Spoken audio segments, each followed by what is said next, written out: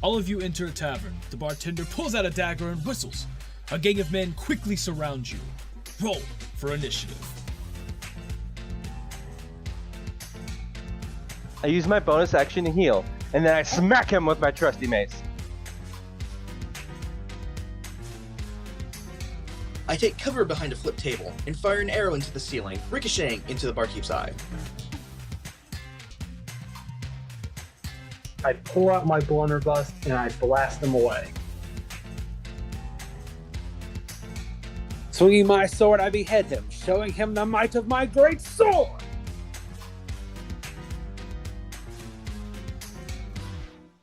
I summon Serpent's Fang, launching it into the halfling's eye.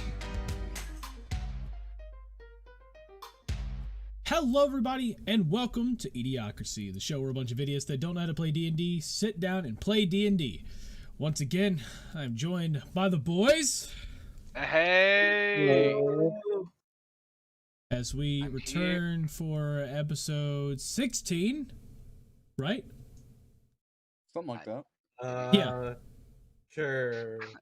I think, yeah, because 14 went out today. So yeah, we are back for episode 16, where you guys are all sitting at an inn, the same inn in which y'all somewhat got kicked out of before. Well, this is gonna be a fun episode. So, without further ado, let's hop into this. So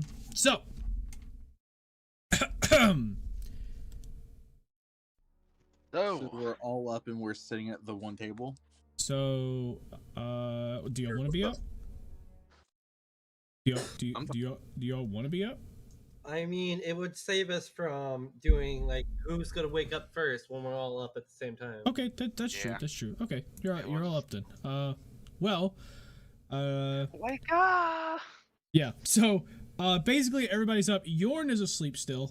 Real quick, I don't care who it is. Somebody roll me a d12. D12. Yep. Cool. It's D8, D10, D12. Rolled everyone. 9.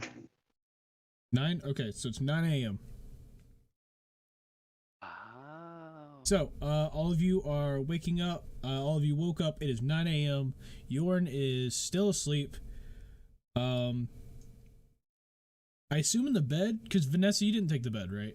Yeah, no, Vanessa took the small blanket onto the floor. Slept that way. Yeah. So Yorn's still sleeping. The rest of you have walked out to the lobby area where you are kind of chilling and everything. And you actually, there is a people who are like staying in some of the other rooms. You see like a small little band there, kind of like not necessarily like hard going on playing music, but like they're sitting there kind of like almost like tuning like guitars and stuff like that. So they're playing a little bit of music as you guys are kind of there in the lobby, like getting ready to basically find out what you're about to do for the day. Okay.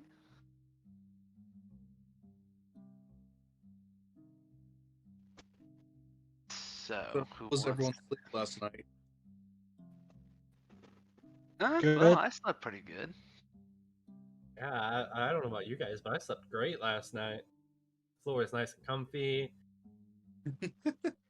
Interesting. Yep, much better than being in a cage. Yeah, I have to agree with that. Yeah, I feel like we should let Yorn just kind of be himself for as long as he needs to be after what Gore did. Yeah. Yeah. I don't know whether I should feel bad about that or not. He did say at the time that he didn't care. Yeah, no, he didn't care, so I mean that's on him. Yeah. But hey, at least we got some rooms to sleep in for a few nights. Yeah. You're right. Right. Have somewhere to sleep now, at least. Gives us time to prepare to move out somewhere, or to the next town at least.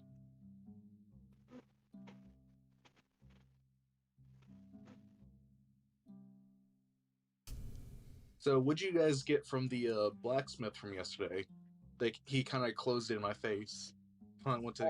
I got talked into buying this gold mace. Ooh.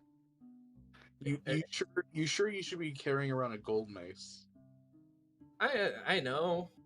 I'm probably gonna just keep it on my backpack probably more often than not.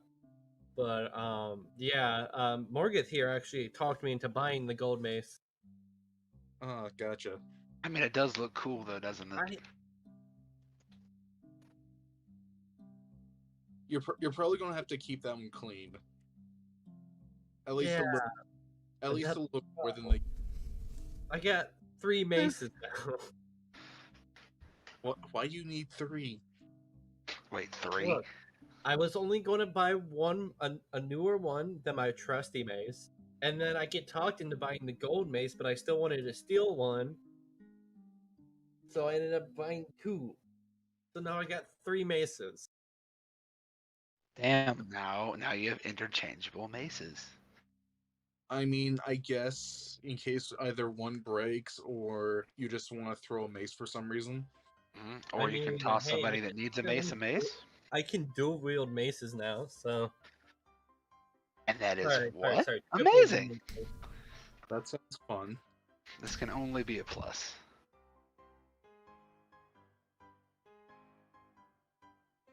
But I got a new cool greatsword. Ooh. Yeah, I can now shoot lightning out of my sword. He quite literally got blessed by the gods. Meanwhile, I just got a gold mace out of that. Vanessa, I grabbed the coolest looking sword and it fried the shit out of my arm. But I got this sword. it was cool, so I got it.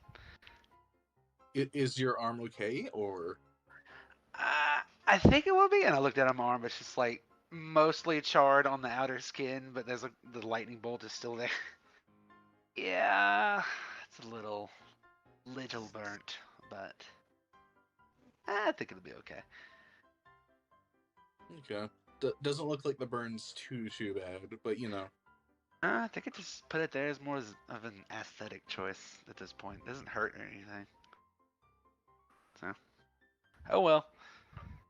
Hopefully, we can get that number count of days almost died to up another one after it got set back. Hopefully we can get past.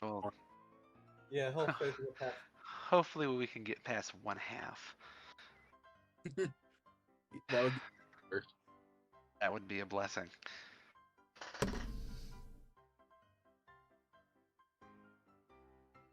So Yorn was still like deep sleep when you left, or? Yeah, he was asleep last time I. Okay. Boom! You hear an explosion come back from the room that Yorn is sleeping in. And with that, the innkeeper walks around the corner and is like, What the hell? Is your friend in there okay? We should probably go. Yeah. You see the innkeeper kind of start walking toward like back in the direction of the door that he's at. She's just like yes. It's like, is he okay? Yeah, you should go check on that. Ugg kind of like slowly creeps up to the door and just like, Yorn, are you okay in there? I'm just walking as he peeks her head in. So yeah, as you peek your head in, you see what looks like it's like there's just chaos all around the room essentially, but you see like this like bluish outline of a portal with a huge bright light in the middle of it, like just above the bed, and you see it like basically sucking in various things, almost like some kind of black hole, and you see Yorn just kind of like grabbing onto like the wall, you know, trying to like get a grip, and he's just like, I wouldn't come in here if I were you! Yorn, what the hell did you do? I didn't do anything! I was just walking and this is just there! Uh-huh. Uh, Weird. You irk my nerves, boy. Wait a minute. Where's Gorn? Yorn, Yorn, Gorn. do you think this thing will go away, or I don't know! All I know is I'm holding on for dear life! Why did you open this in the first place? I didn't! Like I said, it just arrived! Don't lie to me. I'm not! Okay, he might not actually be lying. We need to fix this situation immediately. we needed someone to get Yorn out of there? Do I need to rush in? Wait. I still have some rope. What's the rope? The rope. It's The rope could just get portal- sucked in the portal. It's just gonna get sucked into the portal. Tie me to the rope. I'm going in. I was about to say we could just tie. We could have most of us outside holding the rope, and then one of us, or just lower it in to see if Yorn can grab it and we can pull him out. I'll do it. That's something I'll go in. we can do here. Okay, who are we tying the rope to? Hey, I'll do Okay. it. I've been saying that for like a minute. Keep in mind, the rope is only 50 feet. Okay. Well, I mean, I don't know if it gets that far. Ugg just kind of like pokes his head in, and it's just like, yeah, I don't think this room is 50 feet, so we're probably good here. Yeah, I think we'll have a little bit of slack, so it should be okay. I'll also get pulled into the endless abyss of whatever the this dude just opened. I mean, probably we should all be tied to the rope. Just Morgoth on one end, the rest of us on the other. See, I feel like it should be more of it's tied to Arilo and Morgoth, and Morgoth goes in there, and then everyone just kind of like make sure he's okay. That's Why don't you tether me to a stone post or something? Does it look like we have a stone post here nearby? I don't know. I don't know the layout of this place. Guys, I need a little help! And as y'all get a peek back in the door, you see Yorn, his feet completely off the ground, and he's literally grabbing onto the corner of the wall there, trying to God. keep his grip. Okay, All right, we don't have time to argue. Let's go. Yeah, don't finish Yeah. pulling out the rope from the backpack and quickly giving it to Morgan so he can just tie it to himself. Margaret immediately starts tying it around himself. All right, let's go. Okay, Ugg grabs the rope and braces to pull Morgoth if needed. Yeah. Vanessa also braces, and yeah, Vanessa also braces. Okay, I go running in immediately to grab Yorn off the wall. Okay, so so you're going in there. Yes, I'm going in. Okay. I need everybody else roll me a strength check. Oh fuck. This is gonna be bad. This is the end, boys. The end. Well, boys and Yeah, girls. I knew this was gonna be bad. I got a 5. Ah! I also got a 5 for strength.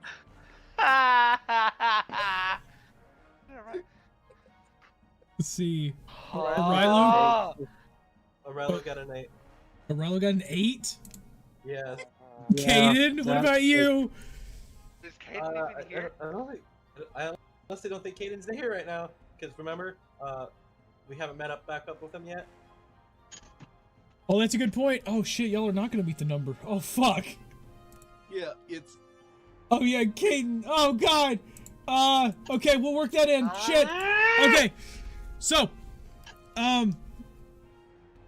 okay, so basically, so you guys are you guys got a grip for a second, and then all of a sudden, Morgoth's feet kind of comes off the ground for a moment. You guys try to hold him down, but now Morgoth, you guys have a hold on the rope, but the problem is Morgoth is now, instead of on the ground, he is now in the air, holding onto the rope for dear life now, along with Yorn on the wall to the side.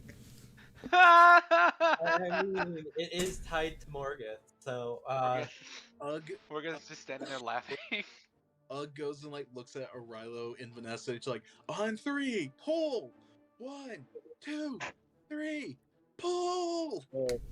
we all pull. Yeah, all three of you need to roll another strength check. Morgan's just sitting there laughing like a maniac. I did a little bit better. 7. Hey! I got 20. I got an 8. Oh! Oh! Wait, Waffles, was that a nat 20 or a dirty 20? It's just a dirty 20. Oh, okay. But Alex, what'd you get? 8. Okay. So you guys end up pulling, and you end up, you get Morgoth back on the ground. He's able to get his feet stable again, and he's like within he like if he reaches out, he's probably within like a foot of Yorn. Quickly, grab him. All right, let's go. And I attempt to grab Yorn as quick as I can. Okay, so you end up grabbing him. Yorn just like holding on for dear life, and he's like, "Don't you dare let go!" I want my boy. Pull! And with that, I need, I need. Yeah, no, actually, I need all three of you to the normal 3. I need you 3 to do another strength. Okay. What again? God damn it. 14. 21? I got 21. a 6. Wait, what did Orilo get? 21. 21. Okay, and then Vanessa got a 6. Yep. Okay, so all 3 of you end up pulling. You get them back, pretty much to the door. Yorn is still being lifted. Morgoth is like out of, he's basically out of the, along with his heavy armor. Basically, he's able to stay on the ground just fine. Yorn's just chilling there, like flying in the air. Morgoth, while they were pulling, I need you to roll me a strength check. Oh no. Oh. All right. 12. So, you're sitting there holding on to Yorn. Yorn goes, Yorn like takes his, so you basically have his right arm. He grabs his left arm. He grabs onto you, and then you start to lose your grip. And as his right arm flies out, his left arm, like barely holding on, starts to slip again. I need you to roll me one more strength check. Oh God. Come on. Morgoth. 15. A 15. 17. Oh no, it was just for Morgoth that time. Okay. So you were able to grab his other arm, and as you're sitting there, pulling against this thing. Let's see. So as you're you've got a grip on his left arm now. You're sitting there just holding on, and you're just like, he's like, dude, you better not drop me. I'm slipping. I'm not. And then all of a sudden, he slips and he flies back into the portal, goes straight in, and the portal closes, leaving the whole room in silence. Oh no. I Oh, just no, fall no. straight on my ass. What? Not Yorn. Oh no. They took Yorn. Oh, What Christ. happened I to don't know who they Yorn? are, but they took him. Someone What? took Yorn. They napped my boy. The only logical thing that I can think of is we go to the. Oh wait, we don't. Never mind. Fuck, we can't. don't know go there. who we don't know who did it.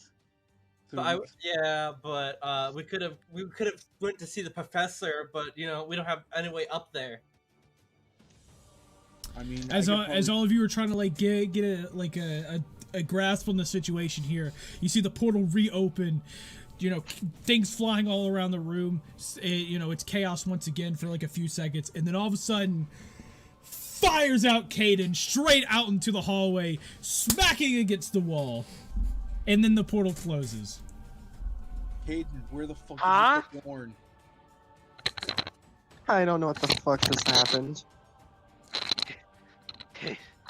Caden, where were you just now? I don't know where I was just now. You're still muted. Oh god. Caden, Jesus. they took Yorn. They took Yorn and gave us our rogue back. Hooray. I mean, good. Caden's back, but Yorn. They Yorn, took like, our boy. Yorn. they took the little homie. Johnny, can I look around for Gore real quick? Yeah, no. Gore's like behind you guys. He just like you see him like have like he's got a latch on the rope, but he's just dangling on the rope. You know, like he's not. He's like he. It looks like he was trying to pull, but he's just not able to. Just he's not able to pull the rope. He's kind of just dangling there. At least you didn't get stuck in there, Gore. Yeah, at least you didn't But get stuck man, in what there, are we my gonna boy. do now? I think we should still find a way up to the college. I mean, I could probably fly up there with one other person. I don't think you can fly up that high, but it's worth a shot. But we gotta figure out some way to get up there. All of us. We're gonna have to find like another magic wielder, some type of like wizard. And hopefully not getting mugged in the process. Oh, The God. blood mage. Jesus. Alright. Well, either way, we need to do something, so I guess we're gonna have to start looking around. First of all, let's untie you from the rope since we don't need it anymore. Yeah, this is true. Morgan just starts to untie himself from the rope. Oh, God, Yorn's gone. He was like the one we were just like. He was the one that actually knew what he was doing. He literally carried the team. Yeah. We needed stuff. He had that. Yeah. Oh God. So what you're saying is had the plot convenience is gone. He had the connections. He had the peoples. Now we have to have the peoples. Gosh. And now we're stuck with Caden. No offense, Caden. None taken. I'm pretty useless at times. Only unfortunate thing is, I think the potion that he was using to get himself up, or to lift the cart. Oh God, the cart. Wait, Oh yeah, none of us taking can the drive cart. the cart. No, we don't know how to use the cart. Uh-oh. Doesn't one of us have knowledge of like runes or anything like that? I mean, Didn't one of us get forced to learn how to read a book? Oh Yeah, I yeah, know. you haven't seen our new cart, have you? Yeah, we've been through a lot, Caden. Yeah. But we should probably go. We should probably leave the here, so we can start looking for something that fucking save Yorn. Yeah, I feel like time is of the essence here. We probably need to hurry up. I agree. Yeah, let's go. So let's go. As we're leaving, kind of like walks up to the front desk to try to like talk to like the manager there, and Ug's just like, we're not sure exactly what happened, but that room's a mess now. Sorry about that. We don't know what's going on. And Okay. It's fine. Just I'll go. I guess go look into it. All we know Is it even? Should I look, or should it just? all you need to know before you look is there was a portal. It was sucking things in, and then it fucking spewed out a bunch of stuff along with our friend Caden. kind of like The innkeeper kind of looks over at Caden and is like, "Oh, you." Kind of like leans back to like look Hi. like the state of the room, just like complete mess. And it's like, I'm not sure if you do want to go in there and see it or not, but We'll it, definitely yeah. try Yeah. picking it up for you. Don't worry. We'll Yeah, definitely try. we'll clean it up later. it sucked in our goblin friend. Okay. So we gotta It's figure like, out what's ooh, going on. okay.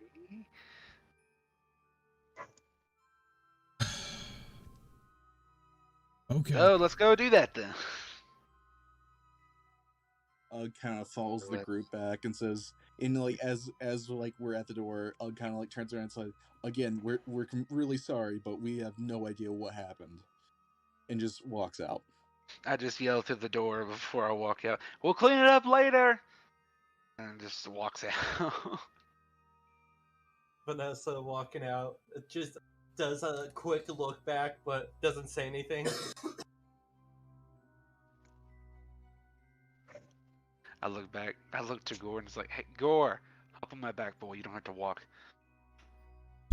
Yep. And, He just, yeah, like, and folds of the course he backpack. just, of course he just pops in the back. You see him like latch around, like latch around your torso, like almost like some type of chest plate almost. And he chills there, kind of like a chest plate, but you see him kind of like lumped in somewhat of a ball in your back as well, like just like a backpack. Oh yeah. Ha! Let's You go. know, there's a lot to to take in before breakfast. Oh yeah, we haven't even eaten breakfast yet, have we? Oh shit, breakfast. I completely forgot about that. Well, I mean, like he said, we've been through a lot. So. What, O'Rilo? Hmm? I thought you said something. No. Oh, okay, my bad. So, Caden, before we do anything, do you remember anything about what happened or no? Any hints or anything? Orgath like walks up to Caden and just like waves his hand in front of his face.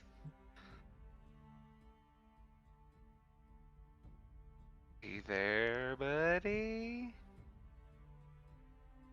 So what? Sorry, I was busy processing everything that just fucking happened. Fair enough, fair enough. Do you remember anything? What happened before you were thrown into the wall there?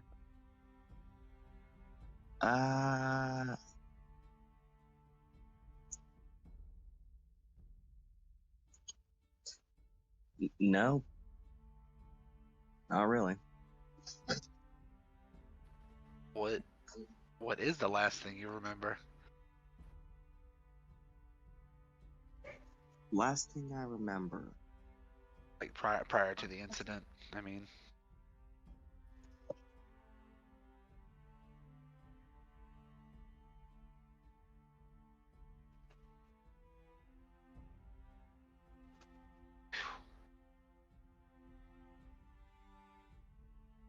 Dang, Kate, that portal must have fucked you up. Now who?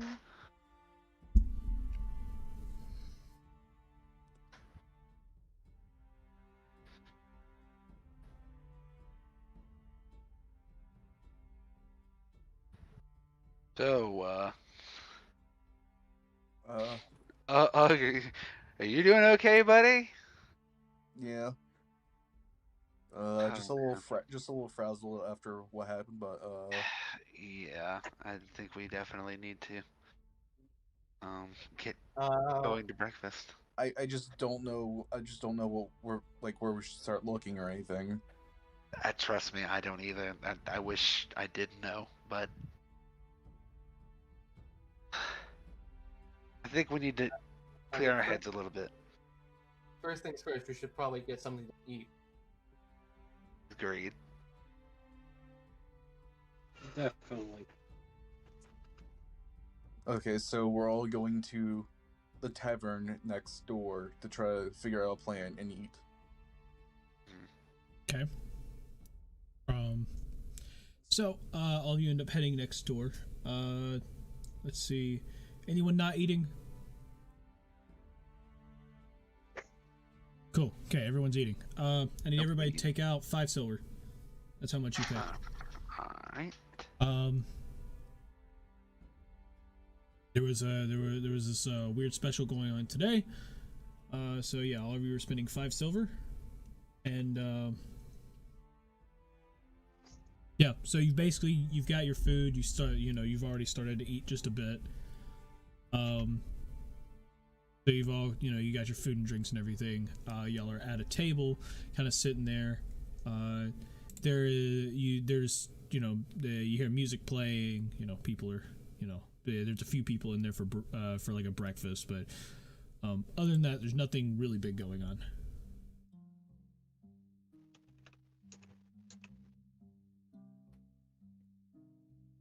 Gosh, so we needed to figure out someone that's good with magic.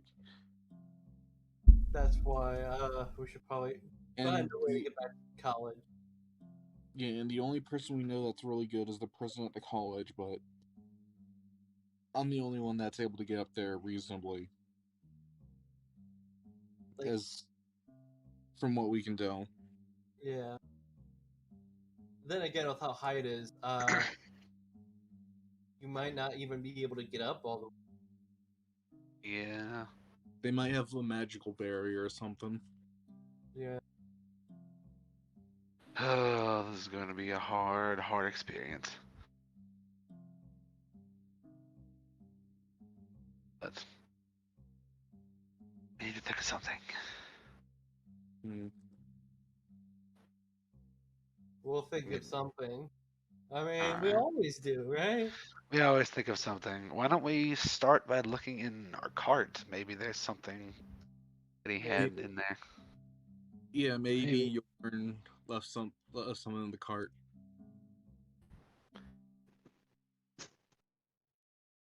He always did like hiding things in his cart. Yeah. He did. He just liked hiding things in general, honestly. I mean, he's gotten better at it. Yeah. No, I agree. He's gotten better, but he still loves hiding trinkets in his cart, so. Yeah. So whenever we're ready, I guess we need to go ahead and start taking a look. Yeah. Let's go. Yeah, I'm gonna finish up my food and head out.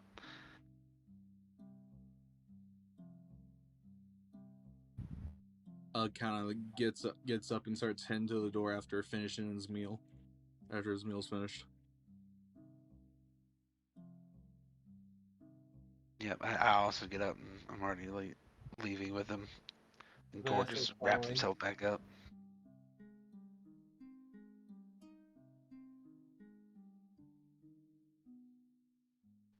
So, as you finish and you walk outside, all of you, I guess, heading to the wagon, correct? Yes. Yeah.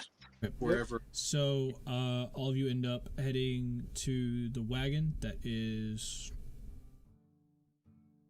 Wait, do y'all still have that wagon? We've got the magical wagon. You get the magical wagon. Wow, I managed not to crash this one. Holy crap. Yeah, okay. man. So yeah, you end up going up next to the inn where it's parked. And all of you end up walking to it. There's nothing there's nothing in the back of it or in the seats or in the seats. But as you all kind of like arrive to it, one of you pulls the lever,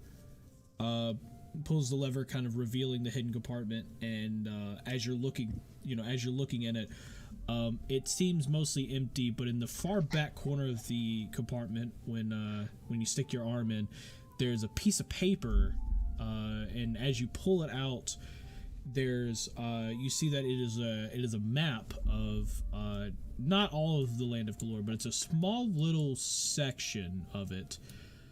And you see that the map leads, the map is basically the surrounding area, which is, like Hector, the 2 watchtowers that are nearby, and then, the 2 villages. And there is, a little note at the bottom right, There's a little note at the bottom right. This that like just has the letters NE. N-E. What does NE mean? I don't know. Do you think that just means go northeast?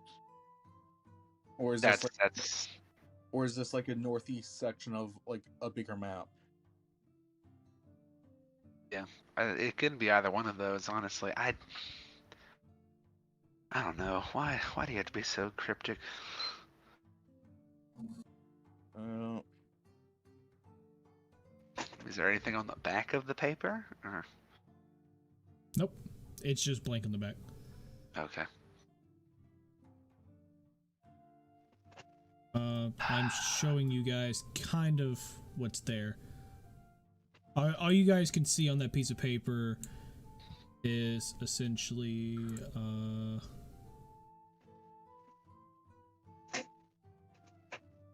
wait, I was supposed to put a drawing. That's all you can see on the paper. Ah, okay. Yep. What it is that? possible? Oh, go ahead. Is it possible he's at BN? Is that the north, the NE? I don't know.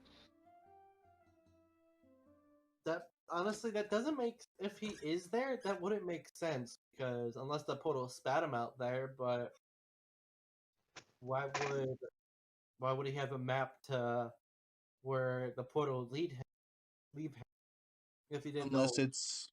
Unless it's like a group of people that like he knew beforehand. Possibly. I mean, I'm looking based off of the cardinal directions. The northeast would be near where that village is. Do all of you see it? You know. Yeah. Well, that's my idea. I don't know if that's what he meant by it or what. But that's my hypothesis, is that he might have gotten spat out there. Or that might be a clue leading to where he got spat out at there. Who knows? Such a precarious situation that I don't know what to do, honestly. I mean, maybe if Gore looks at it, Gore could learn. If Gore looks at it, maybe Gore can see something we can't because he's close to Yorin, Just Potentially. and Just they make do sure, talk about magic. make sure that Gore doesn't eat the map, though. That would be a bit of a problem. Very much a problem. Yeah. Alright, Gore, work your magic. You end up showing it to Gore, and Gore just simply Gore simply just like grabs the map, just kind of pulls it, like he basically pulls it out of your hands into himself, and he just sits there for a moment, and he kind of like spits out the map, and as he does that, you see him kind of flatten out onto the ground, and then he flattens out on the ground, and then you see him like form himself into almost like a question mark. Huh.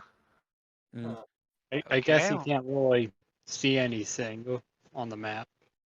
Has anything been revealed on the map because Gore is like or because like it got mixed in with Gore? Or no. Nope. Map looks exactly the same, other than there's now a purple stain on the back of it. Ah.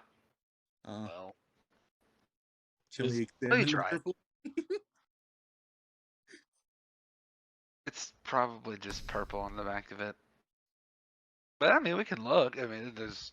Is the purple stain just Gore, or Yeah, it's just Gore. It's where it was where it was in Gore, and it just created a big purple stain on the back.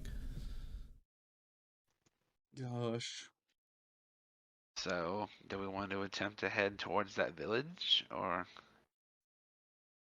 I mean, I don't even think we can drive our cart. I thought we drove it at one point. As far as I can tell, you just need to be able to use rune. Like, if you can use rune magic, you can use it. But Is it a specific rune? Like, does it just need water magic? Water rune? no, as far as like I understood of Bjorn explaining it, you just need to use some magic, and you just put your magic in the crystal there on it, as kind of like vaguely points at the crystal. Hmm. Interesting. So, should I try it, or do you want to give it a try, Rilo? I know you know how to use fire magic. I guess I could try it. I guess I'm not sure if it technically counts. So. Oh, okay. We'll try it and see. If not, then that doesn't work. Then I'll give it a go. Just Oh. make sure to be careful while driving. Yeah. We don't want you crashing this cart.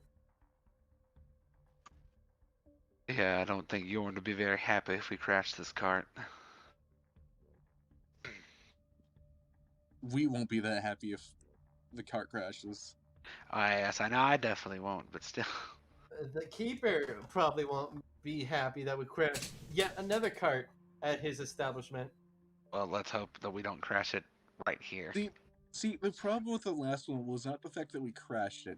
It was the fact that we crashed it, we destroyed some of his property, and then we just kind of left it there. Most definitely messed up his backyard, so. Not to mention, it was on the roof, so. Yeah. That's what I meant by there was some damage. Yeah, there was a good amount of damage. Definitely. So, let's get this show on the road, shall we? Yep.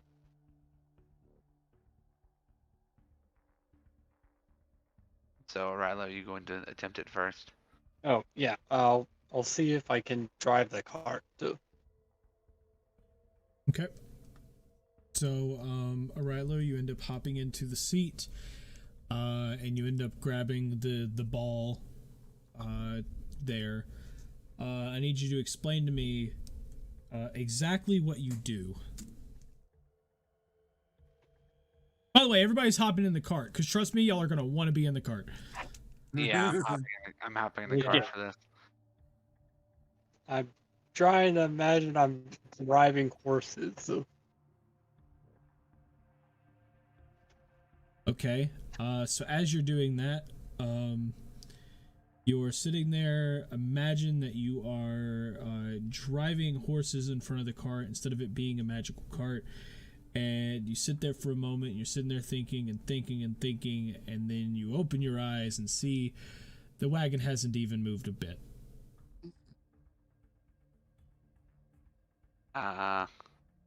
Didn't Yorn say something about imagine drawing rune? Like he was keep drawing the runes in his mind? Yeah. Oh, I And guess the I'll draw is- some fire runes. And I'm pretty sure the acceleration is dependent on how fast you draw the rune in your mind. So, don't draw them too fast. Okay.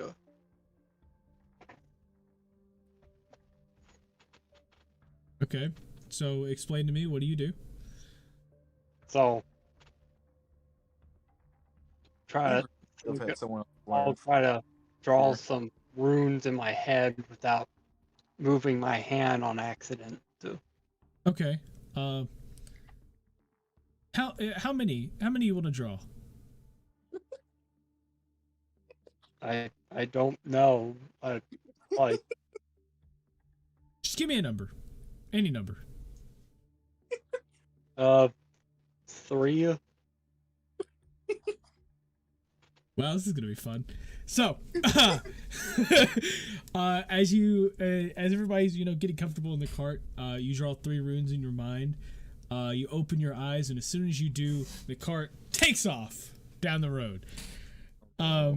Just in a burst of speed. What? I imagine it blowing out like a can, although when I see the speed. Yeah, it ends up going down the road. It's going really fast. And you actually end up you're headed. You know that you're heading straight down for the. You're heading straight down toward like a populated area. You're starting. As you're heading down the street, you can see like a ton, like basically a whole, like a whole pack of people in front of you. Like looks about 50 to 60 of them, up ahead as you are just speeding toward them. Oh no, not again. Take your hand off the. Oh, Take your hand off. my hand off. Okay, so as you take your hand off of it, you see that the cart is no longer giving speed, but it is still rolling at high speeds. I'm gonna pull the brakes on this. I thought it stopped immediately, or like very quickly when Yorn took his hand off.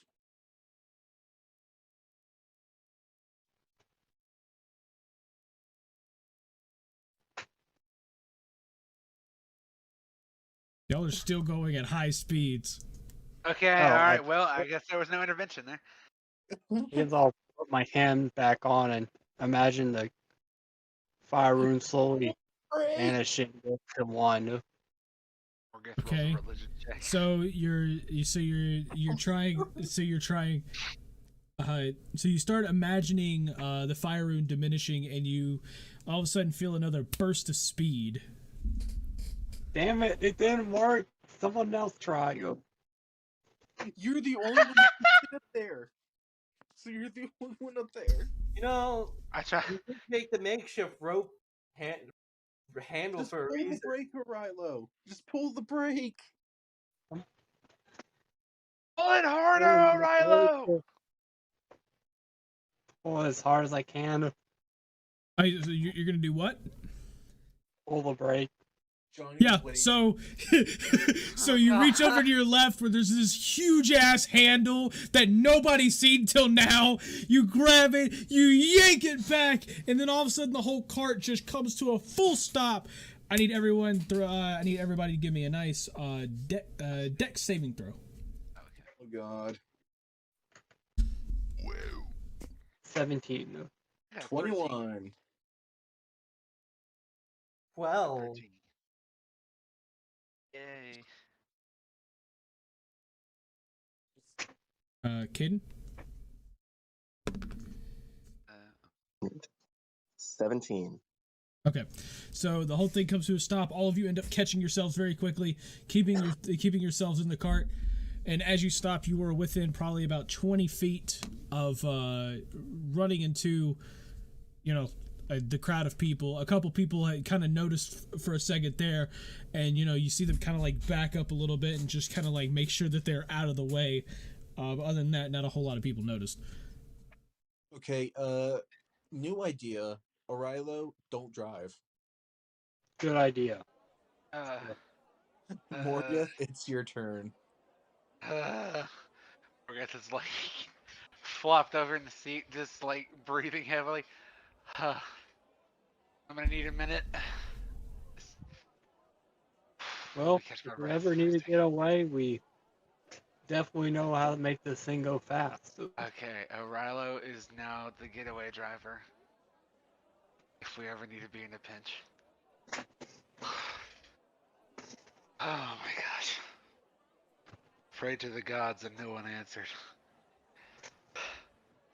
Okay, fine, let's do this. So I get up and I hop up into the front seat and I try to take control of the thing. I start slowly drawing out the void rune with my finger. Okay. And I want to emphasize slowly. Okay. Yeah. So you do that. Nothing happens. Nothing happens? Nothing happens. Okay. What am I doing wrong here? I don't think you're supposed to actually draw it. I think you're supposed to draw it in your mind. That's what I meant. I was drawing it in my head, but Ug's just kind of like slouched in. I'm just doing it with my finger. Ug is kind of like slouched in the back with his like back kind of arched over like the side of the wagon, kind of. Or just like he's in such a way that he's just. He just wants a break from all of this already. Okay, fine. I'll think about this. So I start thinking very deeply and start slowly drawing the rune mind. Okay. While also tracing it with my finger. Yep. So, as you're holding on to the ball there, I guess tracing with your finger on top of the ball. Okay. You're thinking about it, and you feel the cart kind of like do a little jolt, but it doesn't move anywhere.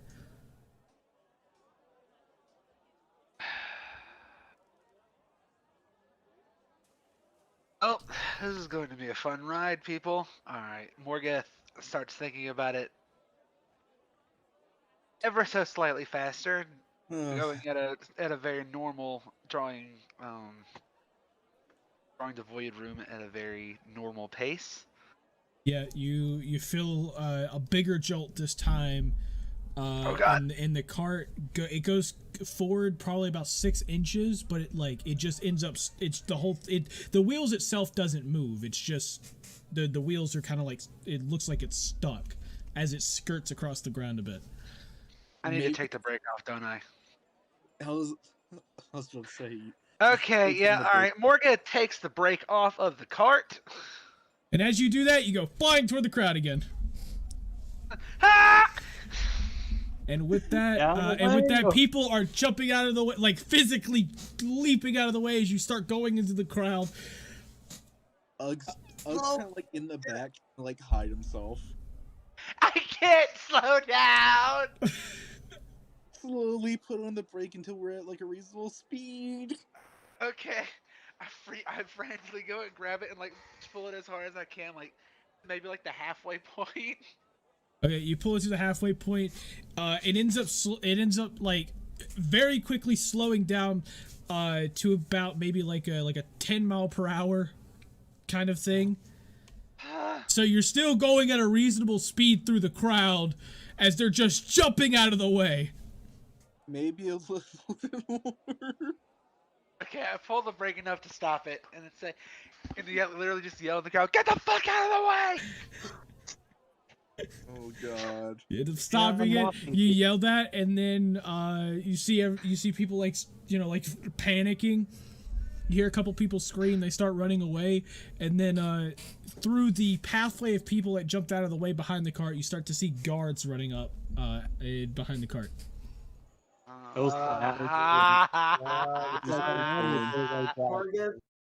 Start going, Morgeth. Start going.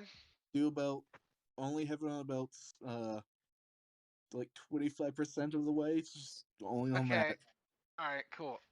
Morgeth pulls up the brake about 25% of the way and starts imagining the runes again. Yep. So as you do that, you end up starting again. You're going like you end up doing that. You come up probably about like 5 miles per hour. So okay speed, but you have the guards behind you catching up quickly as they're like pushing their way through through the crowd, trying to form behind the wagon again. Are we through the crowd already? No, you're about through, but you're like 3/4 in. Like 3/4 through. I'd say I think people are moving out of the way. They are moving out of the way. So you don't have anything left. You're just still technically in the crowd. Okay, everybody, I'm gonna move this thing up to about 40%. Oh God, I would have said probably 33, but here we go. Okay, no, actually, that makes a good point. I haven't pulled this thing yet, 33%. So I'll pull it up to 33%. Okay, so you end up going a little bit faster. So you see a couple of the guards start to lose tail as you're moving up to about to about 8 miles per hour. You see like 1 or 2 of them kind of like drop off, but the rest of them are still catching up. We need to get to this crowd immediately. There is no one in your way. Boys and girls, they have moved out of the way. Boys and girls, fasten your seatbelts. I don't even know what a seatbelt is. We're gonna fasten them. Hold on to something, and I pull it up to about 50%, like just halfway. Yep. And as you do that, you take off again. You hear, like, as you're pulling it up, you hear a little click at the halfway mark, and it puts it just over it. And like as you hear the click, it like you get a like almost like a jolt of speed, and you end up going about 15 miles per hour. And as you're doing that, you notice behind you, you've made it out of the crowd. The guards are, they're running, but they're, starting to get tired, and you start losing them as you're just heading down the road. All right. Well, at least that part's over. Yeah. And as you're going down the road, you end up coming up to one of the gates. Oh no. You come up to one of the outer gates as you're just heading down, and you see all the guards kind of standing there, not in a line or anything. They're kind of just like off to the side looking, but they all see you just coming, and you see a couple of them kind of like walk out almost like in front of you, trying to stop the wagon. Not like as in just like a calm, it looks like it's probably like a checkpoint stop. Okay. I'd put my hand on the brake and just slowly start pulling it back so it'll slow down to a stop by the time we get to the guards. Yep. And I think I'm getting the hang of this. Yep. So you end up slowing it down. You stop real quick, and one of the guards goes, "Hey, where are all of you going?" Well, we're just heading out for a little while. We're heading to a village northeast of here. Oh, okay. Do any of you have any type of do you have any type of, fuck, what did I call these things again? Do you have a pass of any kind? Pass?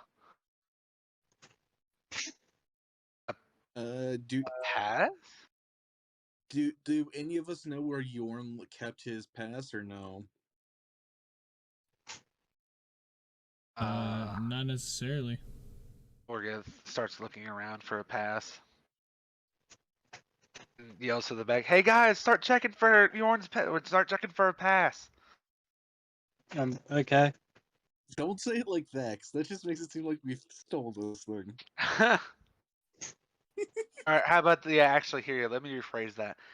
Hey guys, can you look for my pass? It's too late. There? It's too late. No, that's how you Too phrased it. That's how you phrased it. Okay. You see the guard kind of like questionably look over, and he's like, "Do you not have a pass?"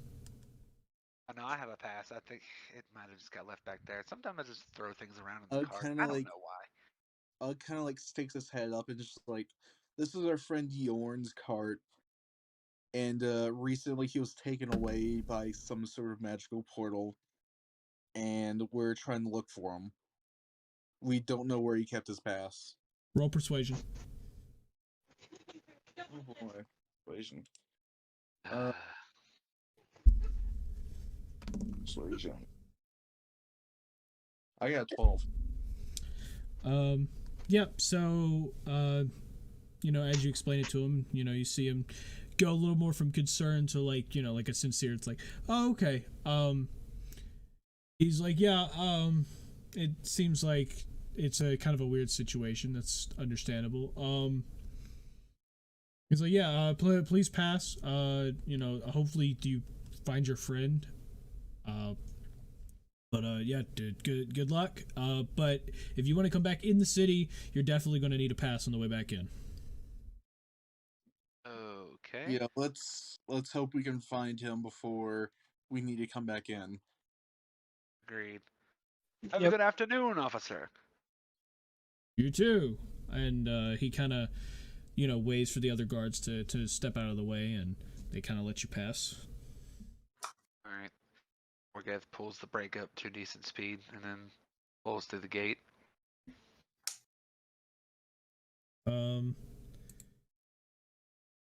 So, with that, y'all are on the road. On the road again. On the road again. On Get it the together. road again. Do it again. We go band of gypsies, we go down the highway. On No. the road. Okay. I don't know the full lyrics. I just know the on the road again. Road again. On again. Hello. Hello. Hello, how are you? I'm doing good. How are you doing? I'm doing great, man. How are you? I'm doing good. Awesome. Right. Because okay, so I think for the sake of this, Oh my god, poor. He's grown up so much. so Whoa. much, man. He's now ready to consume the world. My child has grown to an enormous form and will consume all. I am Gore, Yeah. destroyer of I am Gorzilla.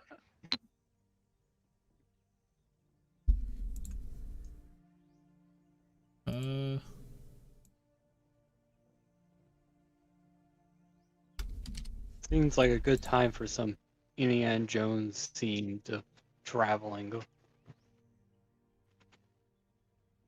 It's just the Muppets will travel by map.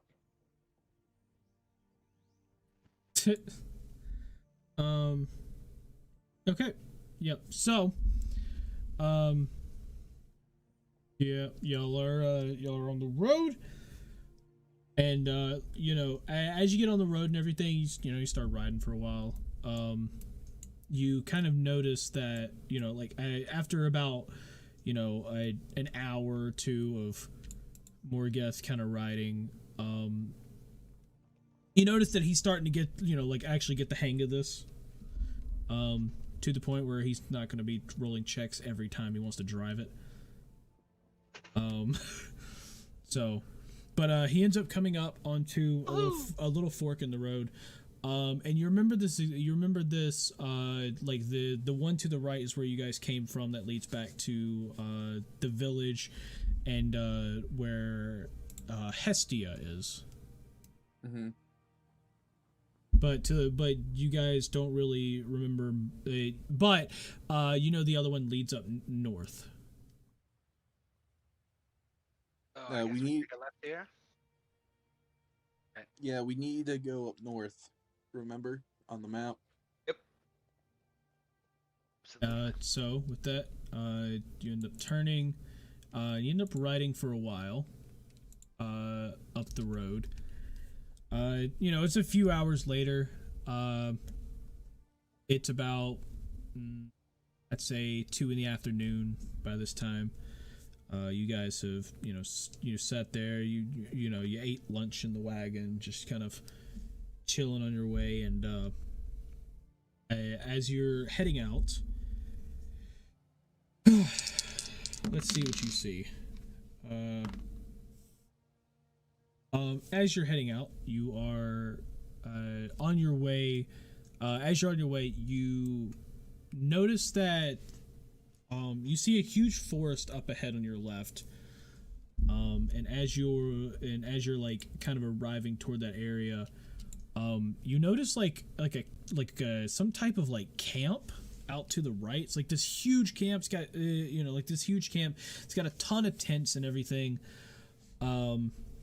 And like you can get one, you kind of get it like a little glimpse of like there's a bunch of people around there, and there's this like there's like this huge sign that you can see off in the distance called Big Bo that says just says Big Bows. Huh. Interesting. Do you guys see this? Yeah. Well, interesting. Do we want to take a pit stop? Kind of I have guess to use the bathroom. Do you want to take a pit stop? Sure, if you gotta get to the bathroom, I guess Alright, cool. here's a good place as any. All right, Morgoth pulls off the main road and puts it in park. Okay, so you just park on the side of the road, or you go into the place? like pulling over towards the place. Okay. Yep. So you end up pulling off to the place. You're kind of sitting on the edge. You're sitting on the edge of the road, and there's this little, almost like not exactly a road, but like a little trail that leads back to the little entrance there. To the entrance, and you just see a huge archway, and it's got in big red and white letters, it's outlined in red, but they're white letters, and it literally just says Big Bows, and you see like a crowd of people kind of going around. You hear a little bit of music. You hear some music in the back, and almost looks like some type of festival going on. Big Bows. I wonder what this is all about. Yeah, maybe we should go and talk to someone up. I agree, and maybe someone will know something about our precarious situation. Yep. So I guess I just pull it to a stop wherever we are in the thing, and we all get out. Mm-hmm. So you'll head Or out. at least Morgan gets out. Yeah. Is anybody staying at the cart? I'll go stay at the cart for now. Okay. So the rest of you end up heading off in there. You go around, you see there's all types of games and stuff like that. You actually hear some gunshots off to your right, and as you look, you see two people. You see two people like firing like flintlocks at each other, like in some type of duel, and one guy and like as they fire the first shot, they both miss. Both of them go and quickly slap into their cards to reload the guns, fire a second shot, and one of them gets hit in the chest, knocked back, and he just basically lying unconscious on the ground as you can see him like start to bleed, and people running over there to help him. On your left, you see like a little like archery range of some kind, but they're not shooting at like normal targets. They're actually shooting what looks like to be rubber-tipped arrows at bottles about 30 feet away. And just other few like common games you guys that you guys know about. And like all of this stuff is kind of like at the entrance part, and as it's kind of like in this huge circle at the very end, you'll start to walk and you see the entrance to this really big tent that literally just has the word circus at the entrance. Oh, circus. So wait, who else with me? Everyone but everyone but everyone except Ugg. Okay. Yeah. Guys, there's a circus. You guys want to go check it out? I mean, what are the chances we can find if the portal literally spat Bjorn out at the circus? I don't think you understand or fathom how much I would laugh if Bjorn was spat out at the circus. I'll be honest. I'm more surprised I wasn't spat out at the circus. Oh, you're funny. But anyway, what do you guys think? Should we go in the circus, or should we just stay out here and maybe look around for a little bit? Circus. Go to the circus. Okay, so Arilo is for the circus, right? Vanessa, Caden, what do you guys think? I mean, there is that slight chance that Bjorn was thrown out at the circus. So I got as y'all are talking, the only one that notices this is Vanessa, but basically you see Gore kind of slither his way off of Morgoth's back and start to hop toward one of the games. I love how Morgoth doesn't notice it because he's on his back. Vanessa's just like, hey Morgith, not to freak Yeah. you out or anything, but Gord's kind of heading that direction. Okay. All right. Well, guess I'm gonna go follow my child. You guys stay here. I'll see where this leads. Unless you want to follow me, then whatever. Yeah, we should probably all just go. Yeah, Gore. Yeah. Gore, what are you doing? I just go to like follow. Yep. So, as you follow Gore, you end up walking up to this one game, and it's like you end up walking to this one game, and you just see this like kind of like a tower here with a bell at the top, and a guy, the guy there kind of goes, come on, it's super simple. All you have to do is just take this hammer, and you need to just smack it against this little platform here. You hit it hard enough, the little metal ball will go up, hit the bell, and you earn yourself a prize. Step on up. It's only 5 gold pieces to play, and what you hear a guy just like go, come on, bro. We know this is rigged. You think it's rigged? Of course it's not rigged. And you see him grab the hammer, and he just slams it down on you see the actual game attendee slam down the hammer. It hits the platform, the ball goes straight up and hits the bell, and ding, basically like half of everything, half of the entire game section there kind of all looks over as they hear the ding, and people start clapping and applauding and everything, and he's like, it's not rigged, see, anyone can do it. Or do you want to do the game?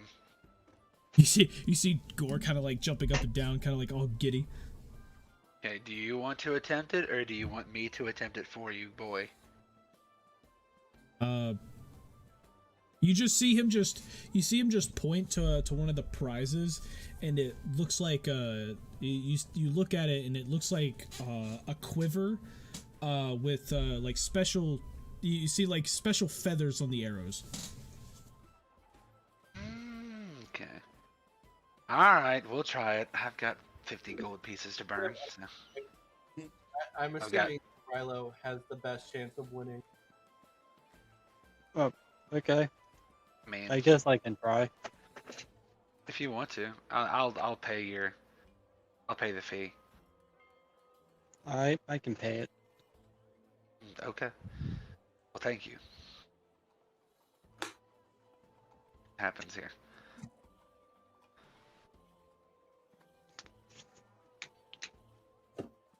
So, Aurelio's gonna go and play? I get. Oh. Yep. Okay. So, you end up walking up to it, and the guy goes, I see! We have a big, strong Goliath here! Have you come to crack your chance at the bell? Yes, I am. Oh, man. Well, it's good to have you here. It's gonna be 5 gold pieces to play. Oh, here you go. Well, As you hand it to him, he goes, okay. He's like, we have 3 hammers here. You could choose whichever one you want to use. You see what looks like to be some type of almost like a toy rubber mallet. You see a genuine metal hammer there. More like a mallet of some kind, but it's a really big metal mallet there. And then you see almost it's basically, it looks like a stick within wood, within wood that's also shaped into a mallet.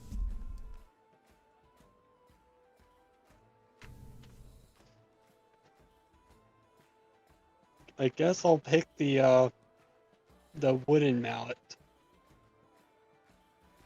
Okay, so you end up grabbing the wooden mallet. Okay, you go. Okay, and so you grab it, you get it set and everything, and you're ready to swing it. I'm gonna need you to roll me a strength check.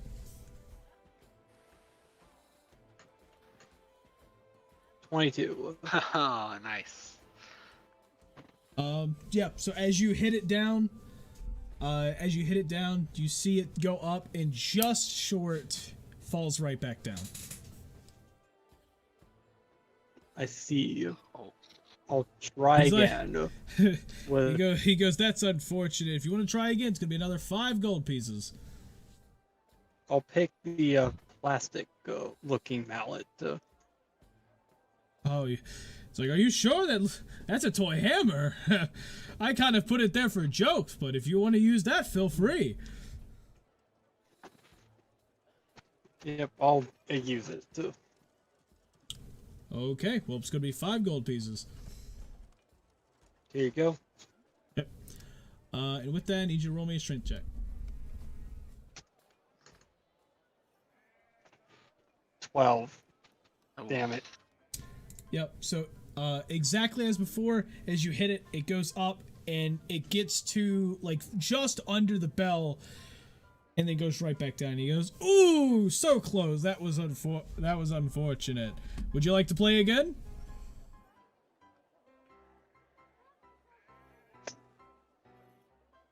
Should I try again or should I stop? I'll take a crack or two at it. If you want Okay. to do it again after that, then you can feel free. I'll let you try. Alright. So Morgoth walks up to the guy. I'd like to give it a try, please. No, hey, no problem. Well, it seems we got a nice, a nice strong warrior up in here. Okay. Well, it's gonna be 5 gold pieces if you want to play. Alright, I hand him the 5 gold pieces. As you hand it to him, he goes, "Well, choose your weapon of choice." I would like to choose the metal hammer, like The metal hammer. Okay. yeah. So, you pick it up. You feel it. You know, it's a nice hefty hammer. Alright, So, so as you pick up the, sorry, I saw the chat when I saw what Travis put. So you end up picking up the metal hammer, and you come down to you end up picking it up, and you come down to swing really hard. Need you to roll me a strength check. Alright. It's not gonna be good, is it? 16.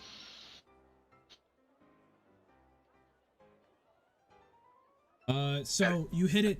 It ends up coming up about halfway, and then just hitting straight back down. Damn it. It's like, oh, that's unfortunate. Would anyone else like to give it a try? Someone that's a little stronger, perhaps. I want to go again. Oh, really? Yes. Okay, well, it's gonna be 5 gold pieces then. Alright. I pay him and then go again. Yep. So, you're continuing with the metal mallet, right? Yes. Okay. Roll me a strength check. Come on. It's a 15.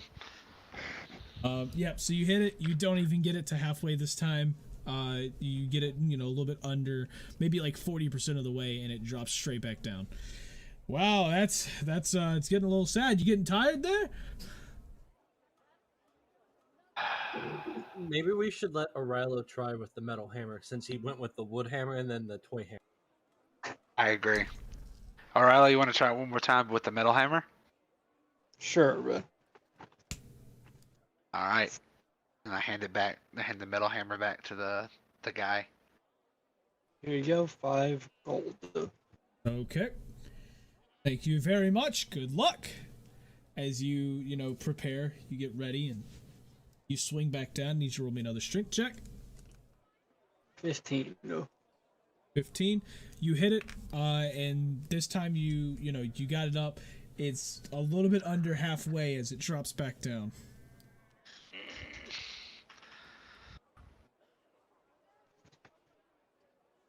He's like, well, that's unfortunate.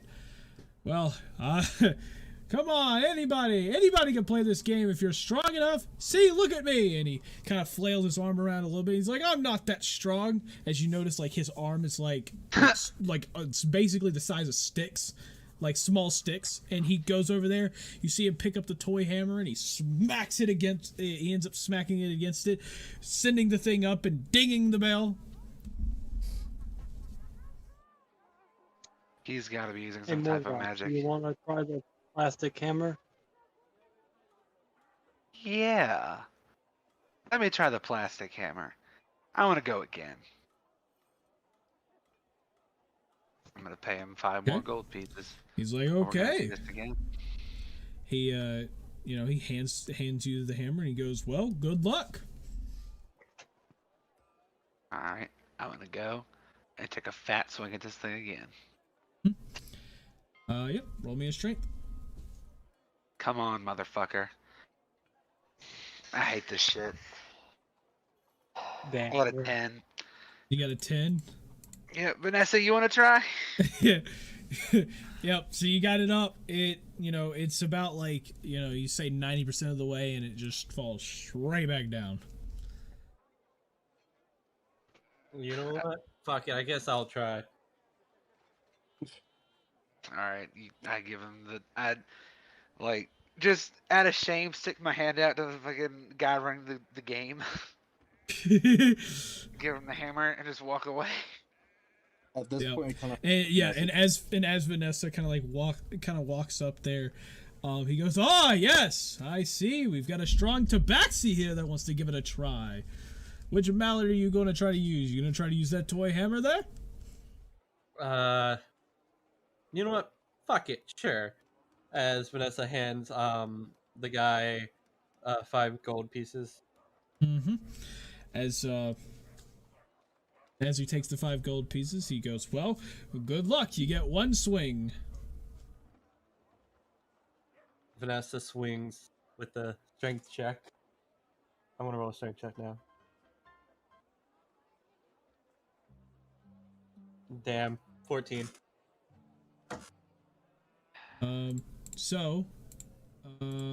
As you hit it, you end up going up, and it ends up going within millimeters of hitting it, and it falls straight back down.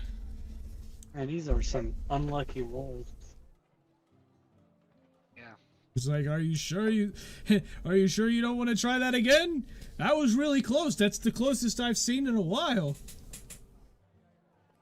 Vanessa literally just chucks another 5 gold pieces at him.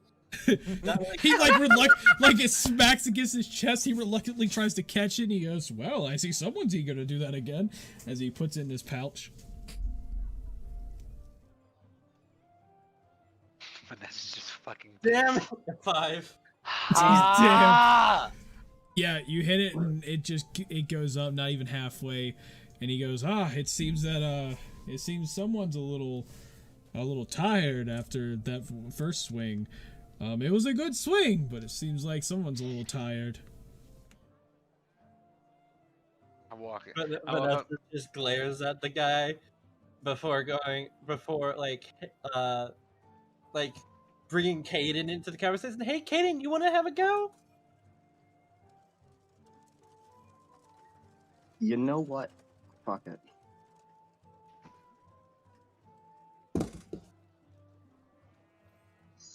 I then proceed to walk up and hand the guy 5 gold.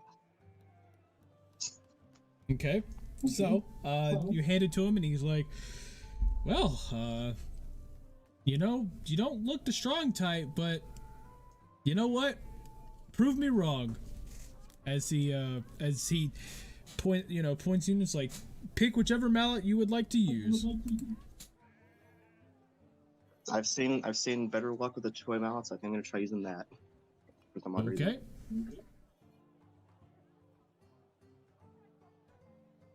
Yep, and so roll me a strength.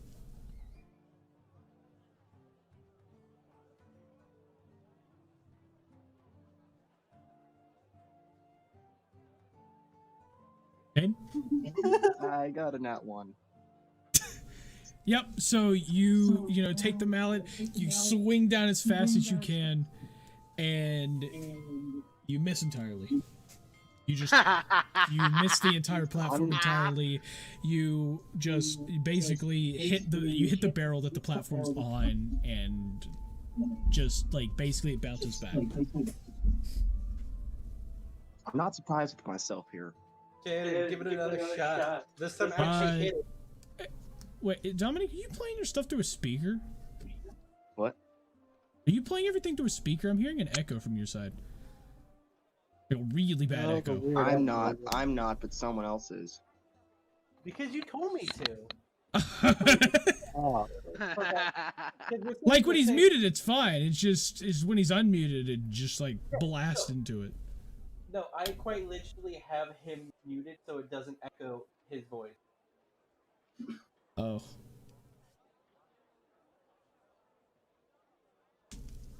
Well then. Okay. It's not Caden, it's whenever anyone else talks while Caden's unmuted. Yeah. very weird. Yeah, I don't know. But yeah, so you end up hitting the barrel, you don't even hit the platform, and He just turned down the volume so I couldn't hear shit. oh, okay. So basically you hit the barrel, nothing, you hit the barrel and everything, and the guy goes, "Wow, if you had a few drinks or something, you the platform's right there, sir, right?" Listen, it's been a day, okay? Okay. Yeah, since you didn't hit it, I can give you one more swing at it. Alright.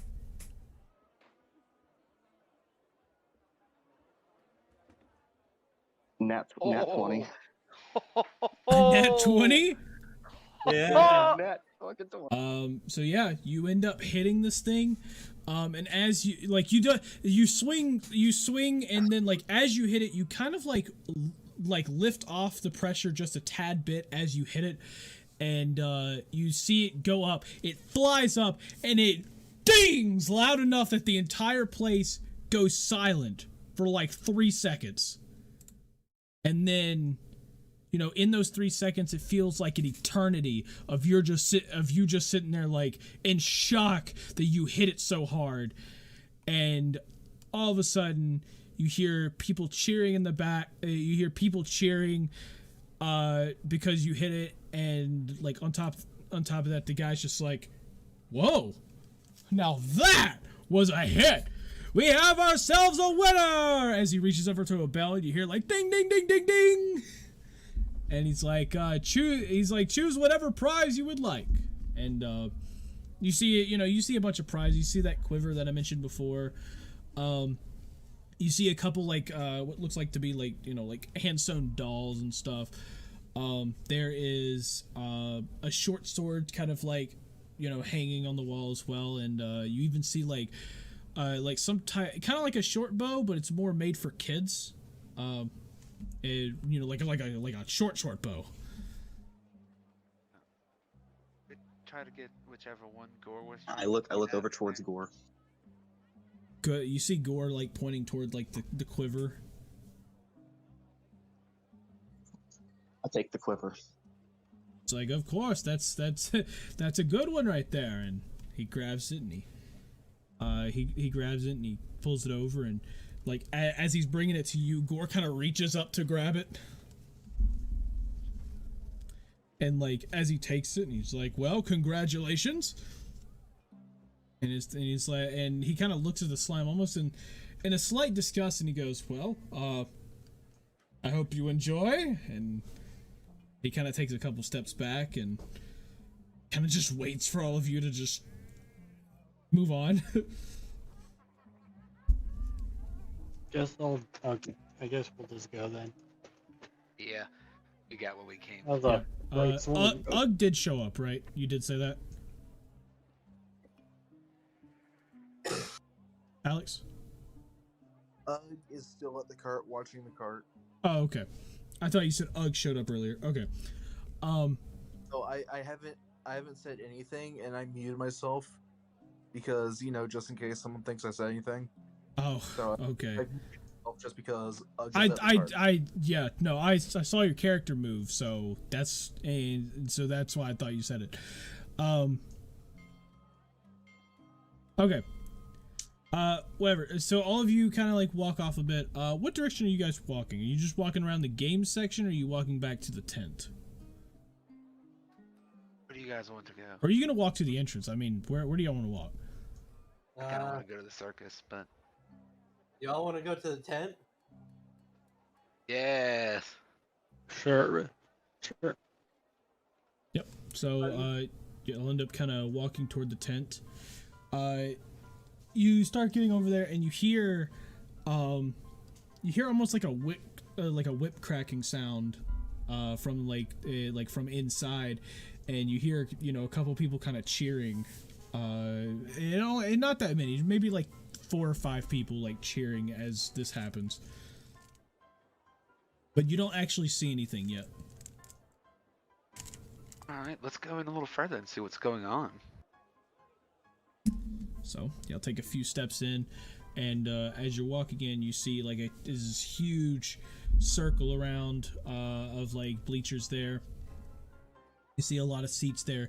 There's probably a good, a total of about 10 to 12 people in there. It looks like that they're going through like a rehearsal almost, for the show. And you see, you see 2 people kind of like, they're cracking whips kind of like at each other, like at each other's feet almost, like just, like basically jumping around trying to like dodge each other. And as you see it, one person kind of like swings the whip, they hit the other one's foot, knock them to the ground, and then they go and they hit them one more time, like in the torso as they're laying there. And as that happens, you hear a few of the people like start cheering a bit. And you hear this guy off to the side goes, and the second round goes to the Destroyer! The Destroyer? Interesting. Very weird. Yep. And then they kind of stand back up, and you see them, crack whips again and everything. And the same guy from before ends up trips the guy. He catches himself this time, able to, stand back up in time. And as he does that, he swings the whip, hits him across the face, makes him basically fall back and just hit his head on the ground, knocks him unconscious, and he goes, and the winner is the Destroyer! As the few people in there are just cheering and everything. Then the other guy who's was unconscious immediately gets up. They kind of like shake hands and pat each other on the back as they walk off into the like one of the back areas.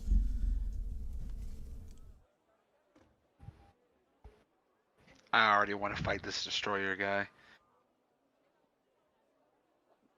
Would he destroy me? I don't know, but I want to fight him.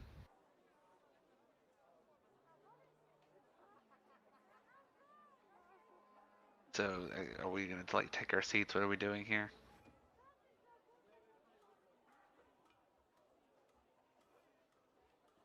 Rest of the party. Hello. Yeah, sure, we'll take our seats. Okay. Let's go take our seats. Yep. So y'all end up sitting down. And as you're sitting down, you have this guy walk out. It kind of as the announcer. You didn't get a look at the announcer before. Like a good look, but he ends up walking out and he goes, it seems all of you are ready for the show. The show will start in a few hours. It will be starting at 6 p.m. So if you wanna come back, you can watch the show starting then. But until then, if you would like to watch our rehearsals, feel free. But that might spoil some really good parts of the show. But without further ado, I will ask that all of you please stay off. Please stay off into the seats itself. If you end up walking into the center area, we cannot guarantee your safety. We are starting to bring out animals here, and that might cause a few issues if there are random people walking up to them. So please stay in the seats, and you probably won't get mauled to death.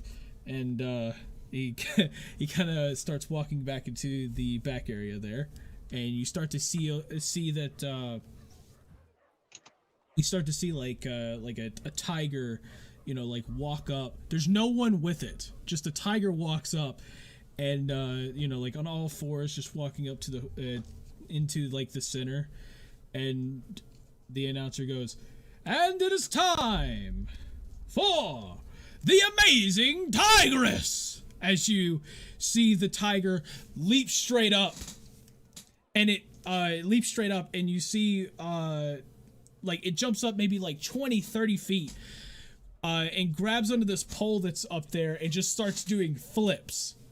And as it's just sitting there doing flips on it, it lands on top of it, kind of like balancing on top, and strikes itself a pose, and then falls back to the ground.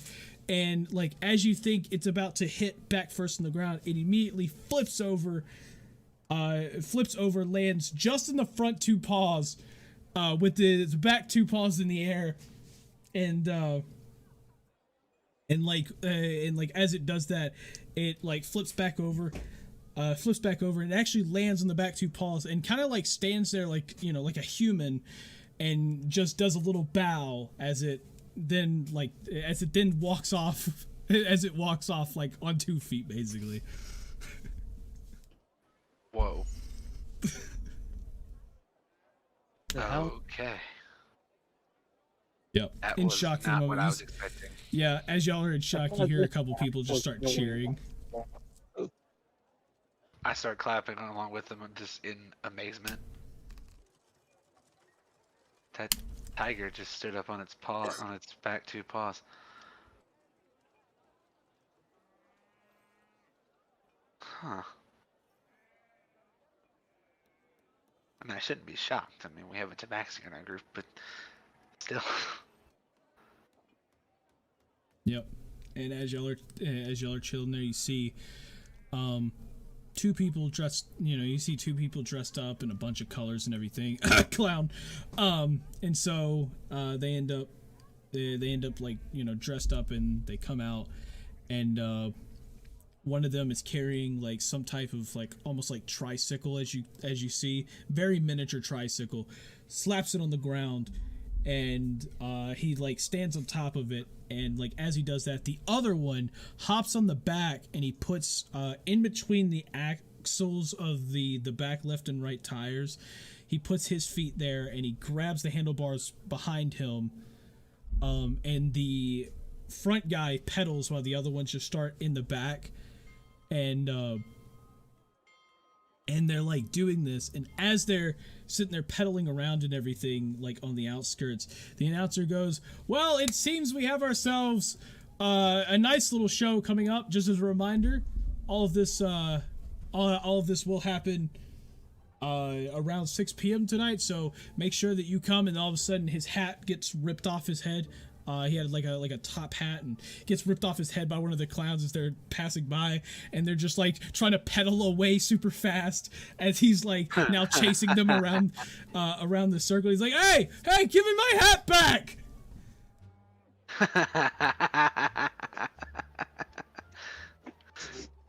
I love clowns.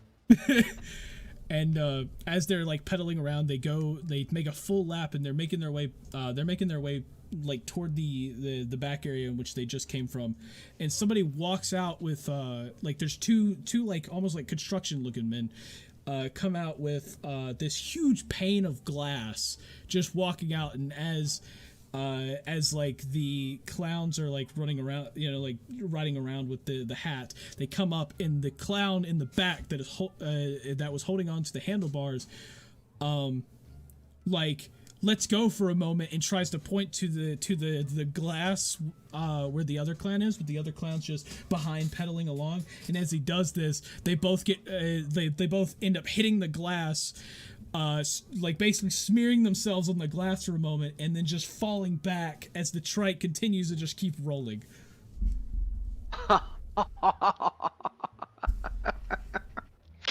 Oh, that's terrible.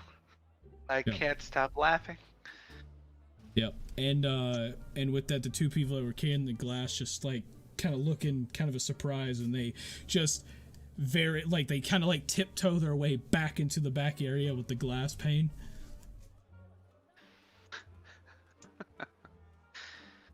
And the announcer, grabs his hat, and he grabs his hat, brushes himself off, and he's just like, "Well, I don't know what all of that was, but good riddance." And he goes, "Well, we're gonna be done for rehearsals for a bit. Feel free to come back. If you would like to sit in your seats the whole time, feel free. But like I said, the show doesn't start till 6:00." And you see all of them kind of like make their way into the back area. Well, do you guys want to go do some other stuff until 6:00? I mean, we still gotta find Yorn, so I don't think we will come back at 6.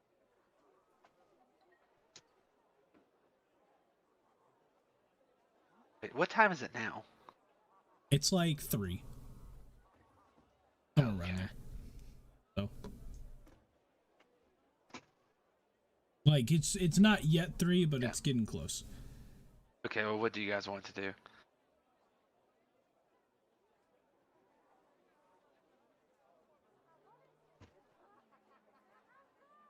Anybody? Not sure.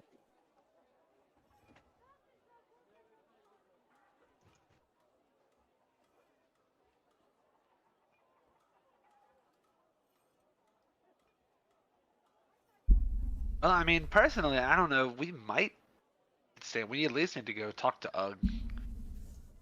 See Yeah. what he thinks we should do. So I guess we're just gonna head back and talk to Ugg for a little bit. I guess so. Yep. Alright, yep, so we head back to Ugg. Yep. So you make your way back. You end up arriving at the wagon. Gore still holding on to the quiver of arrows. And so all of you end up arriving. And Ugg notices all of you as you kind of like arrive, next to the wagon. Hey guys, what's up? What's going on? How was it? Well, it's a circus. So we went to go see the fun. circus for a little bit. Yeah, I noticed you guys were away for a bit. Yes, it was good to take a break. We didn't really find anything out about Yorn, but That's unfortunate. it's there was a show starting at 6:00, but we're in kind of at an urgency right now, so yes, like what she said. So, what's Gore doing with the quiver of arrows right there? And you see Gore just kind of like trying to like push it up into the wagon, where Ugg is.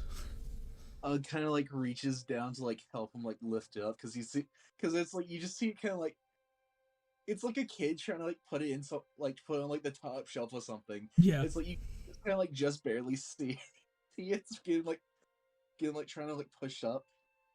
So Ugg kind of like reaches over, like pulls it in. It's like, did that work, or is that what you wanted, Gore? Gore, as you grab it, as you grab it, everything. Gore like hops up into the wagon, and you see him pull out. You see him like kind of like reach and grab one of the arrows and pulls it out. And like as he pulls it out, you notice that the feathers themselves are like a golden feathers, almost kind of like the ones that you have. And like as you notice the end of the arrow, it's like a metal tip of some kind, but you actually see like a little like in each of the arrows, the tip it almost looks like a steel, but there's a little like blue line that kind of makes its way down the arrow up to the tip, and it's in this like blue line kind of like almost like glows a little bit. Huh. I see. Uggs kind of like smile, kind of like fades away slightly, seeing that like he recognizes that it's an Aarakocra's feathers. So his kind of smile just kind of fades away slightly, just kind of like, oh. Oh my god. Like Morgath kind of looks over at the arrows and is just like, oh no. So what you notice about these, Aragorn? And you see Gore kind of like you see like Gore, he kind of takes the arrow itself, and he takes the arrows and he kind of puts them up, like kind of like almost like stabs them in the wagon just slightly and puts them in like a square formation, and then he turns himself into like he shapes himself into some type of like some type of humanoid form. You can like a humanoid form, kind of like with a beak, and he jumps in the middle of it, like of the arrows, creating like a square formation. Huh. Oh, did you get these because they remind you of me? Is that what you're saying? And you see him kind of like, you kind of see him like, you know, like shake his head no and everything, and he's just, and you see him like point toward the arrows, like that are like in a square formation around him. What does this mean? Wait, did you guys see any other Aarakocras out there? I didn't. I didn't notice anyone. I wasn't paying enough attention. Gore? Or did you notice any other Aarakocras? And you see him nod yes. What? Okay. Do you guys think we need to head back in? Because that seems like a very big development here. I guess so.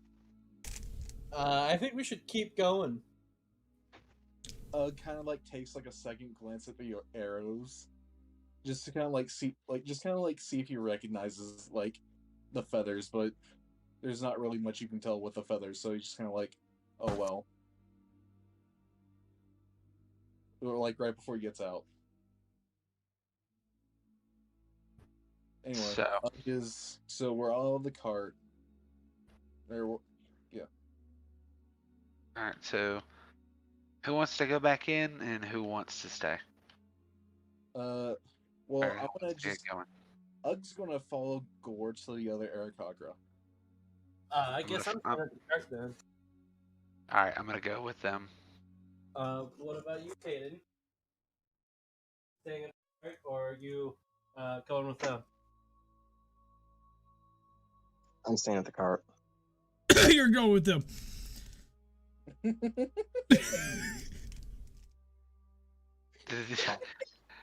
you just say both Vanessa and Kaden are going to? I guess I'm going. Guess you're going. No, you can stay at the cart if you want. I'm not gonna force you to. Nah, I'm curious now. Okay. At least I'm staying at the cart, just so she can watch. At least someone's at the cart watching over it. Okay. So yeah, Arilo's going as well, right? Yeah. Okay. So it's just Vanessa watching the cart. Cool. Mm-hmm. So yeah. And we're following Gore to the other Aarakocra. So you end up heading back to the place. You know, you see the whole you see big bows, you know, up on the front. And you walk in, you know, you see all the games and everything, people, you know, laughing and, you know, having a good time. And you know, as you end up walking through, you end up making your way to the tent, and all of you kind of like very faintly notice that as you're walking through, all of the game attendants tend to like give Ugg a weird glance as they're all of you are like walking by toward the tent. Ugg. Does Ugg notice the glances, or is he just too or is Ugg just too focused on Gore? Following Gore? That's your call. Cool. If that's the case, he's just too busy following, like, watching Gore to like notice the glances. Mm-hmm. Okay. Morgoth kind of notices the glances and is like, "Hey, everyone here's looking at you funny." Ugg is just like too busy focusing on Gore to like notice anything really. Okay, well, I guess I'm gonna have to let that one pass. Yep. And so you'll end up arriving. You'll arrive back at the tent. There's no one inside anymore. Like you see nobody, but you do hear a little bit of chatter, kind of in the like the back corner area, like in the back area where a lot of them, have been pretty much. But you kind of hear hear a bit of chatter back there, but other than that, there's no other presence in here. Where to now, Gore? And you see Gore like point to like the back area. Back there? I guess. Kind of like starts making his way back there. Are all of you going with him? Yep. Sure. So you'll end up following them, and as you start like walking to the back area, you see someone like comes around the corner and sees you, and he's like, excuse me, are you a part of the circus?"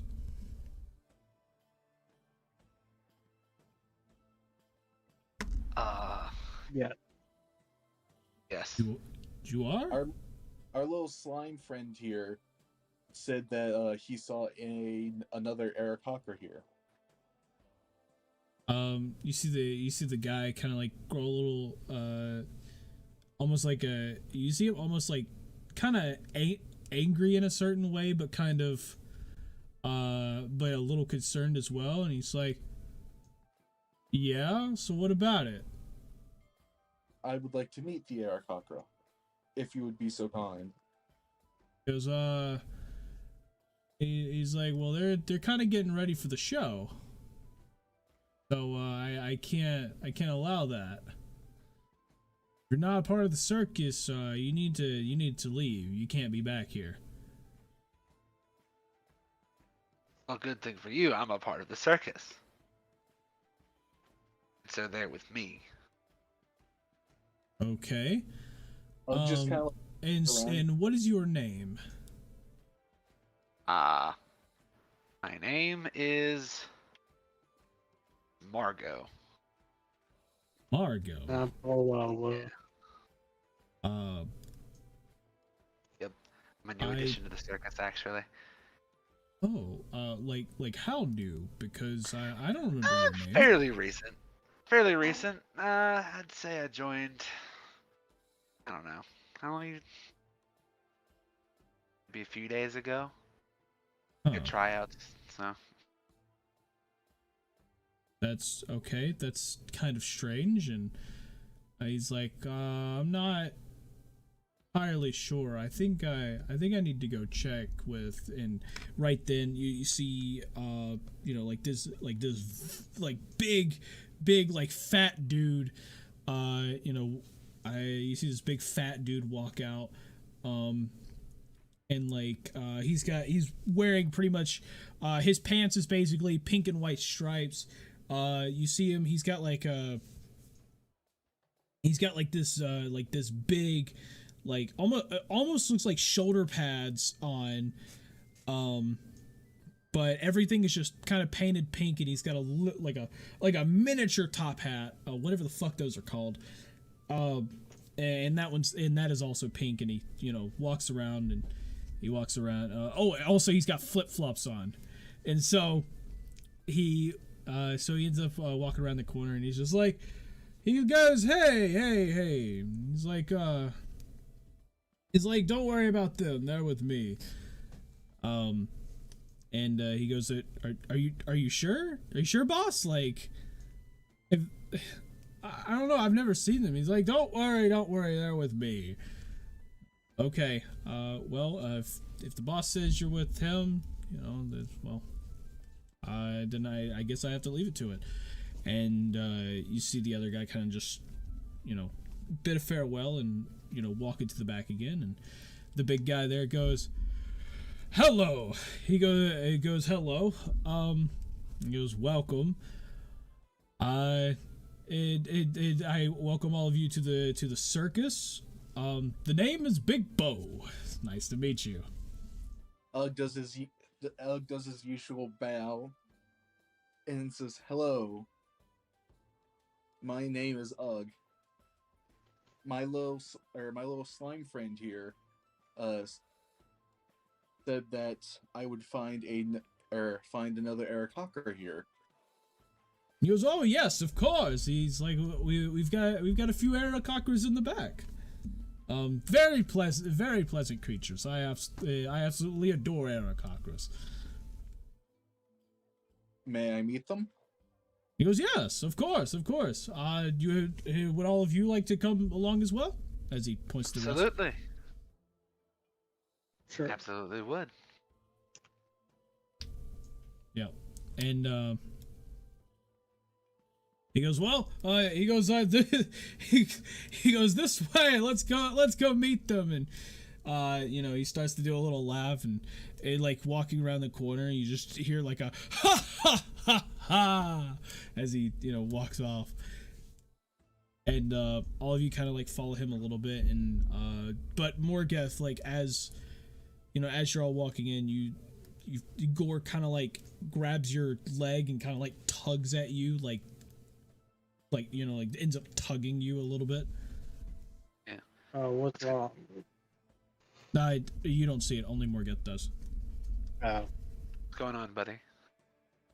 And Gore just points basically back to the entrance at which y'all came. Why are you pointing us back to the entrance? What's wrong? Like you form up and try to tell me. Basically he forms like into like not an exact replica, but kind of like a blob, like a weird blob version of the big guy you just saw, and he does that and kind of like makes his hands kind of like reach each other and almost do like some type of like rubbing his hands together almost. Oh no. I think he's gonna try to kidnap us and sell us and like put us in the circus, isn't he? We need to go get them, don't we? I'm saying all this to Gore. Gore quickly nods as he forms back into like his ball shape again and jumps on your back. All right, let's go, boy. And I go and run up to the guys, like, and just sort of like follow up behind them, trying not to look nervous, but also whisper into Ugg's ear, "Hey, Gore just told me that this guy may be a sleaze. He's trying to kidnap us and force us into a circus." Wow, you got a lot of assumptions out of that, man. All he did was rub his hands. It's just my assumption, okay? I don't know. He seems like that might be the type of guy. He seems like he brought us back a little too easily. I'm gonna play a little bit of God here. Roll persuasion real quick. Yeah, so Justin, you roll persuasion, and yeah, I guess Ugg can decide. Yeah, I was just gonna see how high you get some persuasion. 21. 21? 21. Okay. after kind of hearing that, gets like a slightly nervous. It's just just, yeah. And just kind of like, maybe you're right. Yeah, we may need to leave, but if you want to really see where this goes, just be on your guard, I guess. Don't take any drinks or offerings or anything. And I'm like whispering this to him, but I want to be able to be picked up by the mics. Like, don't take any drinks or offerings or anything. Just sort of be on your guard, okay? Kind of like gives him like a thumbs up. Then I go over and tell O'Reilly the same thing. Or did O'Reilly already hear it? No, just Doug. Okay, well, and I go up and tell O'Reilly the same thing. Kind of as he goes and does that to O'Reilly, kind of like drifts over to Caden, just kind of like taps on his shoulder and kind of like leans in to whisper. It's like, Morgoth, and just kind of like taps on his shoulder and just like whispers. It's like, hey, Morgoth says to be careful. I think we should trust him on this. Got it. I do think the clowns will find you. Anyway, so after that, we just kind of, I guess we follow or went go where the guy went. Yep. Mm-hmm. Yep. And so, all of you end up following him. You get into the back area part where you see, you start to walk into like, you walk into like this caged area where there's like, you see a bunch of cages inside. You see some animals in it, like the tiger you saw before is in there. You see, like there's workers in there, kind of like they're trying to like go around and check on things, like check on different animals. You see like a pet monkey in there, like you see a monkey in there. You see like there's a whole elephant in there as well. You see a couple goblins in a cage over there, and as you're walking, Big Bo's just like, he's like, where are they? Yes, it's over here. And as you kind of like walk around a couple of the cages that's just filled with various types of animals, you then see 3 like big cages about each one's about like a 10 foot by 10 foot cage. There's 3 of them just that has like multiple aarakocras in each. There's about like 5 to 6 in each. And he goes, yes, here are the aarakocras. And as the aarakocras kind of notice Ugg, they start to like form up toward like the front of the cage, and he goes, hey, chill. He just wanted to come and visit and see how all of you were. You see, as you can see, they are completely fine. Ugg goes and starts speaking in aarakocra. And basically just kind of asks the aarakocras if they're okay. And yeah, but that's a language?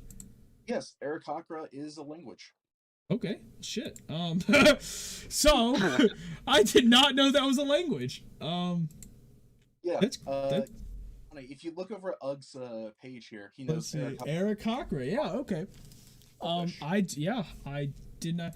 I thought it was gonna be like an overall like bird thing. I didn't realize it was gonna be aarakocra. That's cool. Okay. It's literally aarakocra. Yeah. So as he does that, one of them just goes, you gotta get out of here. It's you don't have much time, and like he gets cut off right there, and Big Bo goes, excuse me, what did they just say to you? Kind of like looks over and just like calmly says, he says that he likes it here. Okay, of course. He said that he is a grand spectacle in all the shows.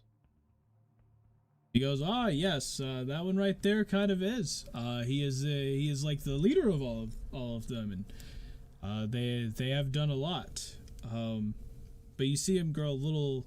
You see Bo kind of grow a little concerned, just a little concerned as his smile starts to dissipate just a little bit, and he goes, "Well, yeah, anything, any of the others you came to see?" Just kind of like looks to see if if he recognizes any of them. Yeah, no, you look in there, you don't recognize like any of them outright. I mean, they look like your people, but they don't look like ones that you specifically know. Are they in like good condition kind of thing? Like, so when you look at them, you notice that they're not exactly starving, but they're definitely like not the most full. So they look, slightly weak and everything. And and you see one of them kind of like in the back a little bit, like, every once in a while kind of like coughing. But that's pretty much all you see other than that. Yeah. Can Morgoth go over and look at the goblins? Yeah, sure. I want to go over there and see if any of them look like Yorn. Ug's gonna sit or kind of like motion for Rilo to follow him and just kind of say, "Okay, Okay. well, I guess I'll be here for the show then." Yeah, Morgoth goes and just kind of like tries to get Rilo to follow him so he can talk to Rilo. Okay. Yep. Like Ugg is like going to leave the tent and like go back to the cart, but kind of just getting like he sees that Morgoth is like walking over somewhere, so he just kind of motions to Rilo just to follow him. Yep. Yeah, so Morgoth, you end up walking up to the cage of goblins. And as you do that, you see Bo kind of like, walk over with you, and he goes, "Ah, yes, our goblins. These are kind of a feisty bunch. I would recommend staying a little bit away from the cage." And you see one of the goblins kind of like reach up, like they kind of like jump up into the bars of the cage and just start reaching out of the bars, kind of in the direction of Bo. And it just has pure rage on their face. Oh god. Like I sort of like say that in my head, just oh god. And I want to try to look around and see if I can see any that look like maybe if Yorn's in the back or something, like if he's in the cage. Okay. Do I need to? I go to Bo and just be like, yeah, they seem like they are quite a feisty bunch, aren't they? And like I'm just sort of like trying to peek around and see if I can see Yorn or anything like that.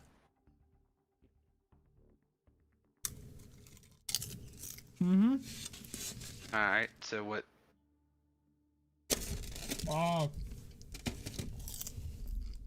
You don't see Yorn at all.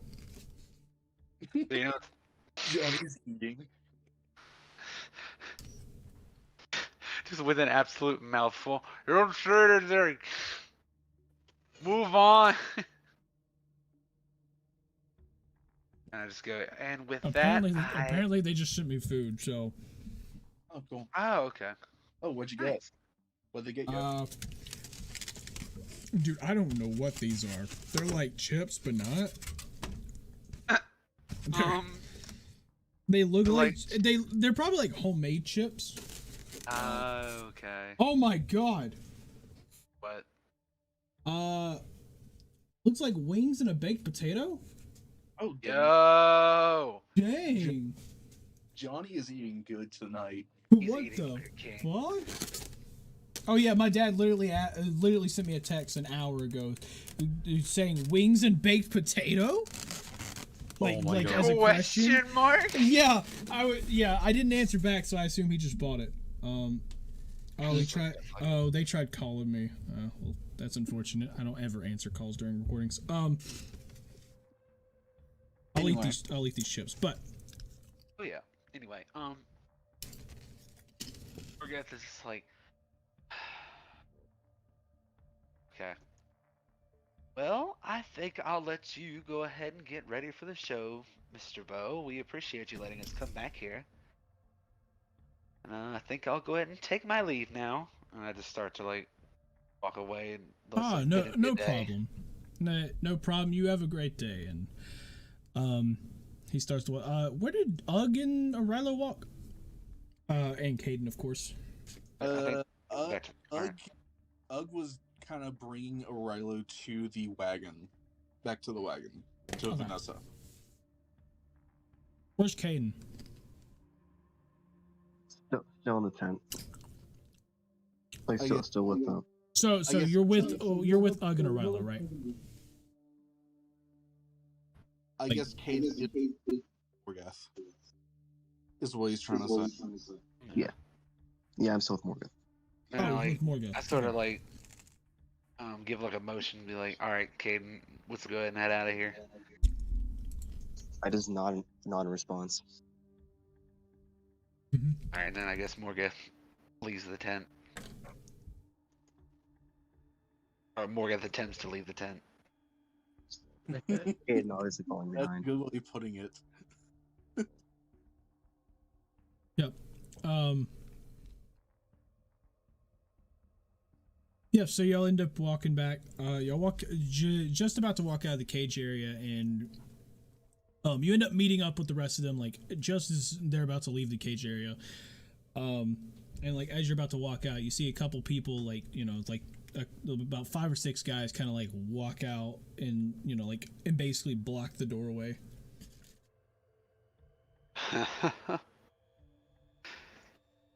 I just like have my eyes kind of widen a little bit, and I'm like, oh no, I knew this was gonna happen.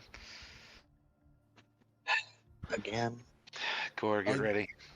Ugg is just like, what? We were going to come back and see the show. Yeah, that was the plan. We were just letting you guys, rehearse.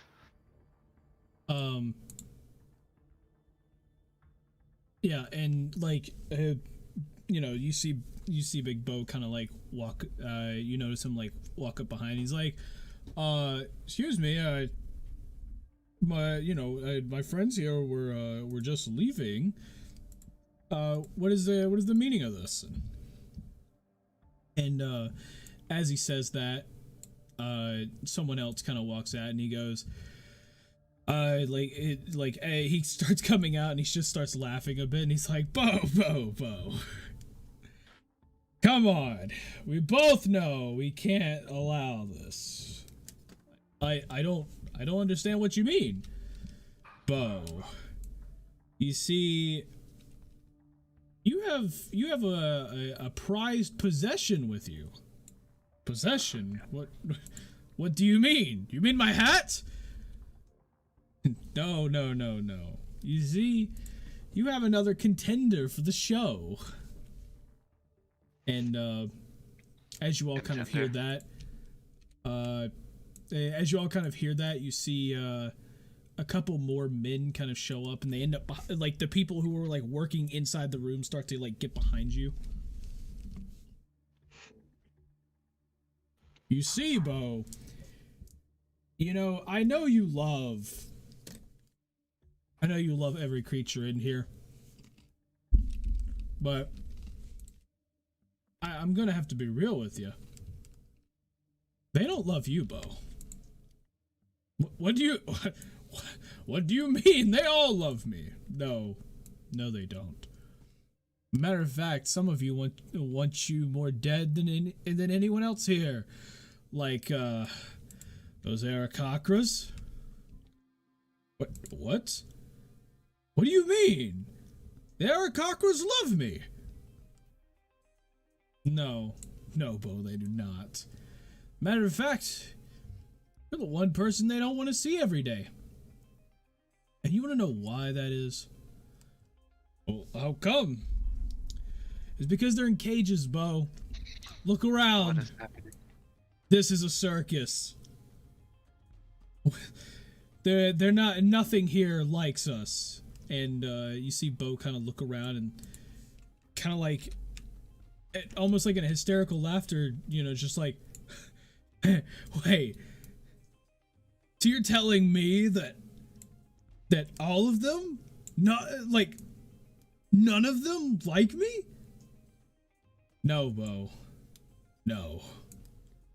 And, you know, he kind of like, you see him kind of like stumble back a bit, you know, from hearing this, and Bo just goes, well, why is that though? All I've done is treat them with kindness. And he's like, yeah. And the other guy goes, yeah, but you see, we haven't. See, the whole purpose of a circus is to make money. Bo, you are definitely not the guy to do that. Matter of fact, you are the worst person at making money because you want to treat everyone nicely. You want to make sure everyone has a great time. The only people who are supposed to have a great time are the people who visit our circus. So, Bo, we are dropping you from the circus. What do you mean? This is my circus. My name's on the front of it. Yes. We said we were dropping you from the circus. We didn't mean you weren't going to be in it. What? Yes, Bo. You will be a part of the circus. And you will dance around like every other creature has in here for this for as long as the circus has remained afloat. You can't do this. I have all rights to this circus. No, you don't, Bo. No, you don't. Because it doesn't matter what rights you have. God. What matters is who has the most money. And yes, I've paid off some people. But no one's gonna come for you, Bo. And you know, like a couple of the guys walk up. You see like two guys walk up and grab Bo, and Bo's like trying to wrestle them off and everything. And then all of you feel a sense of danger. As I need all of you to roll me initiative. I saw that coming. Oh yeah, I saw that coming from like a mile away. Yeah. And I've 14. 8.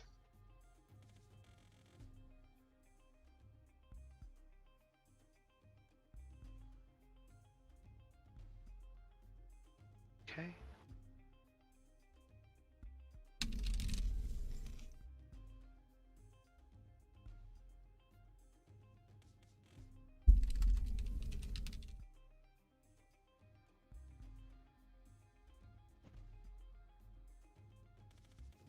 Cue the epic music.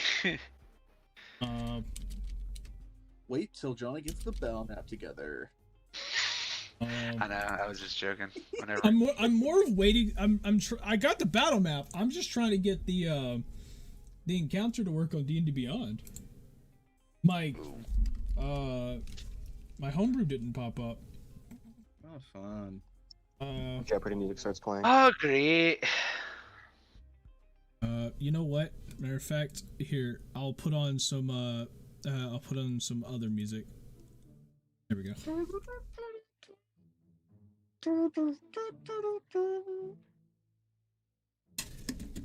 These chips are actually pretty good. I'm not gonna lie. Where is this from? I don't know. I don't know where they went to eat. What the Fancy Dude, place I I've don't never even heard know. of. Reminds me of the video of like the guy just like walking into like the KFC or whatever. It's just like, who made this burger? Oh yeah. Okay, to like, what was it? And like you see like like all the employees are like, oh my god, no, please no. And then the guy's just like, it's damn good. This shit is fucking good. Just fucking hops up on the counter. And he like even like slams it into the ground almost. Oh my god. Yeah, pretty much.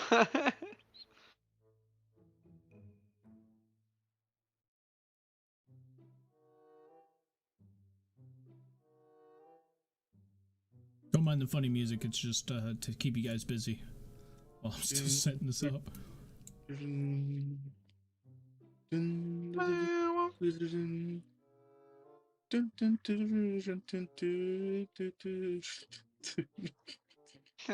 Circus Sappho, Circus Sappho. Poking up. Afro circus, Afro poke it up, poke it I up. actually wanted to play that, but it might actually be copyrighted. Probably. Yeah, more than likely. I find it really funny is like we start fighting and then the same portal appears and just spits Yorn out. God. Just Yorn. You know, that's a good idea. I'm not gonna do that. That's a good example of something I'm not gonna do. In the middle of the battlefield, like, what's going on? We're fighting the circus, buddy. What do you mean you're fighting the circus? Just look around.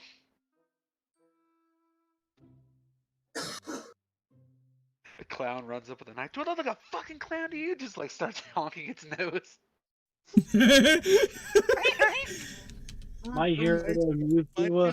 Video of like the guy at like McDonald's. It's like, I asked for Sprite, but they gave me clown juice. I've done that before. God.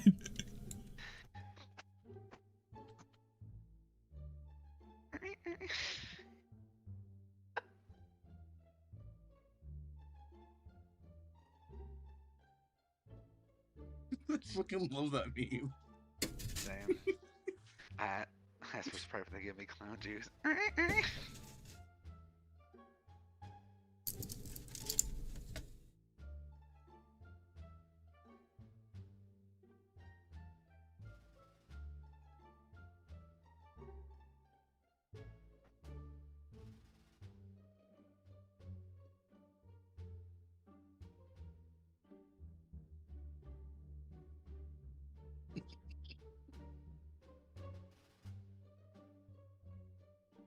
Are you watching it now? Is he really just watching it right now? What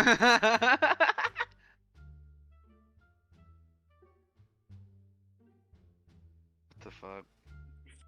Bet you he is. Wouldn't surprise me. Just the way he just goes. Just perfectly.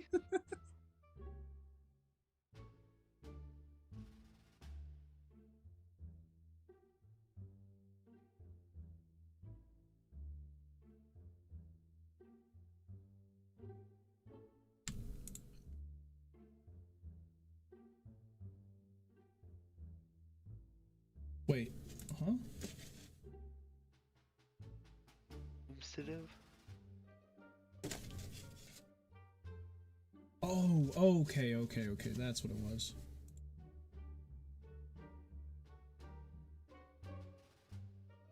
Oh, I forgot, I gotta pull up the Gore's character sheet now.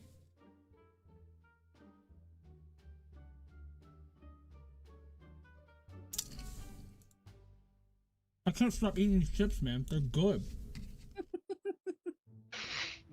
Damn. God. Like, you could, they are literally just homemade chips. There's no like salt on them or anything. They're good. Oh, The wow. crunch is great. Oh my god. The crunch is god tier. God tier crunch, man. Oh. Fuck. Oh, So I it's a fucking completely puffer forgot face. to add something here for Big Bo. Oh. I forgot to add like an actual like token for him, so he's just gonna be a blue circle. It's just a fish noises. Literally just gonna be a circle.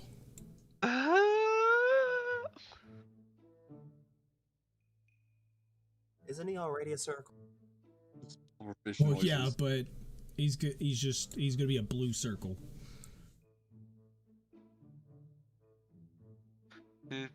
Why not get fancy, make it into a balloon?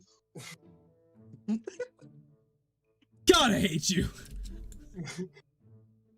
I'm assuming we all know this session's gonna be traumatic for Vanessa again. But Vanessa's at the card. Yeah. Welcome to eDIOCRACY, where we You're- try to traumatize Vanessa. Vanessa's just in the cart. That's how it's been Yeah, since but like if per se a certain rogue dies while she's out at the cart. Nope. feel like if a certain- Shut up. I feel like if a certain anybody dies, Vanessa's gonna be Yeah. traumatized. If anybody dies, but you have no attachments. Gore. It's like Gore dies, and it's like, oh well. Yeah, I know. Then Vanessa would freak.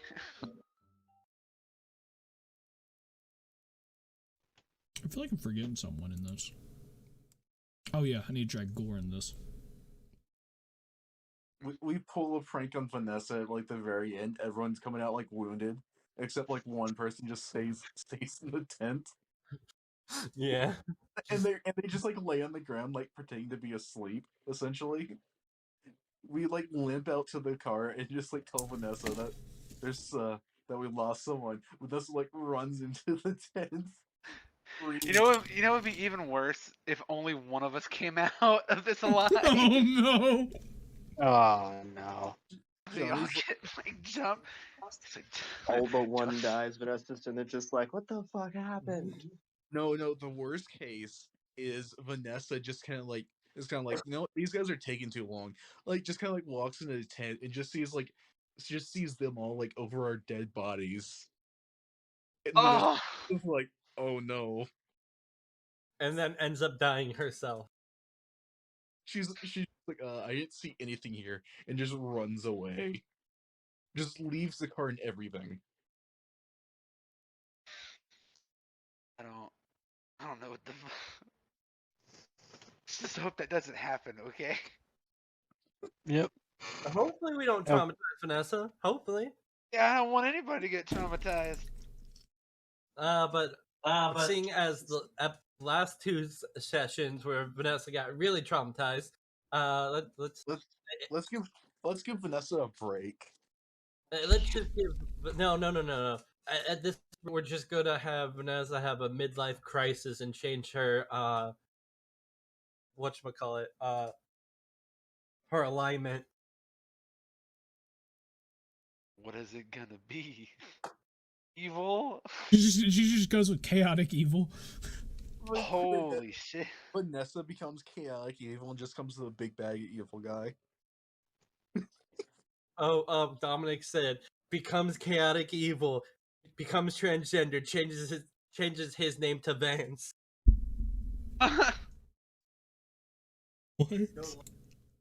What?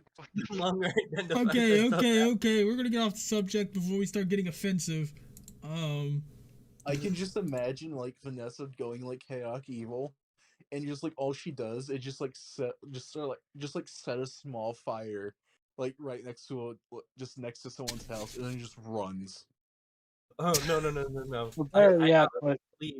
I honestly believe if Vanessa were ever to become chaotic evil, she would push stuff off shelves, and that's the amount of people that she will do. So she would literally just be a cat. Yes, just do evil cat things. I feel like she would just go, disrespect your surroundings, and just start destroying shit. Vanessa like walks into a shop, and like every time the barkeep's not, or every time like the storekeeper's like not looking, Vanessa just like knocks something off a shelf and just been like that the entire time. Oh my god.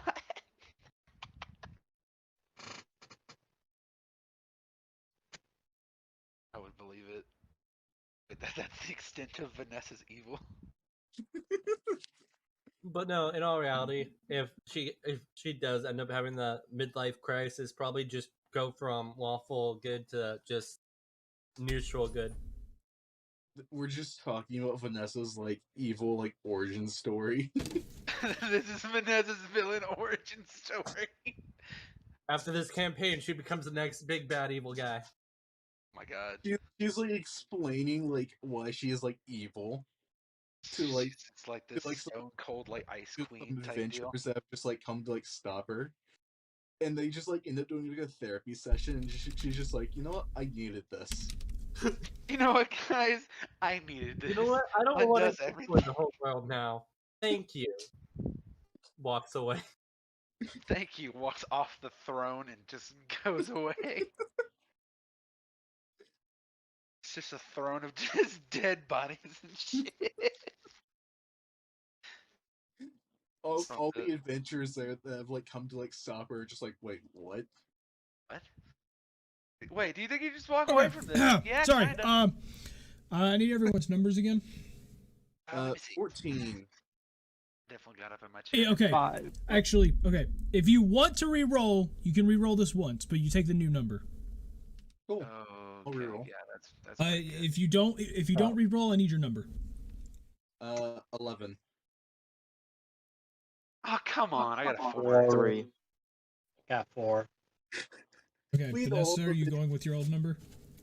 Or We'd have all better like just. I'm sticking going with my old number if I can. nope, you already rolled. No, I re-rolled. Okay, my bad. I thought you said Justin.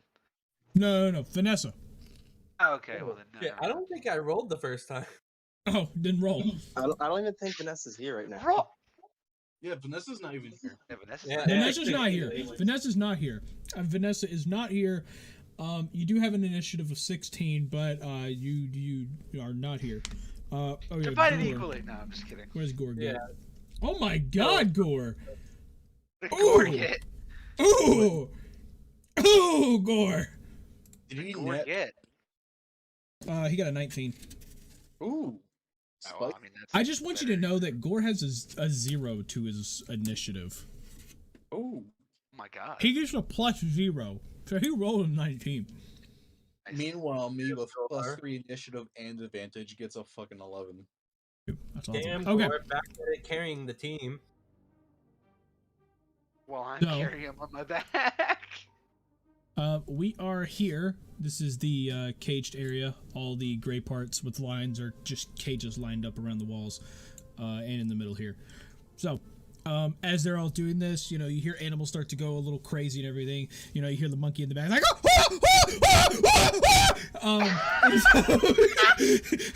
No, it's Let your mic like cap there as you did that.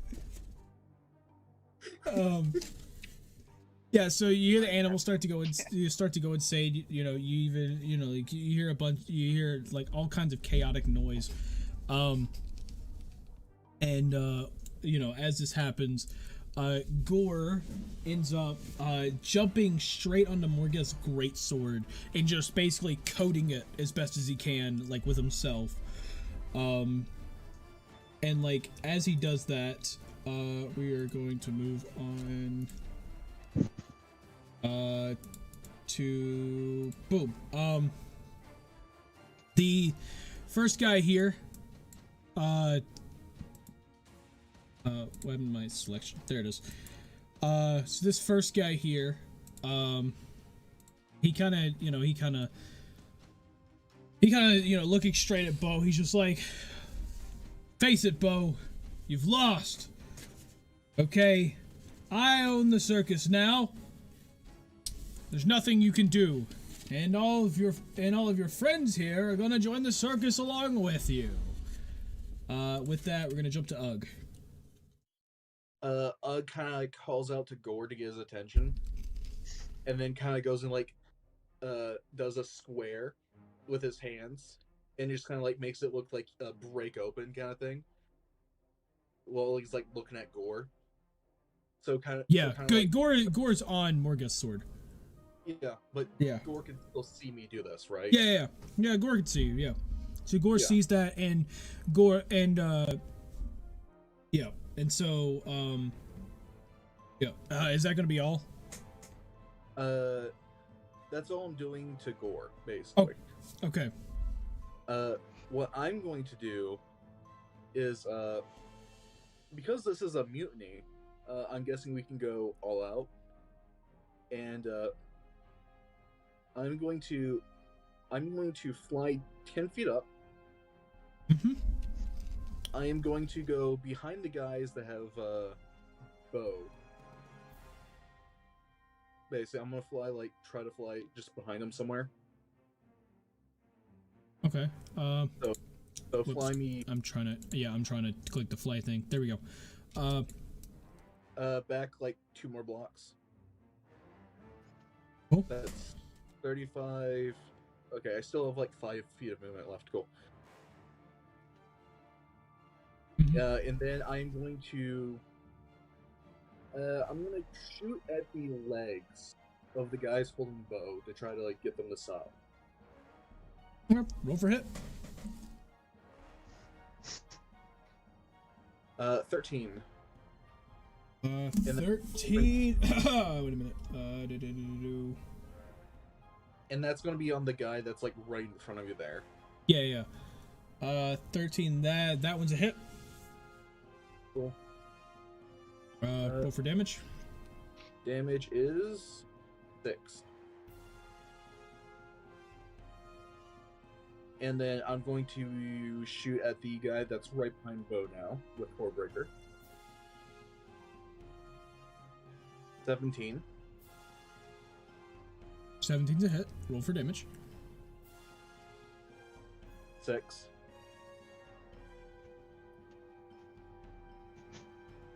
And those are both in like the leg, or in a leg of them. Yeah. You hit him. Yeah. So you did that. Both of them are kind of, both of them get hit. And they still got a grip on them, but yeah, you do end up hitting them. Cool. Is that all? That is my turn. Okay. Borgeth, on to you. Alright. Can I use Guiding Bolt with Gore on me? Good question. I was gonna use it through my sword. You could find out.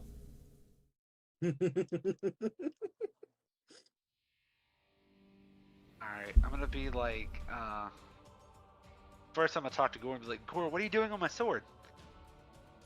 Hey, Gore simply just points toward the cage. Or just which cage, exactly? Literally the one you're standing next to. Each of these are like a 10 by 10 cage. So basically the first cage is literally right here. I'm gonna ask him, do you want me to try to put you up there so you can unlock the cage? Yeah, that's a little too much talking. This is only 6 seconds. Okay, got you. I'm gonna based on that info, what do you do?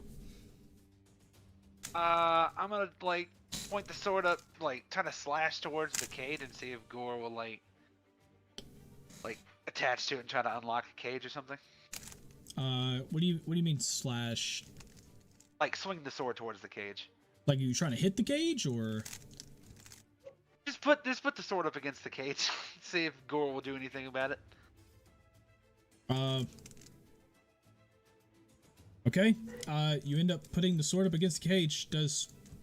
Gore kind of just, as you do that, Gore kind of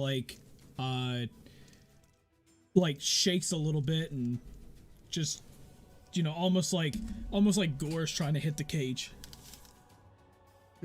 Oh, okay. So I'm gonna swing. Nope, it's too late. You already used your main action. Cool. Moving on. Arilo. What the fuck? That's not.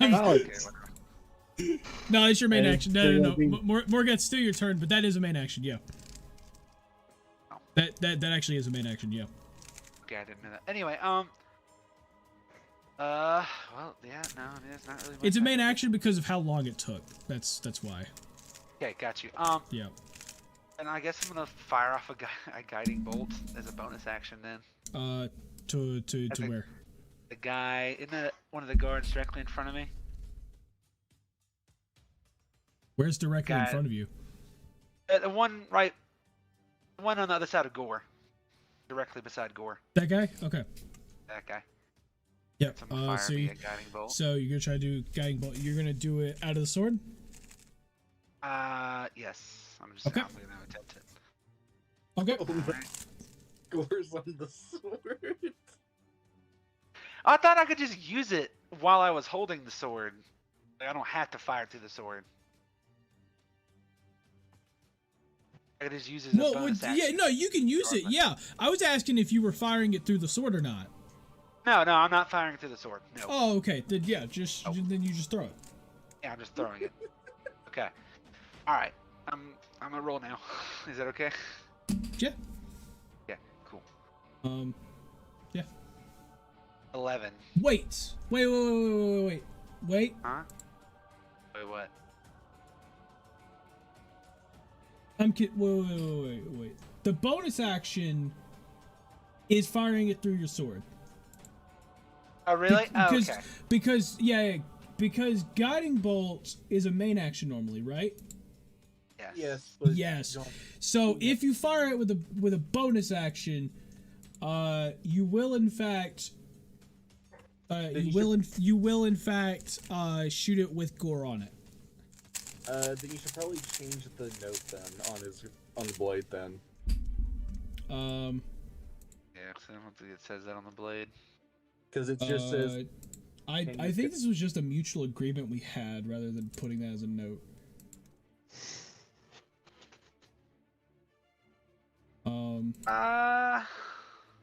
A lot of good the mutual agreement did. Yeah, I completely forgot about that. Is it? I'm trying to think. I'll just take your word for it. You know what? Just forget it. I don't even know if I'm gonna do it now. I'm just gonna have my turn. I probably missed it anyway. Oh yeah, no, you missed it. I can tell you that much. Yeah. Okay. So can we just forget about that and just? Yeah, we'll just forget about it. Okay, moving on to Rilo. All right. Cool. Okay. Well, now we know. I'll Now take we know. my sword and start just swinging. Okay, who you swinging at? I'll swing it at that small-looking person. Okay, this one, got it. That small-looking person. They're all small-looking people compared to Rilo. Yep, I'll swing at that person. I'm gonna swing my sword at that fucking insect. Puny man. Beauty human. 21. Just stabs the shit out of him. So 21 is a hit. So roll for damage. Come on, Ryla, stab the piss 11 out of damage. Okay. Nice. Yeah, you get a I'll nice do slash and you deal 11 damage. Do an action surge and I'll swing at him again. Mm-hmm.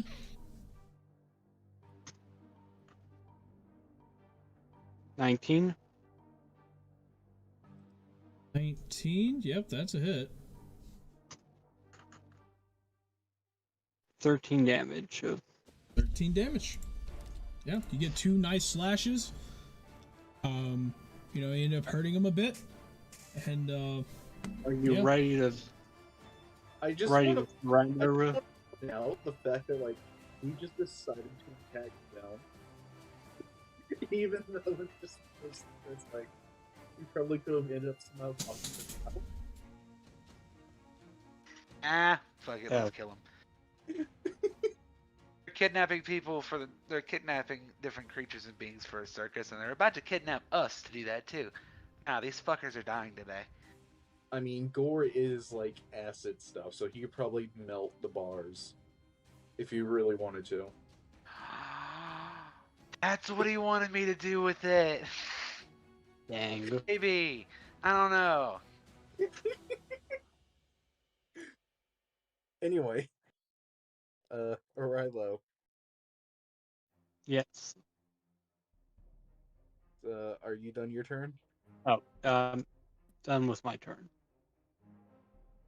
okay. Caden. What's up?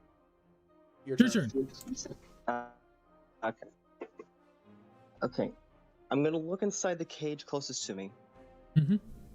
And what do I see in there? That cage. God, your speaker. So that cage. That would be there. That would be there. That would be. I think that was just full of a bunch of like parrots. How did I imagine this? I think that was just full of parrots. What the fuck? Like I'm talking about like 50, 60 parrots in that thing. Dude, that's like a good distraction. You ever see like 50, 60 parrots in Minecraft? God. Dude, that Okay, so the plan can dude, still no, work. don't release them. They might lag the world. My plan is already set. Johnny, I think they're already entity cramming. We got about 36 there, probably. Anybody got a jukebox and a music disc? Oh my god. All I hear is Vanessa back at the cart playing a music disc. No, it's like you put in.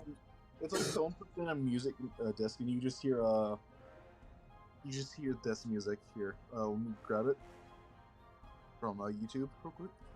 It's in the D&D chat. You just start hearing that. Okay. Continuing on. Caden, what do you do? I'm gonna try and pick the lock on the cage. Okay. gonna make this. Yeah, not distraction. roll your lockpicking stuff.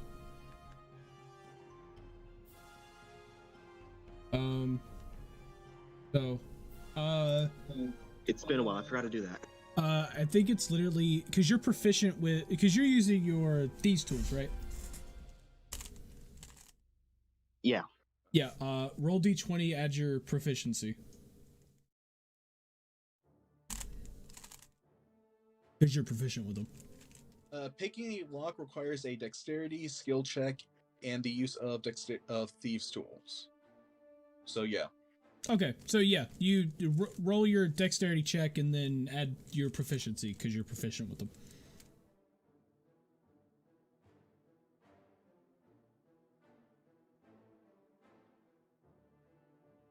$20. 20 plus what's plus your proficiency? What is it? How do I check my proficiency? Okay. It's literally the top right. Yeah. It should literally be like a box that says. It's right above your initiative. Like it should say 22. like +2 or plus. It's 22 then. Okay, it's 22. Okay, so you end up like unlocking the lock perfectly. Nobody notices or anything. Like nobody even notices that you unlocked it. Do you plan to open it or just leave it closed even though you unlocked it? I am opening it. Okay. So as you open it, you see oh god, you see like all of the parrots just start flying out around the room. Basically like just all over the place. You see a few people.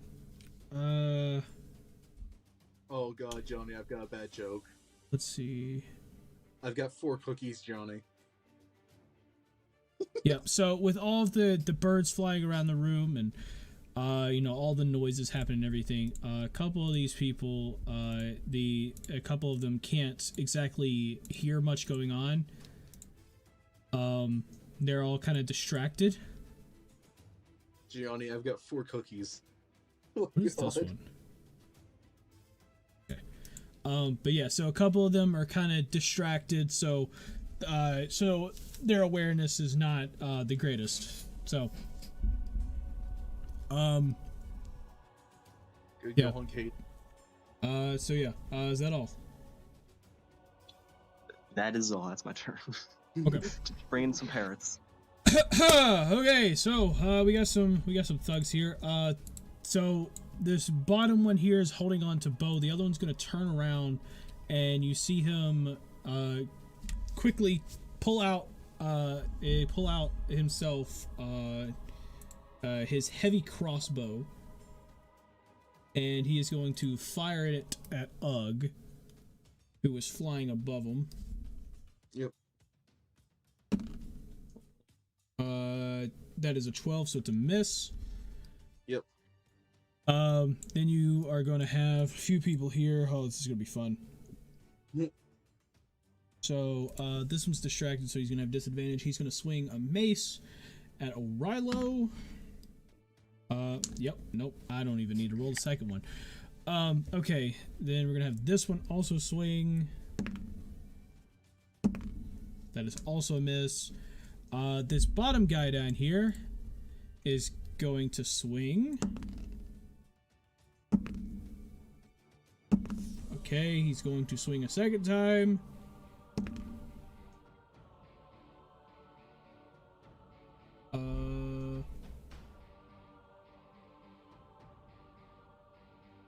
Okay, so he's going to get a 22 on the second swing, which is a scimitar. So that is a hit. And he's going to do 9 damage to Aurello. Okay. And then he's going to quickly grab his dagger and try to go for one more attack. And he is going to miss that swing. The rest of them are going to be running out though. You know, they're all going to try to like go out, restrain people, stuff like that. This one comes over here. Let's see. This one's gonna nope, here. Okay, so attack of opportunity. What? Does him running past me count as a attack of opportunity? Attack of opportunity is if they leave the 5 feet. So, right? I think so, yeah. Yeah. It's only when they leave the 5 feet. So, and considering the fact that the only one you could do that on is this bottom one to the right of Morgeth, because he had to run past you through the entrance. Okay.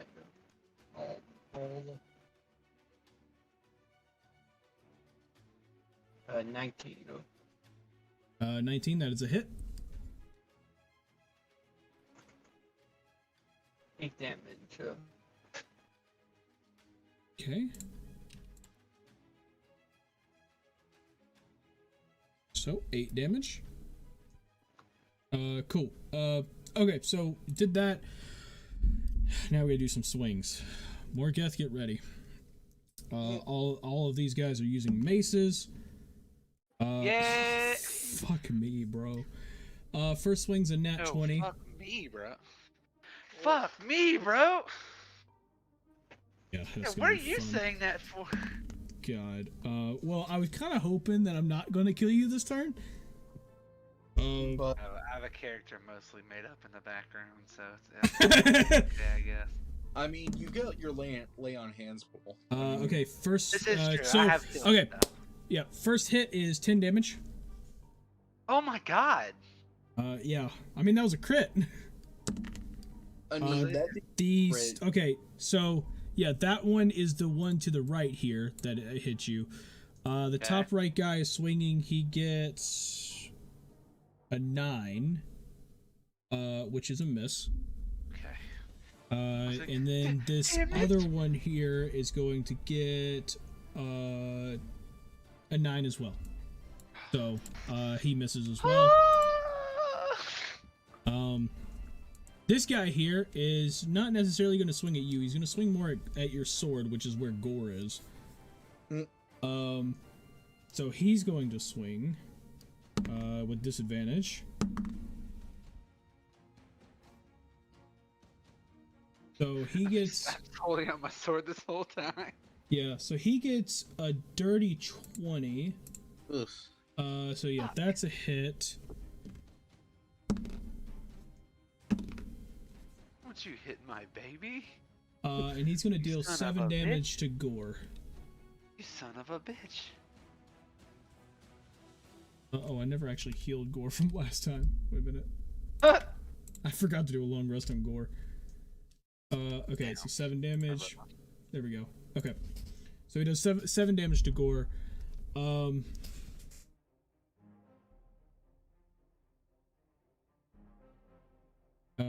think I went through all of them. Yeah, it looks like it. Okay. Oh no, wait, the one on Caden. I need to roll for that. Caden, you're gonna get attacked too. Hi, how are you? Yeah. What? You're getting attacked. This guy's swinging a mace at you. Kate, hi, how are you? Cool. I say mace, but really these guys they're not like carrying around metal maces. They're more of carrying around like just bludgeon sticks, but they're basically maces. Yeah, they're like bludgeon sticks. So With like wood maces. yeah, kind of. Yeah. Okay, so it's gonna be a 17. Does that hit Caden? That is a hit. Okay. Dealing 8 damage. And with that, we move on back to Gore. So Gore is gonna do something amazing here. God. I sure hope so. Oh, dude, it's gonna be great. Oh yeah. What's in that cage, by the way, that Morgoth and Gore are at? What's in that cage? What is in that cage? That is the tiger. Oh, okay. That is the tiger, my good friend. Or open that fucking cage. Open the cage, or I'm gonna make you. I just wanted to ask, and I'm very much so glad I asked. I am very happy you asked. Because now I'm gonna open that cage. I'm gonna open that cage. No matter what I do. Starts kicking the shit out of the cage every turn.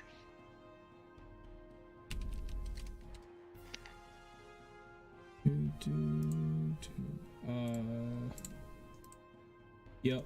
I am also preparing to get I'm preparing to get the tiger ready for a token because I know y'all are gonna fucking release that shit. Running over and just shouts, okay, so Gore is going to here.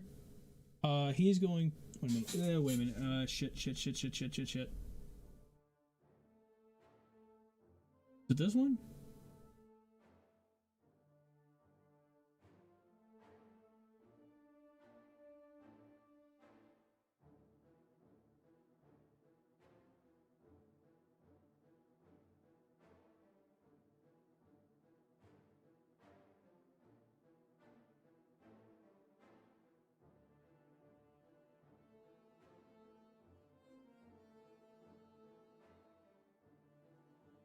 Okay, sorry. So, Gore, being on the sword, is going to he's going to basically, you'll see him, like, what happens is you see, like, as he's kind of, like, has the sword coated, he actually ends up, like, the sword ends up glowing a bit, as Gore starts to, like, move around on the sword. And with that, Morgoth, you notice that the sword feels slightly lighter as Gore casts Channel Divinity, which onto it to create it's going to be Channel Divinity Sacred Weapon, which means you add +3 to all of your attack rolls. It emits bright light for 20 feet and dim light for 20 feet beyond that, and all of this lasts for 1 minute or until you fall unconscious or no longer holding the weapon. So as long as you have it equipped, and don't fall unconscious, it does this for 1 minute. So I get a +3 on what, to hit or to damage? Yeah, to hit. Okay. Just to hit. Okay. Yep. So yeah. So he does that, I believe.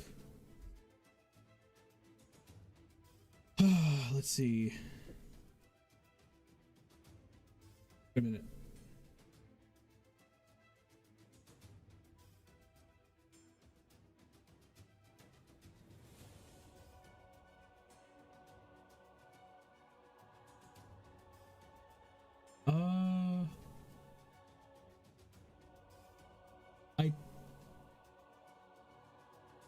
Yep. No, we're just gonna turn there. So yeah, we're gonna move on. Yeah. So you have this other guy here. By the way, the rest of them, I forgot to say this. They kind of recover from the distraction. They're still parrots, being annoying, but they've kind of gotten over it, for this turn. This guy kind of like breaks his way, making his way to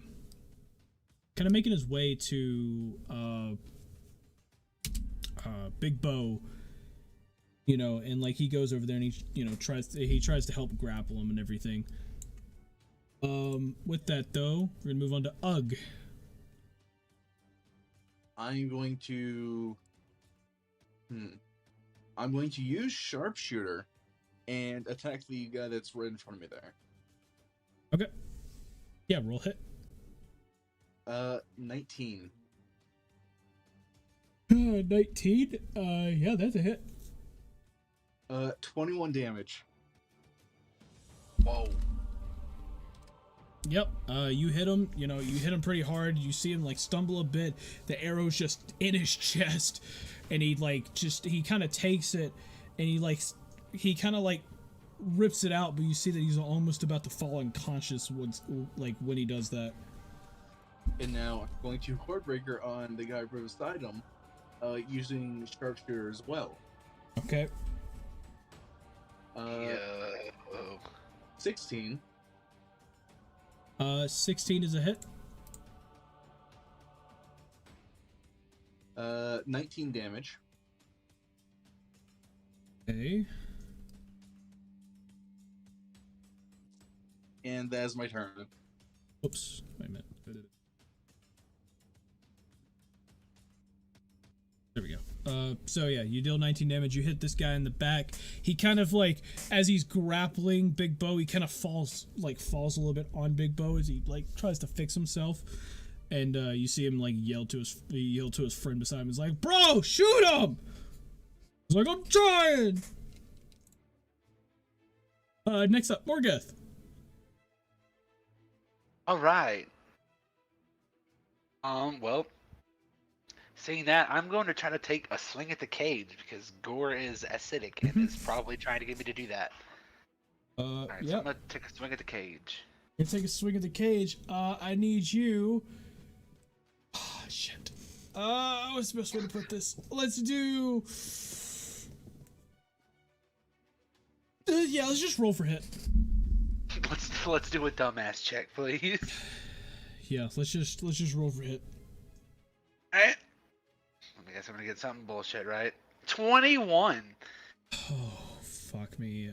Is that with the +3? No, then that would be a 24 with the +3. Because that was just my regular. Yeah, okay. So, yeah, you take the great sword, you slice straight through the bars, basically causing this half of it to this half of it basically collapses, and there's a gap that allows the freaking tiger to jump out. Johnny, I now have an image of my mind of Morgoth riding a tiger into battle. I need it. I need it now. Nah, I'm just kidding. That's up to DM discretion. You must tame the beast then. Yeah, well, I mean, this is probably smarter than just your average tiger because it can go up on its back legs. Anyway. Anyways, to the tiger. Yeah. Anyways, to the tiger. Give me a sec. I'm trying to import. Johnny's gotta get a tiger. I'm trying to import a tiger, man. Okay, give me a second. Alright, good. Johnny's like, shit, that's not actually transparent. Fuck. Johnny was like, I was ready for this, but I also wasn't ready for this. I wasn't really ready. No, I didn't have anything. I didn't have anything planned, token wise. Like, you knew this was a possibility, you just didn't have anything ready for it. Yeah, honestly, I thought you were just gonna move on. So, I didn't... You should know us better. Well, yeah, part of it too is because I did improv a bit of this. Okay? When you guys decided to fucking stay, I was like, shit, and now I have to improv this. There we go. It's like, well, now I must kill everything. I thought you said a tiger, not a tigger. It's a tiger, shut up. The wonderful thing about tigers. It can stand on its back 2 legs, that's why I chose this, okay? Oh my! Please don't tell me it's a picture. Ah! I went off the battle map to look at something and that come back. It's the picture of Tigger. Shut up. But yes, basically, it basically pops out, and you know, like, oh fuck, now I have to add them. Who's them? Fuck. No, I gotta add the fucking tiger to the initiative counter now. Oh, okay. I was like, them? What are you gonna add the West of the Winnie the Pooh cat? God, I'm also making. I've got to make up literally their entire stat build right now. Oh god. What is their initiative gonna be? What is their initiative gonna be? Okay, not bad.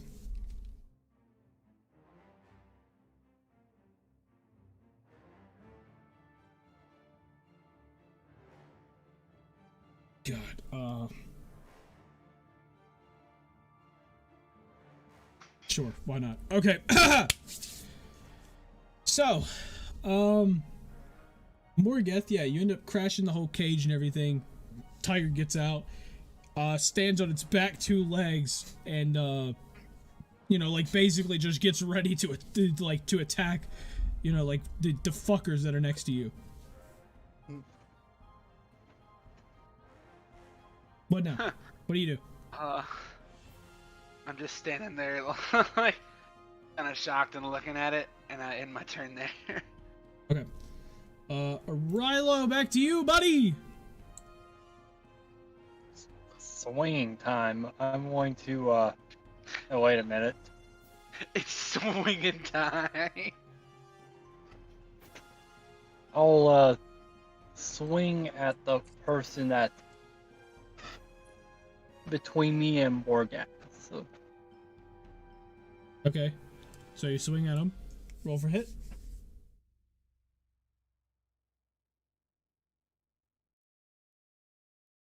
$13. 13. That is a hit.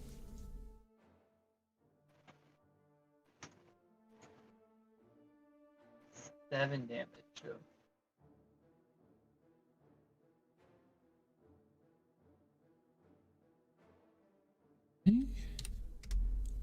7 damage there. Cool. Caden. What is in cage number 2?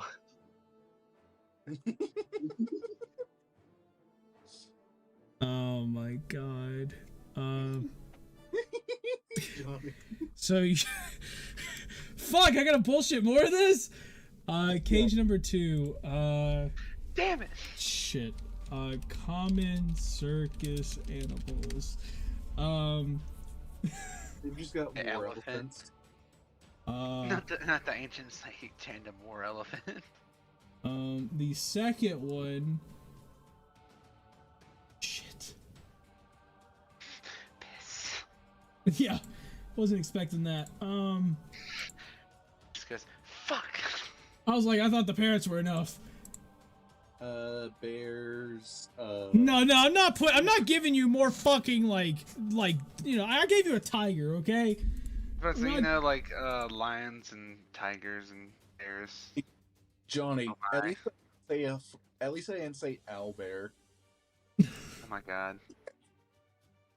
Then we'd all be dead, probably. Oh my god. I don't even want to know. Fuck, what are those things? Damn it, what are they called again? What are they called?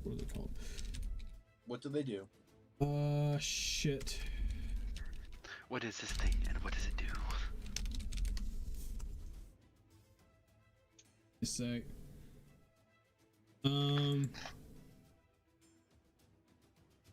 You know what?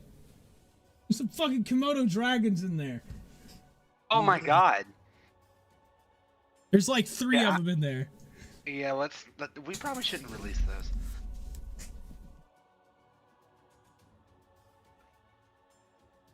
I casually pull up my lockpick. Bro, I don't know about that one, Chief. I think about it. I realize it's a stupid idea, but then but as I think that to myself, I start picking the. Yep, roll me a dex. Damn it! 10. Okay, so you get a 10. So you end up, you unlock it. Oh god. And as you do that, you see all the Komodo dragons kind of like instantly run out of the cage, and like they end up running out of the cage, and they end up like basically running past everyone's feet, as everybody's kind of like dodging out of the way of it, and they end up running straight out of the area. And as that happens, the you know, like they start to notice that like you are like opening the cages. Oh no. Uh-oh. So what do you want to do now? I then proceed to shout "prison break" and then start running towards the other towards the cages with the aircockers in it. Make sure to okay, release. so 10, so there you go. So you're there. Is that all? That's my turn. Okay. As Caden is like passing the Ugg, or as Caden is passing Ugg, Ugg is just gonna like make sure to release anything else back there that can be used as a distraction. That's the plan. Yep. Yeah, this dog is gonna run up. This is the plan. He's going to. So he's gonna try to grapple Caden. So Caden, roll me either an athletics or an acrobatics check.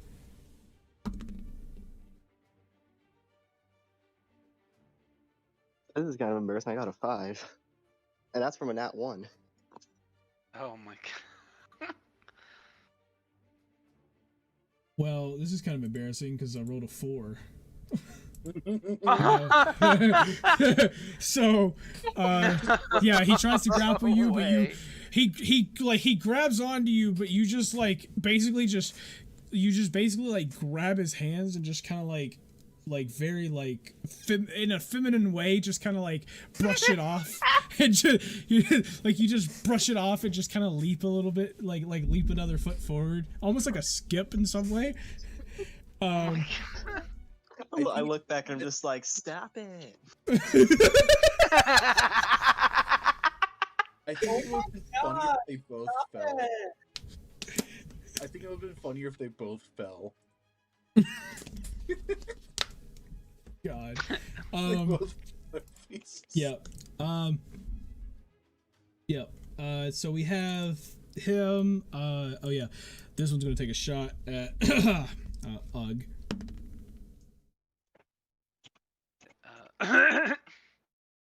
Wait, no. That's gonna be a 17. 17 hits. Healing. 7 damage. 7 damage? 7 damage. Okay. Bo's still grabbed by this guy. Oh, this is gonna be fun. You know what? Actually, we're gonna have this one run. He's gonna sneak past here. He's gonna run past, and he is going to start running down here where Caden is. This one's also going to turn off and run toward Caden.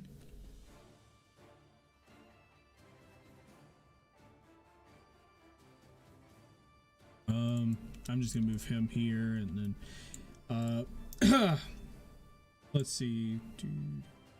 Yep. So the one to the right of Arilo is going to attack Arilo, or he's going to take a swing. That is going to be a 12, so that's a miss. And then we're gonna have a fun time. We're gonna have one swing at Gore here. That is gonna be a dirty 20. Oh fuck. Is anybody swung at Morgoth yet? They're about to. Oh yeah! Let's see. That is gonna be 8 damage on Gore. He ends up basically colliding with your sword. Yeah, it's all your fault. It's not Gore's fault. It's your fault. Don't let him hit your sword. It's always all my fault. Yeah, just move the sword. Yeah, just move the sword. I'd be like, I'm gonna react and move the sword. And be like, no, you can't do that. It's alright. Well, that's part of your AC. That's the thing. So you kind of are. You're just really bad at it. So, because your AC is for blocking, dodging, anything like that. That's the purpose of that. Oh, okay. Yeah. Okay. Morgoth, you're gonna have 2 people swing at you with maces. First one's gonna get a 6, so that's a miss. Second one's also gonna get a 6. That's a miss. Cool. Moving on. Well, they swung at me. Okay. So we're back up to Gore. Gore, after doing all of that fun stuff, is go. Wait a minute. What is this?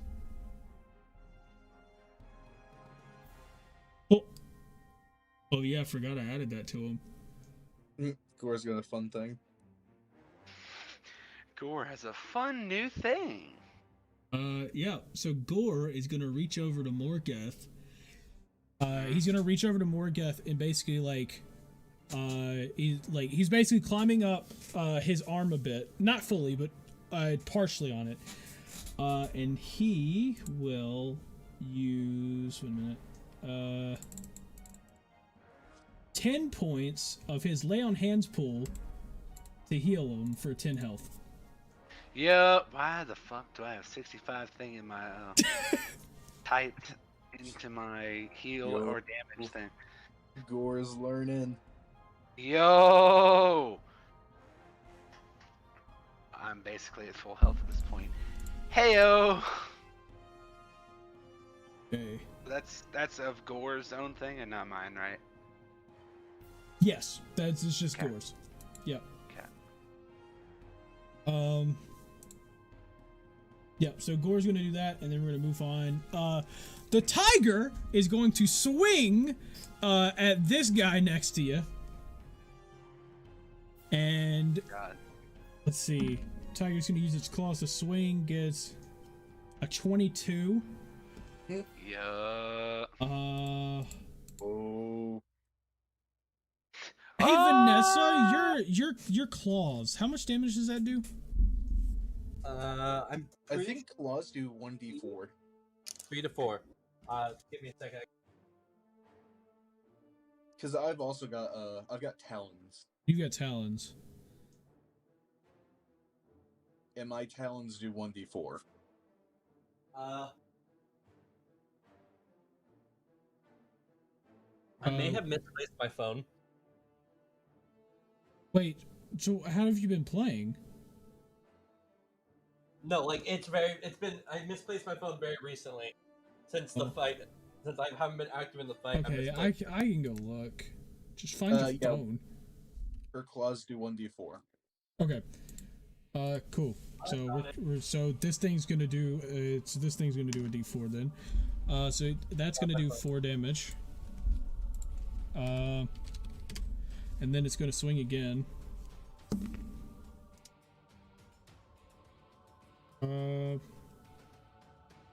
That's okay. So that one's gonna be a miss with a 10.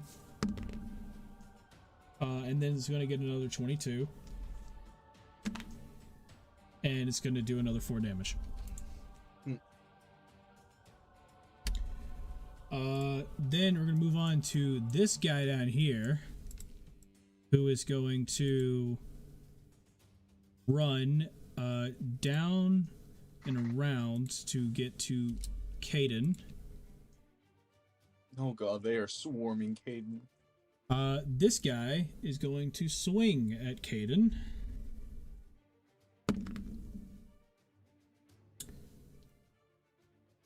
What does he have again? Okay, so he gets a 22 with the scimitar with 8 damage. He's going to swing a second time, getting a 10, so that's a miss. And then he's going to grab his dagger and swing, getting a 14. Does that hit?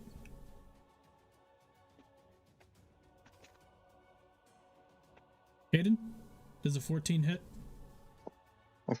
Yeah, that hits. Okay. Dealing 6 damage. Or 6 piercing there. The other 2 were slashing. This is piercing. With that, we Everything hurt. With that, we move to Ugg. Man, that's like a really good fireball target.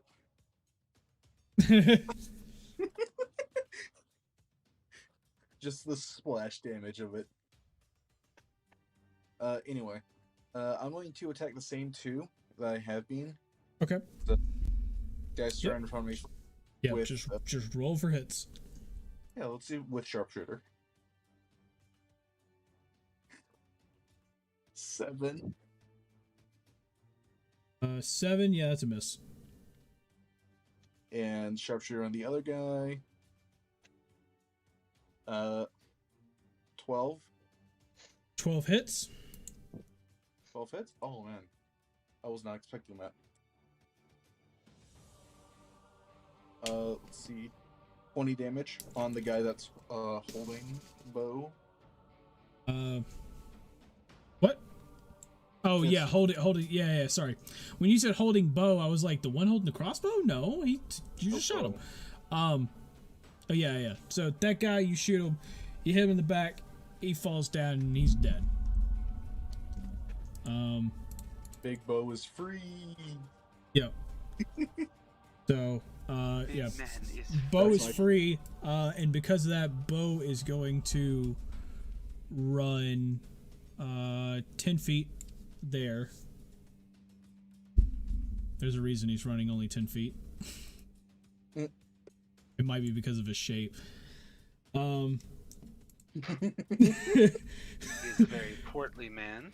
Yeah, so, Ugg, anything else? Big bow's actually Jabba the Hutt.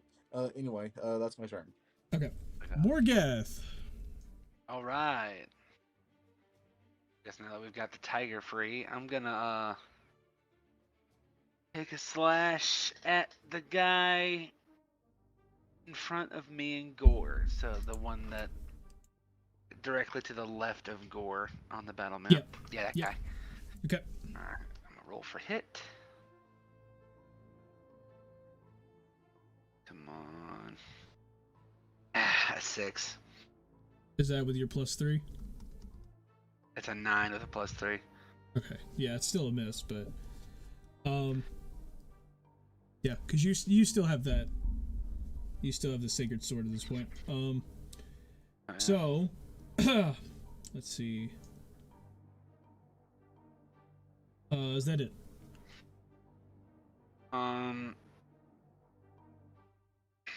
Yeah. Okay. Yeah, that's it. Arilo. Okay, I'll take a swing at the guy below me. Okay.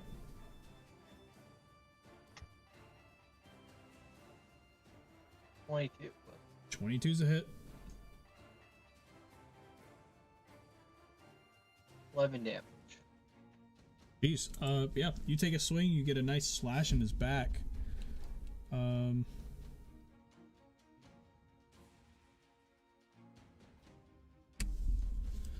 You get a nice slash in his back. And I mean like a really nice one. As you can see, he kind of like he does a little stumble and then fixes himself real quick. And then you see him actually turn around toward you. So, is that all? I tell him his mother was a hamster, and I end my turn. Your mother's a hamster. Your mother's a hamster. I end my turn. Okay. Caden, on to you. And your father smelled of elderberries. I spit in your general direction. Okay, I'm going to summon Spirit's Fang and draw one of my long swords. I'm gonna try and hit the guy bottom right of me with a long sword. Okay. Yep. Roll for hit.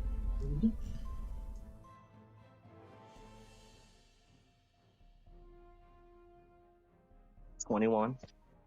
That is a hit. Dealing a measly 2 damage. Follow-up attack with Serpent's Fang. A 20. Dirty 20. Okay, wait. What was the damage on the... I'm confused. First The long damage. sword was a 2. Long sword was a 2. Okay, and then you hit with the dirty 20. Yeah, that's another hit.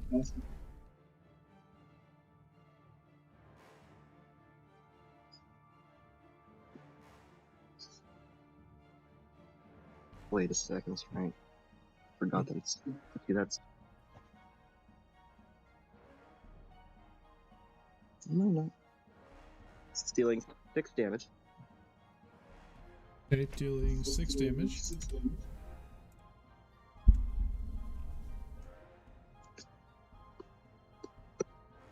And then I'm gonna go back to running. Full 30 feet? Say it again. The full 30 feet? Yeah. Okay. And is that all? That is all. Oh gosh. Yeah, now the thugs are gonna chase you. So this thug over here is gonna try to grapple you real quick. So roll an acrobatics or athletics.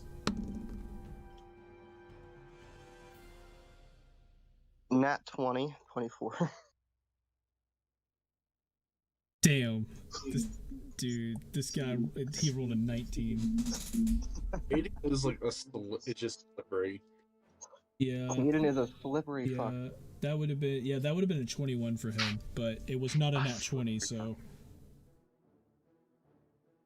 cool. So with that, we're just gonna move on. Crossbow guy is gonna shoot at Ugg again. That is an 8, so to miss. This guy going to run past. And then time to swing. Okay, guy next to Gore is gonna swing at Gore. Nat 20. Johnny, I think you're gonna hate me for my next turn. Yeah, probably. Okay. So he gets a nat 20 on Gore, so we're gonna do this one.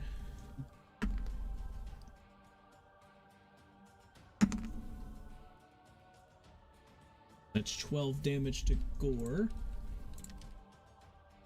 Damn, you really just let Gore get hit there, Moria.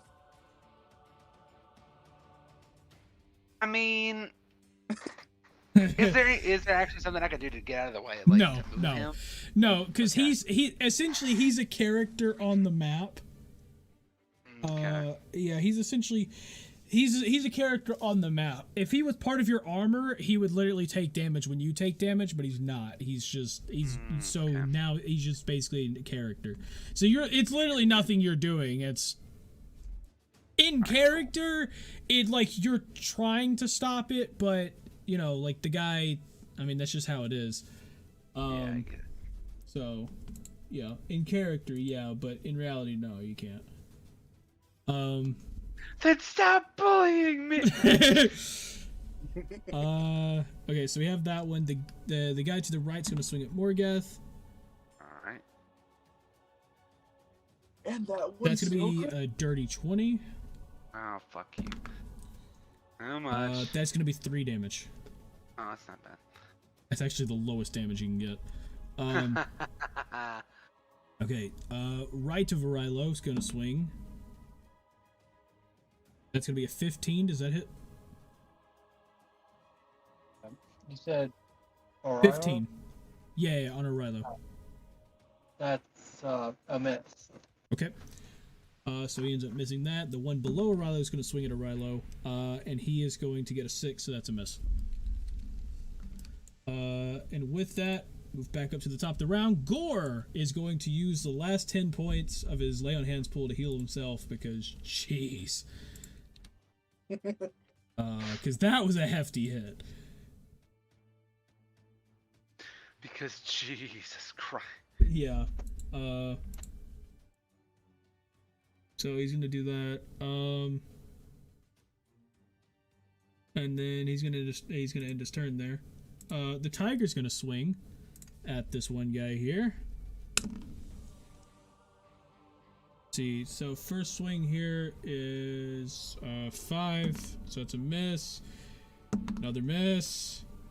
And then that's gonna be a 22. Dealing 2 damage.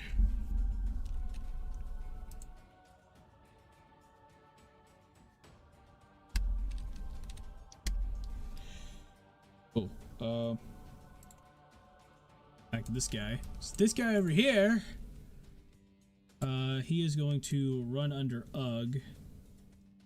Full 30 feet. And he is going to try to grapple Caden.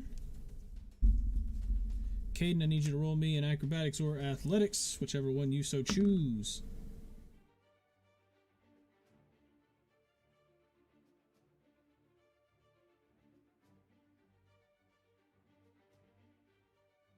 $18. He got a 19, so he now has you grappled.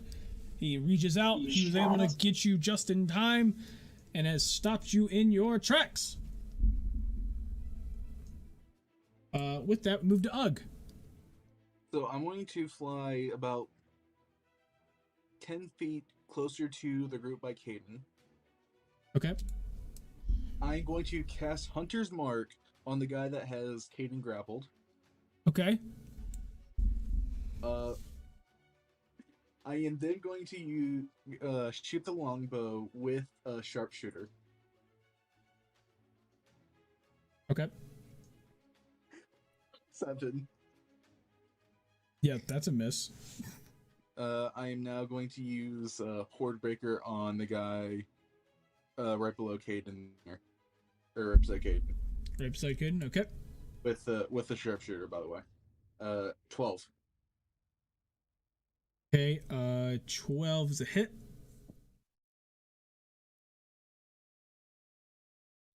17 damage.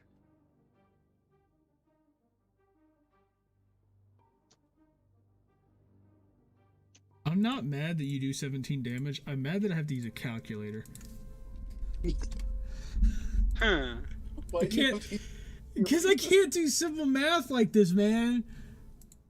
Johnny, it was going to be worse with Hunter's Mark attacking with Yeah, I know. Okay. Let's see. That is my turn, by the way. That's your turn? Okay, cool. Morgath, on to you. Alright, let me see what we got here. I'm gonna take another swing at the dude in front of Gore, because fuck that guy. Yeah, fuck that guy. Swing at him. Alright, I'm gonna take a fat, nasty swing. Give me something. 15. 15. That is a hit. Alright, damage. 11. 11 damage. Yep. And then... Nah, I think I'm just getting my turn there, actually. Okay. Rilo, back to you. Okay. Wanna take a nice good swing at the person below me. Okay.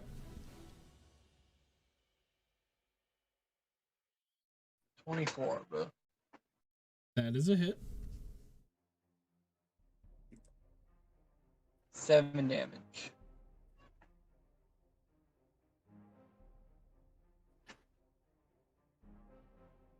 No. There we go. Okay, 7 damage. Is that all? I guess I'll move 5 feet to the left. Okay. And that's it. Okay. Caden.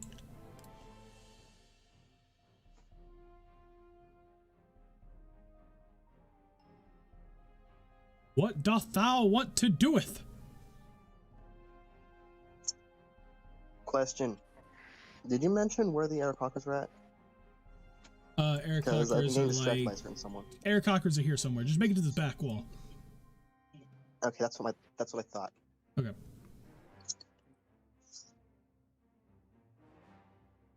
Okay, what is in the cage to my right? Like, right here? Yeah.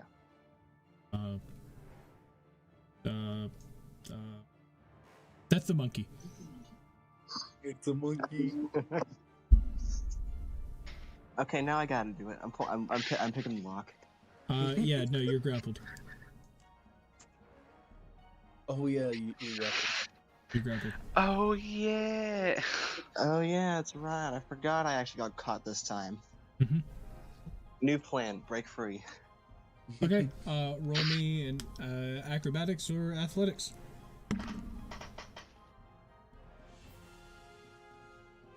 $12.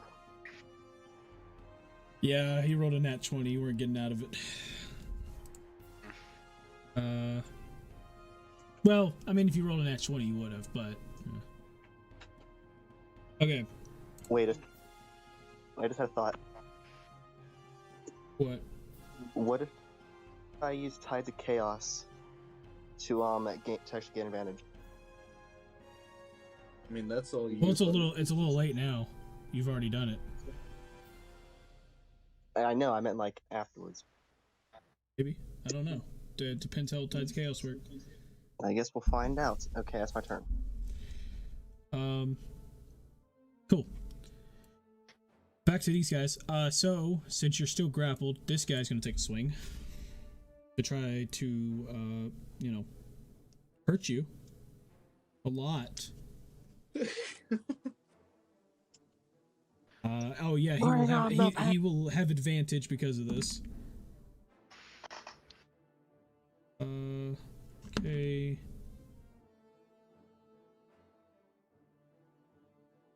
That's a 10, so that's a miss. This guy's gonna run up, and he's gonna take a swing with advantage, of course.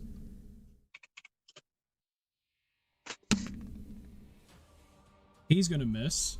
This guy's gonna run around. Never mind, my mouse is gonna die. Uh-oh. Saved by the mouse. Oh shit. We're good. I got a charging cable. It's okay. Don't worry. Don't worry. I can still kill you. It's okay. It's okay. So yeah. This guy's gonna run around and he's gonna take a swing at you.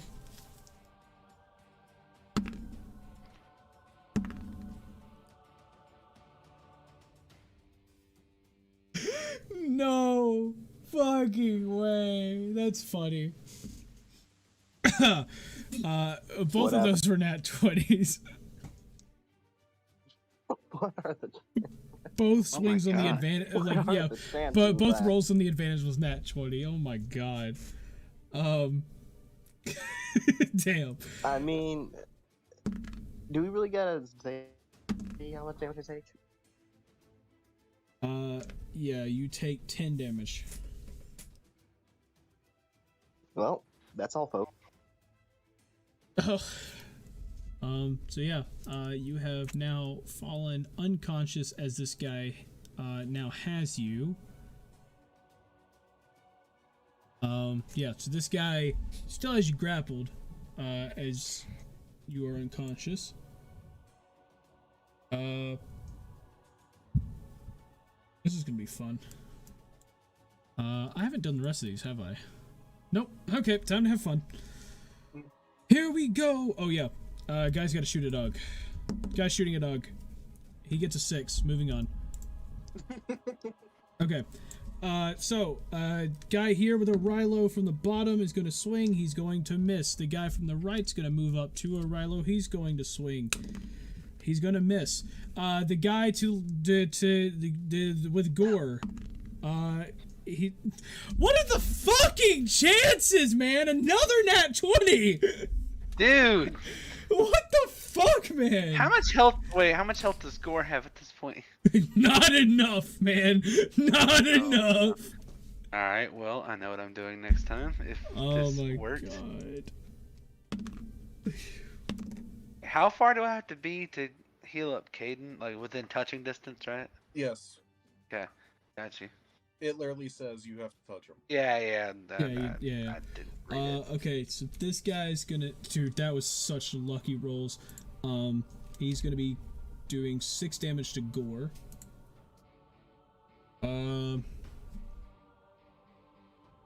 Let's see, the one to the... Oh yeah, the one to the right of Morgeth is actually going to swing down at the tiger now.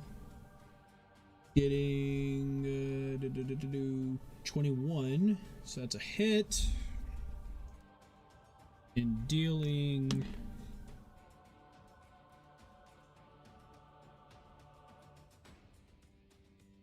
4 damage.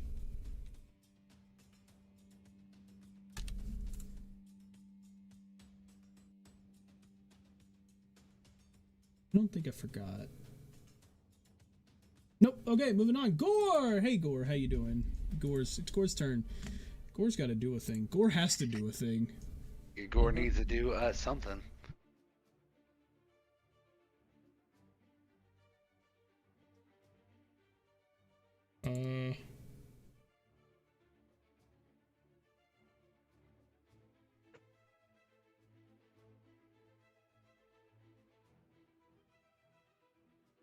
Let's see.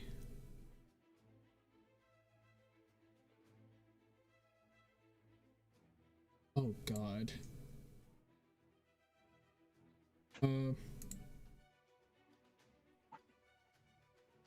Damn it, Gore.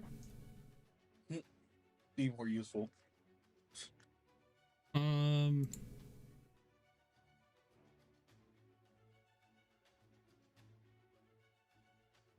This is gonna be funny. So here's what's gonna happen. Gore is gonna reach out, and he is going to attempt to grapple the guy to his left.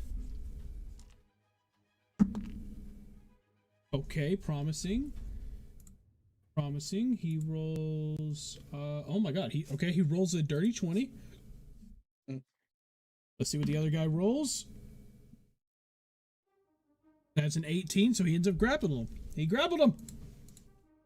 Nice. Now we move on to the tiger, who is going to swing once again at this freaking guy on the right. That's a miss. That is a miss. Yeah. Swinging again, gets a 19. That is a hit. Dealing 1 damage. Way to go. 1 damage. Gonna swing one more time. Shit. There we go. That is another hit. Dealing 4 damage. Oh, damage. 4 damage. Okay. And now we're gonna move over here. This person who now has Caden unconscious.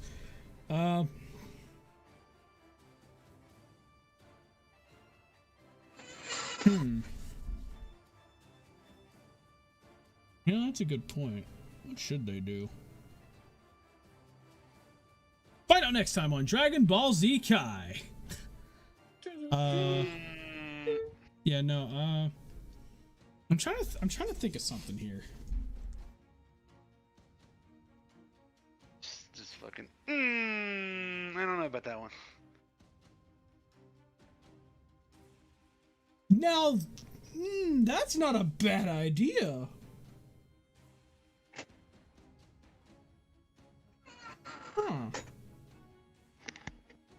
Okay, I got it. Okay, so they're gonna drag Caden.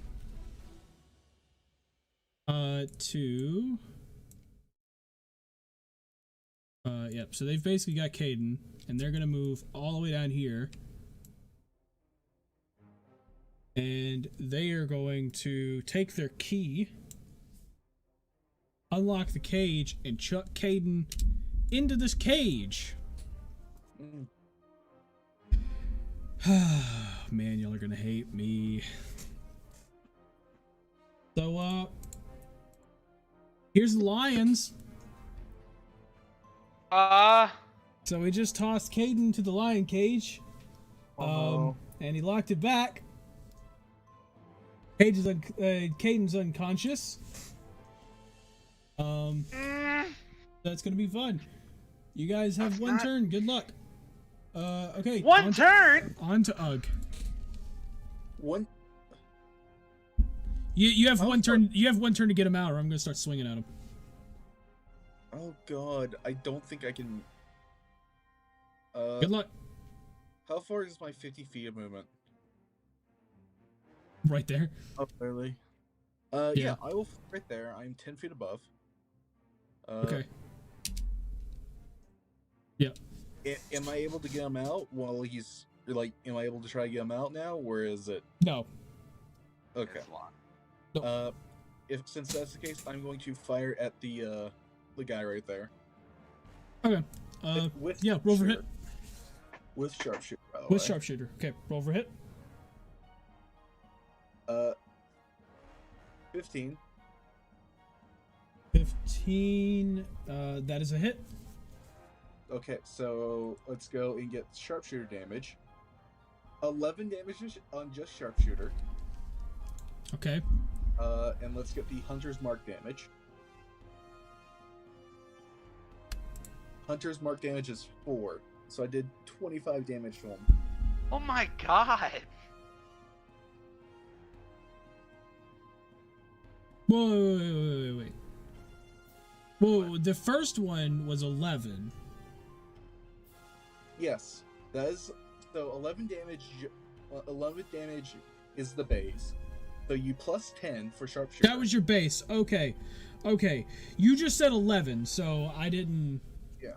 Okay. No. So that's okay. Then I need to add another 10. That's what it is. Okay. Cool.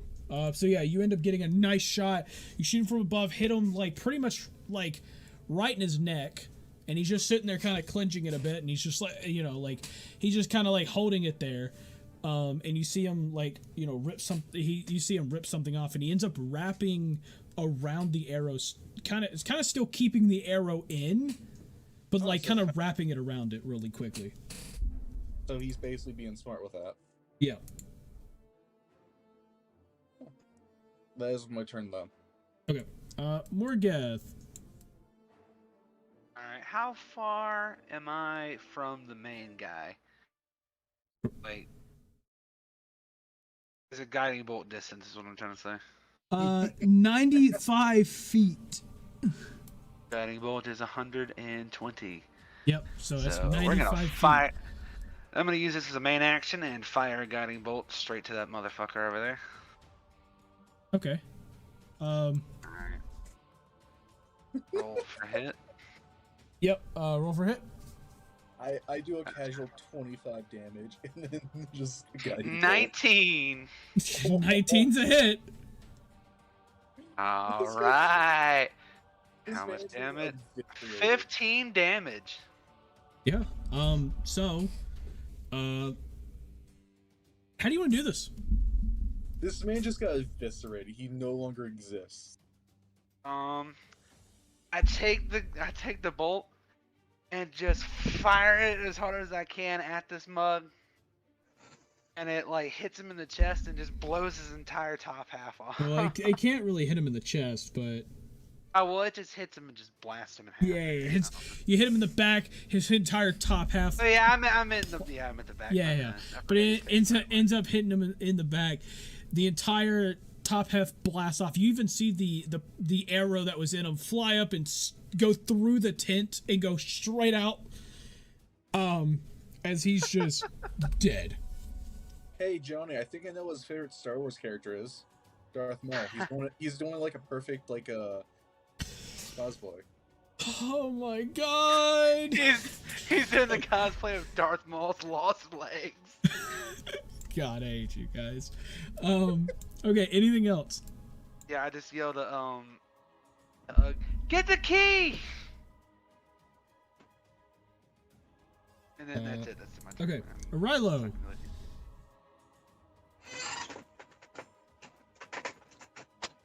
Let's see. I guess I'll, Yep,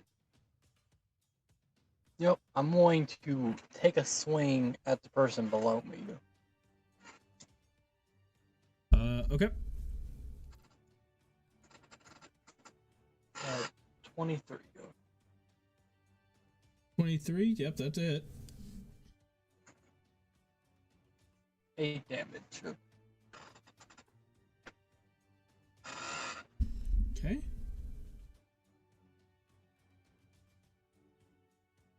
that all? Yep, that's it. Cool. Caden, I need you to roll.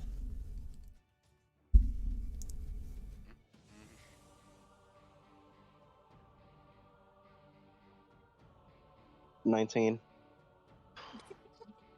Okay, well that's a success.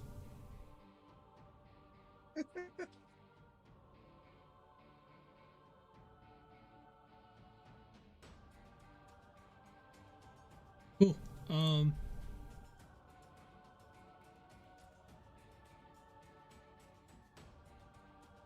Yeah, okay, moving on. The thugs. The Thuggaroonies. Yeah, so they're gonna run up. Trying to... Yeah, so these guys are gonna run up. The other one's gonna pull out his crossbow, but he's not gonna fire. He's pulling it out, getting it ready to aim. And these two are chilling next to the cage, and both of them are getting ready to try to smack Ugg. So I can't really land. Gotcha. So that's their whole ordeal. You know what's So, oh yeah, this guy here is gonna try to snipe Ugg from 75 feet away. Oh, Can he do it? No, he can't. That is a 21. Fuck. Yes, he can. Dealing 5 damage. Oh yeah, give me a second. Okay, now we're gonna swing. So first guy's gonna swing on a Rilo. That is a 22. That is a hit.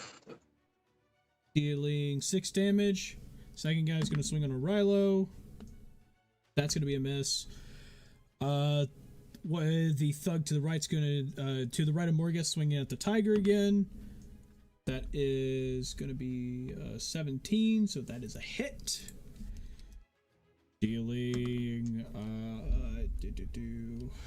let's see. 5 damage to the tiger. Oh yeah, the one to the left of Gore is grappled, so he's going to try to break out of Gore's grapple. That is going to be okay. So he gets 12. Gore's going to get a whole lot higher than that, so Gore's still got it grappled. Okay, on to Gore. Well, Gore's got him grappled. Fuck. What does Gore do now? He exists. He does exist. He turns on his Does he acid. attack? Gore, turn on your acid, my guy. Gore, shit. Melt Fuck. that motherfucker. Yeah, I guess Gore could do that. Gore could do that. Or What, could the do man? that. Yeah. Gore could. He could. He could. He could. He wants him to. But he was also like, no, that'd be a little too OP. But I think, you know what? Oh god, I forgot I did this. What? Morgeth, you're about to love Gore. So Gore, so Gore is basically, so he's gonna let go of the other guy, because what he's gonna do is he's gonna use himself to basically guide your arms into swinging at the guy. Let's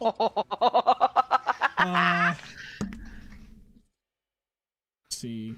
It's gonna be... So he is literally becoming like a symbiote at this point. Yep. Yeah, he's basically, it's more of he's guiding the sword, but you just happen to be holding on to it. Gore's ultimate weapon of destruction. So, God, I forgot I gave this to him. This is such a stupid thing to do. But I did it, so I'm gonna use it. Alright, what is it?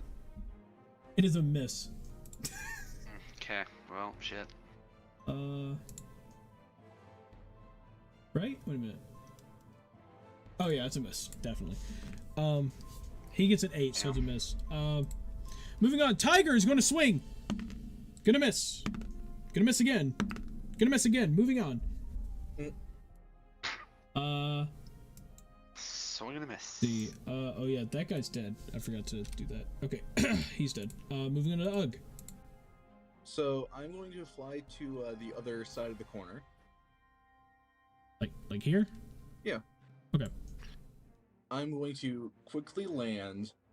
I'm going to cast Cure Wounds. Okay. On Caden. On Caden? Yeah, on Caden. Okay. I guess that's a thing. 9 health. Okay, so you heal him for 9 health. Yeah, Caden's got 9 health again. So he's a healthy boy. I'm going to fly back up 10 feet. Damn it, you're actually gonna force me to roll them initiative? Fuck. God damn it. Johnny, this is like the fuck you were doing this. God damn it, man. Okay, wait, give me a second before you finish. I gotta figure out what their initiative is.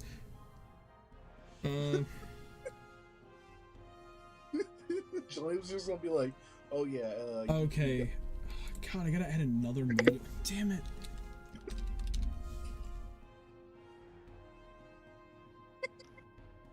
I find this funny.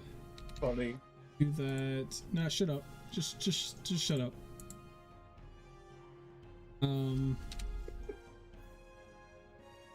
Okay. God.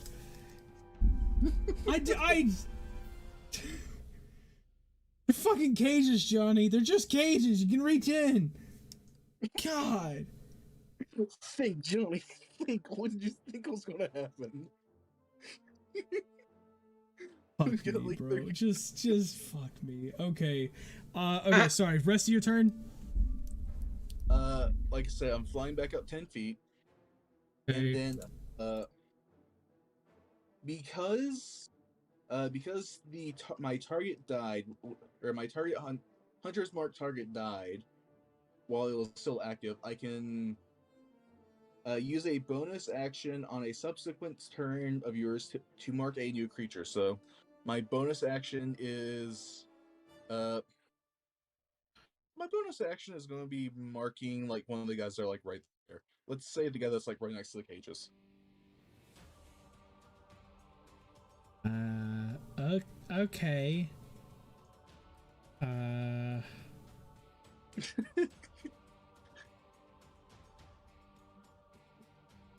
Cool. And that's my turn.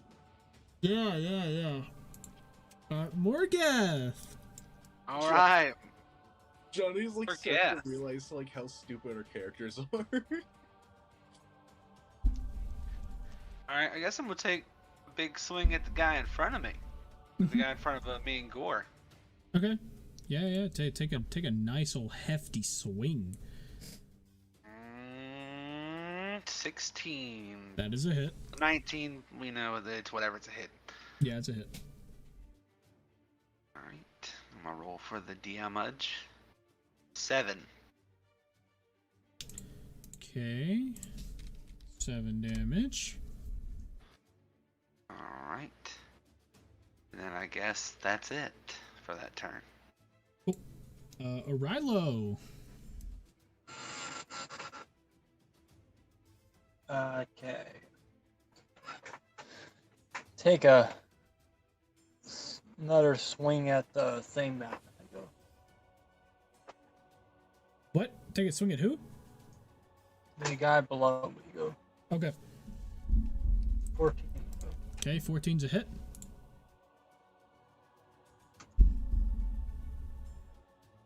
$12 damage. He's dead. Okay. Oh, I should probably put a copy there. There we go. Okay. Is that all?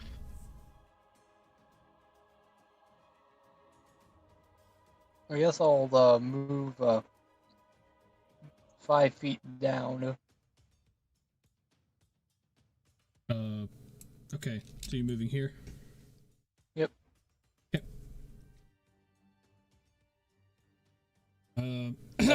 Shit. Caden's back up. Caden, you added your health, right? Say it again.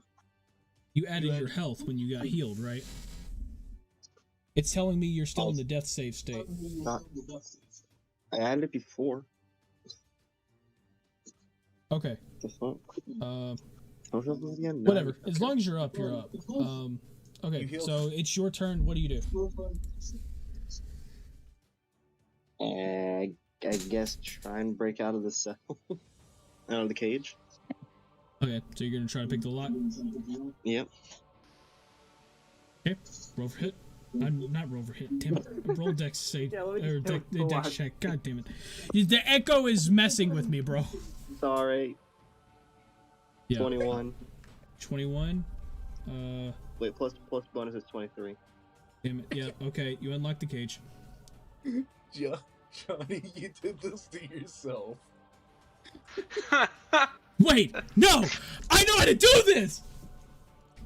I know how to do this. Okay. So is that your turn? I'm gonna get out of the cage now. Okay, you're gonna get out of the cage? I'm gonna get out of the cage, and I'm just gonna start running towards, like, back to the back wall again. Okay, the mission shall prevail. Also, wait, because there were lions in there. Mm-hmm. The lion's free now. Yes.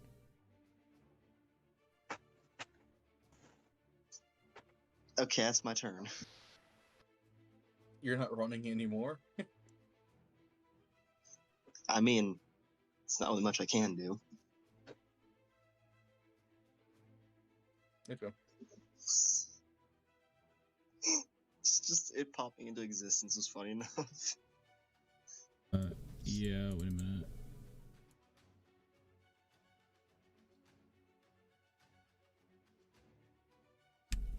Cool. Yeah, so, that's the end of your turn, right? Yep. Okay. Let's see. So, both of these thugs are gonna move up and they're gonna swing at you. Yeah, they're gonna swing at you.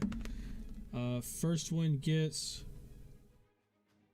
That's a 19. 19 hits. Dealing 5 damage. Second one's gonna swing. The 13, does that hit?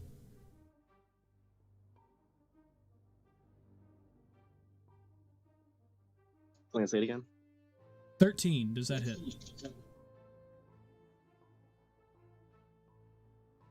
If it's equal, it does not hit, right? If it's equal, it does hit. Oh, then yeah, that's a hit. Also known as meets it, beats it. Makes sense. Okay. Yeah. Okay. So it's gonna be 7 damage.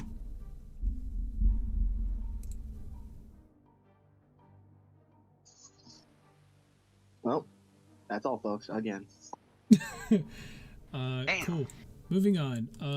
This thug, again, is going to fire at Ugg. Let's see. he would be.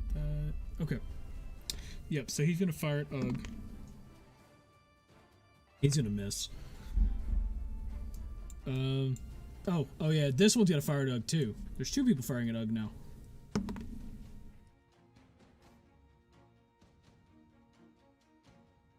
Yep, that's also a miss. Cool. Guys, I could use a little help down here. Okay, this one guy that's been next to Gore is going to swing at Gore. That's going to be a dirty 20. Dealing 7 damage to Gore. So glad I just pumped Constitution into Gore. So glad I did that. Yeah, me too. Cool. Guy to the right of Arilo is going to swing. That is... It's a hit with 23. So, yeah. So, yeah, it's 23 hit. Damage is going to be 6. My brain did not want to work on that.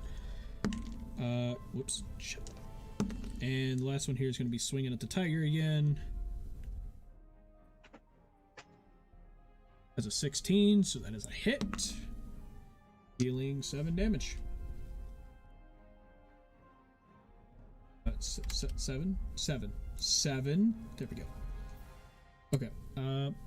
And moving on. Here we go!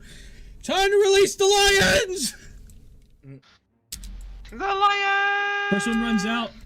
That one's got the scent of Caden. This one comes out as well. Getting behind this thug. This one comes out. I guess he's just gonna be there. Okay, one on Caden's gonna... He's gonna swing. Or he's gonna go after Caden.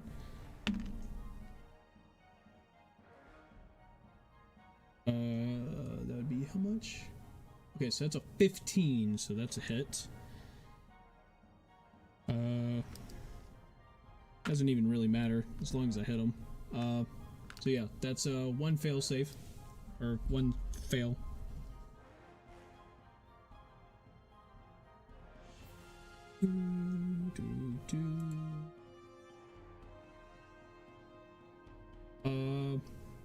Okay, this one's gonna swing. The other 2 are gonna swing at this thug. That's a hit. Dealing 3 damage, and the second one's gonna be another hit, dealing 1 damage. So 4 damage to that guy.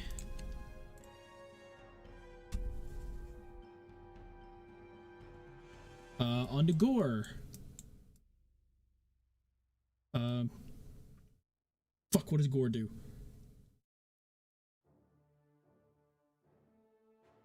The fuck does Gore do now? Dude, I don't even know. I can't tell you. Dude, Tell him to turn the acid on. Turn that motherfucker. You gotta actually hit someone for the acid to work. Well, tell him to fucking turn the acid on and punch the shit out of somebody. He tried! He's on your sword! Okay, pull my sword forward. And you know what? He's just gonna, yeah, so he's just gonna grapple this guy again to the left. I mean, it's better than nothing, so. Nope, never mind. No, he doesn't. Nope. Oh, God. It's a 12 versus a 17. It's not gonna work. Yeah, never mind. Okay. Tiger is gonna swing at the guy on the right. Please kill him this time. I'm so tired of swinging at this guy. Okay, that's a hit for 3 damage. Wait, I forgot. Sorry. God, I'm such an idiot, man. I get to swing again. Okay. Both of those are hit. Oh, yeah, he's fucking dead. Yeah. Wait, no, he's not. Fuck. Damn it. Nah. This guy is on the... oh, shit. No, I didn't mean to do that.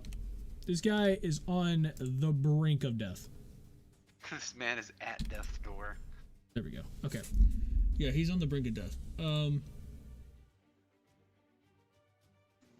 Then we go to Ugg, who is over here. Hey, Ugg, how you doing? What you gonna do? I'm going to fly down Okay. and like land. I'm going to pick up Caden, and I'm going to fly my 40 feet away.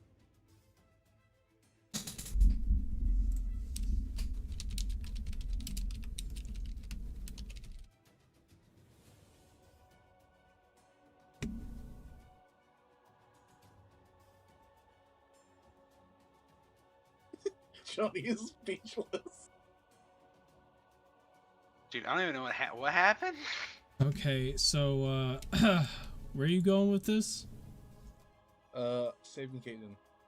Yeah, no. Where are you like? Are you just going straight up?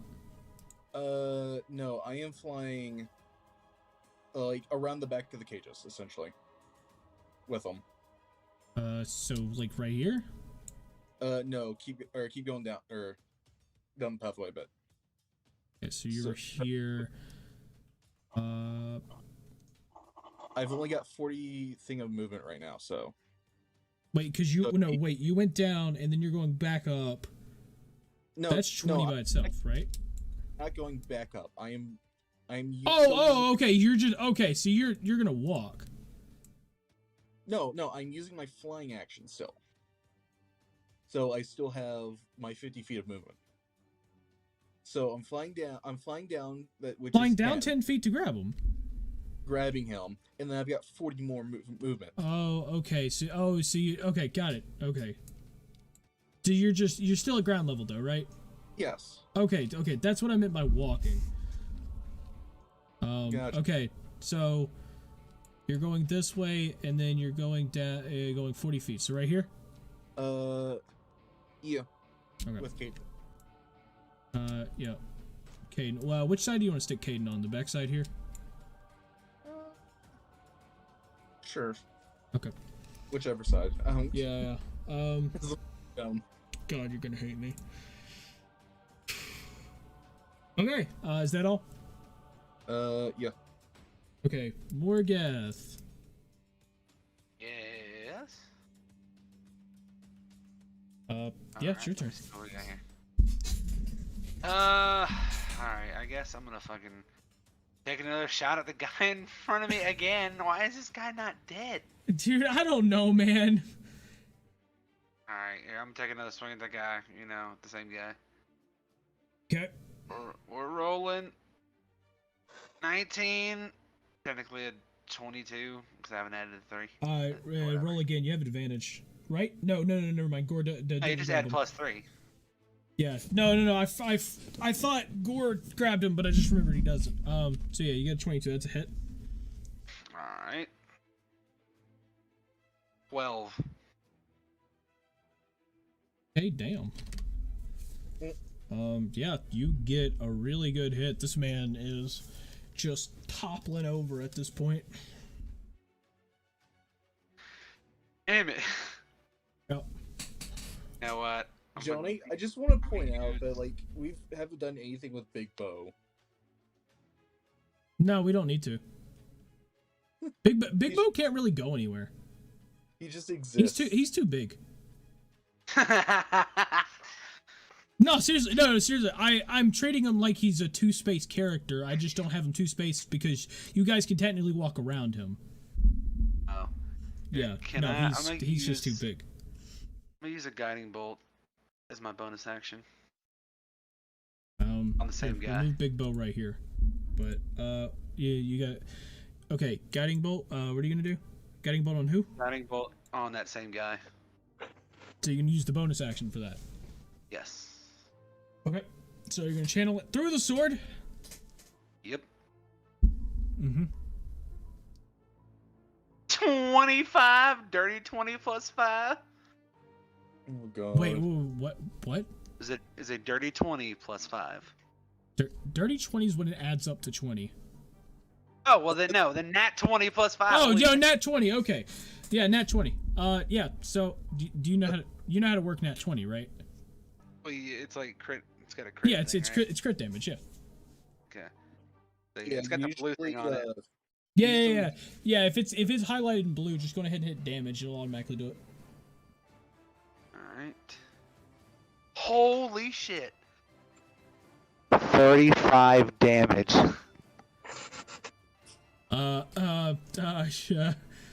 So, Okay. explain how do you want to do this, because this man's dead. There's no, So you know you're how not, Gore that's is overkill. like grappled onto is grappled onto the dude? Yeah, Literally just. yeah, well, yeah, he tried to grapple, yeah, what about it? Wait, did he miss it or did he? Yeah, he missed the grapple, that's why he didn't have advantage. Okay, well then I'm just gonna I'm gonna take my sword, and, stab it into him, and then activate it, activate and just blow him. Oh, damn. You literally just Mr. Stark. I don't feel so good to him. I think I did a little more than that. That's like the Gears of War flamethrower execution, where they just kind of stab it into him and then activate the flamethrower. Yeah, stab it up into his I stab it up into his stomach and just turn on the lightning and just blast him apart. Damn. God, you guys are brutal with this. Everyone's traumatized at the end. Yeah, okay. Alright, well he's dead. Yeah, Orilo!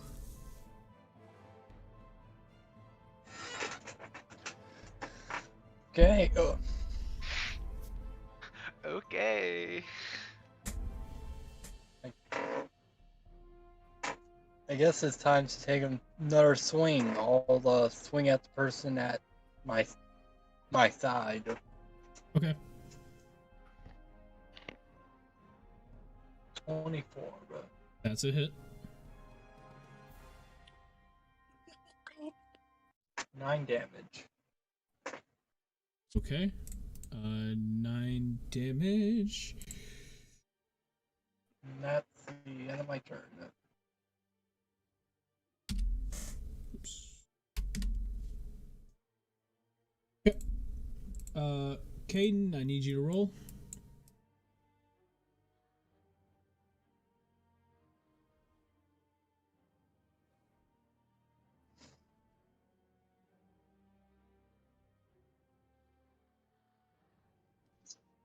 $14. Okay, that's a success. Can we please make this shit work? I do want to point out that it slid for so long on a nat 20 before flipping over.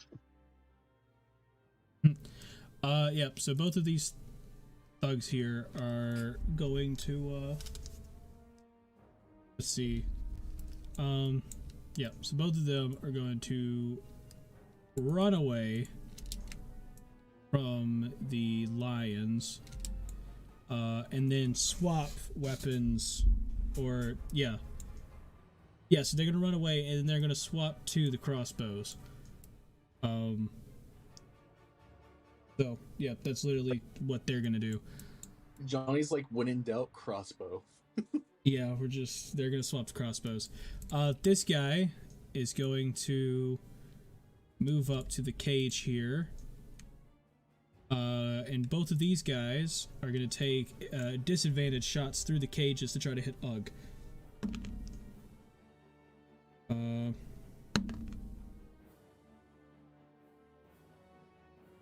First one's a 14. 14 misses. Okay. The second one, that's a 16. 16 hits. Could be 4 damage.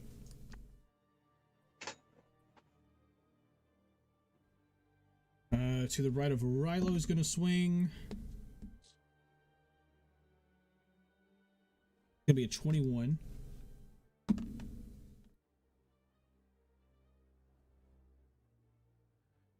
That's gonna be 5 damage.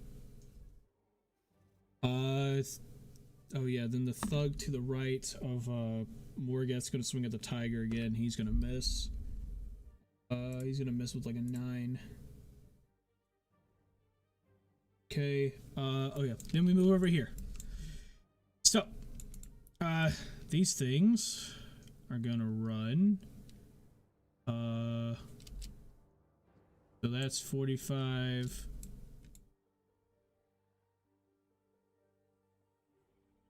40.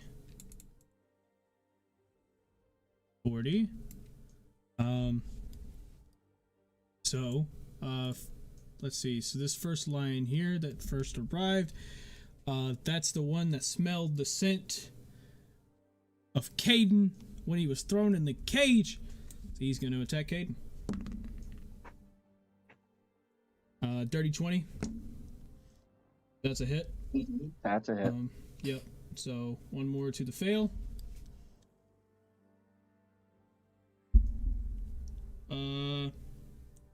Let's see. This left one is going to go on Ugg and try to attack Ugg there. See, that is to be a 14. So that's 14. A miss. And then I'm literally gonna flip a coin for this other one.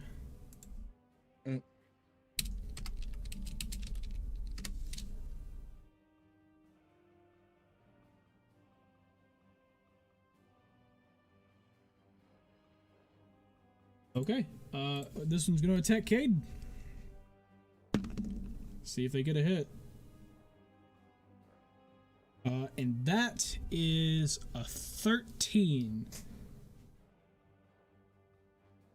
Well, we know how this goes. Yep. He goes in, sinks a claw right into Caden's neck. And as he does that, he goes he kind of like pulls Caden toward him and goes for another bite. Killing Caden on the spot. As he sinks his jaws into Caden. No, Caden. Just basically bleeding out there. Ugg like seeing this happen to Caden, like goes in, smacks the lion, and like basically instantly somehow knocking this lion out. And as it knocks this, oh shit, I forgot there were copies. As he knocks the middle one unconscious that goes for him, let's see, can I do? Yeah, I can do that. So as he knocks him unconscious, the other two kind of looks at him, and both of them just start darting. Both of them kind of like start making their way, and they run out the door. Basically, just running straight out past everybody. But Caden has passed away. No, not Caden. More trauma for Vanessa. More trauma for Vanessa. So yeah, but the lions are gone.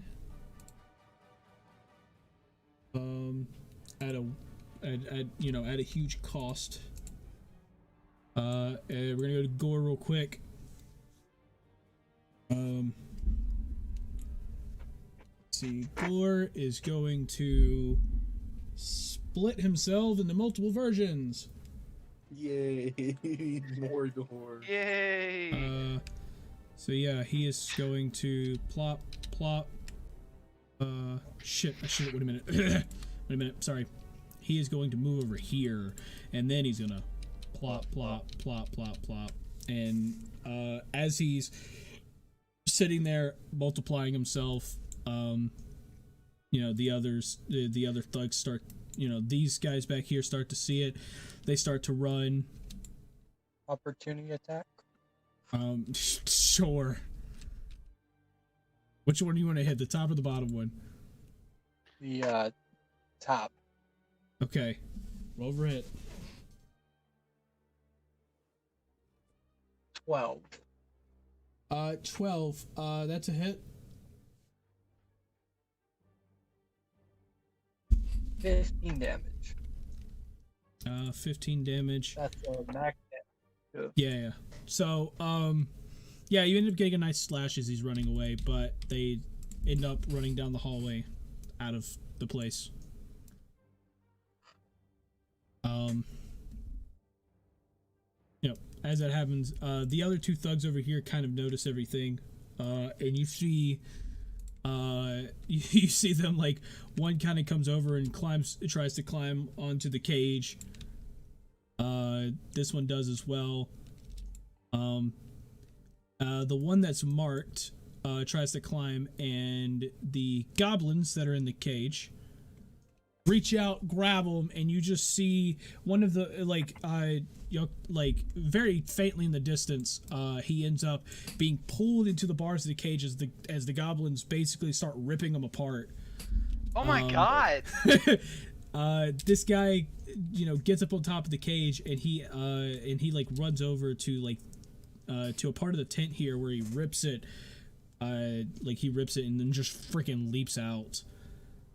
So he's gone. But this guy just gets basically ripped apart by the goblins. Jesus! Yeah, and these two are going to fire at Ugg again with disadvantage. Damn, yeah, that's crazy. Miss. Okay. Moving on. Oh yeah, the tiger. So the tiger is going to stare at Morgeth for a moment, very angrily, and then fucking run. Goodbye, tiger. Goodbye, tiger. Even though I freed you. Goodbye, tiger. No way, you look so pissed at me, but okay. It's just pissed. Oh, it's just pissed in general. Okay, I was like, why are you It's just mad at me? pissed. It pissed at everyone essentially, but yeah, I mean, but because of obviously. the fact that you let it out, it just fucking ran. Oh yeah. Yeah. I'll let you for now. Yeah, essentially. So we move that. Okay, now on to Ugg. Ugg is going to fire through the bars at the front one. Okay. I am also using sharpshooter, and there's advantage. Just so you know, it's going to be disadvantage. No, it's not. It's not, because look at sharpshooter.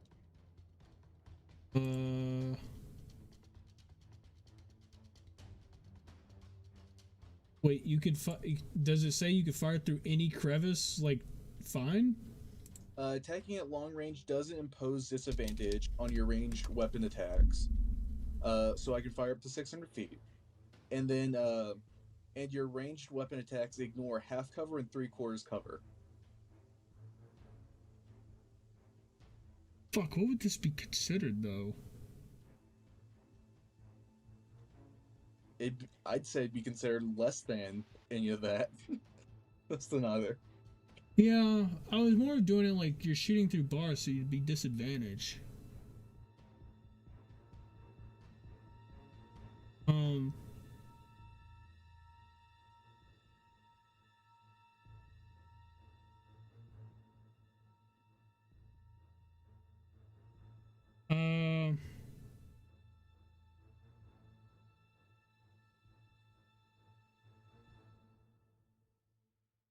Let me look.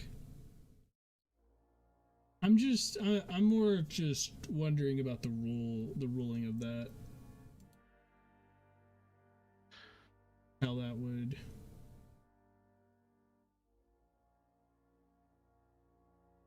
Like, I'm not totally against that, but I'm not totally for that either.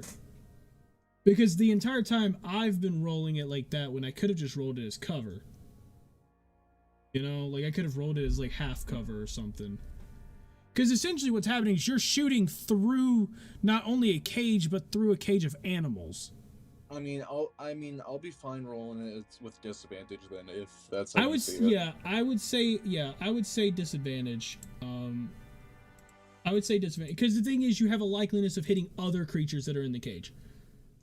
That's the thing. 14 without sharpshooter, so. Okay. So yeah, 14 is definitely a hit. On the front guy there. Yeah. And 11 damage. So, 14 was wait. Was that normal hit or disadvantage? Normal. That was disadvantage. Okay, so you rolled for disadvantage. Yeah, I didn't use sharpshooter. Okay. So yeah, that's a hit. You deal how much damage again? I believe it was 11. Yeah, 11 damage. Okay. Yeah. So you get a good hit. You see him stumble back a bit, and he, and like he stumbles back, and then he gets his crossbow ready again. Is that it? Yeah. Morgath. Alright, I guess is Gore completely off my sword now? Oh yeah, he's completely off. Alright, I guess I'm just gonna start dashing towards those last two guys. Think, like, zoom out so I can see. Alright, yeah, how far am I away from those two? By the laws of physics, pretty far. Yeah, I mean, yeah, numbers. you're a little. I get I'm it. kinda Once you get blocked. there. Yeah, a little bit. Technically, the first guy's 55 feet. Okay, well, I mean, I guess Gore would move out of the way, wouldn't he?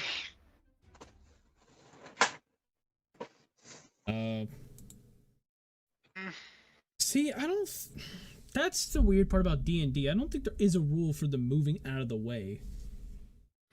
Yeah. You know what? I think. Hopefully we won't get into another fight soon. I think I'm gonna use my last spell slot. Just because I'm pissed, I'm gonna use one more guiding bolt on the guy closest to me.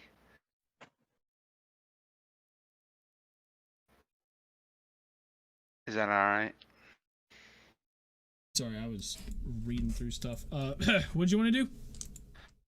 I'm gonna use my last spell slot for my guiding bolt. Oh, okay. Yep. And I'm gonna fire it at the guy closer to me. Okay. Roll for hit. Alright, come on. 23. Yep, that's a hit. Alright. Let's see what we got here. 12 damage. Yep. So, goodbye to him. So he's dead. Moving on. Yeah, man. Is that your turn? Yeah. That's it. Rilo, your turn. Okay. I use my dash action to go up to the last guy.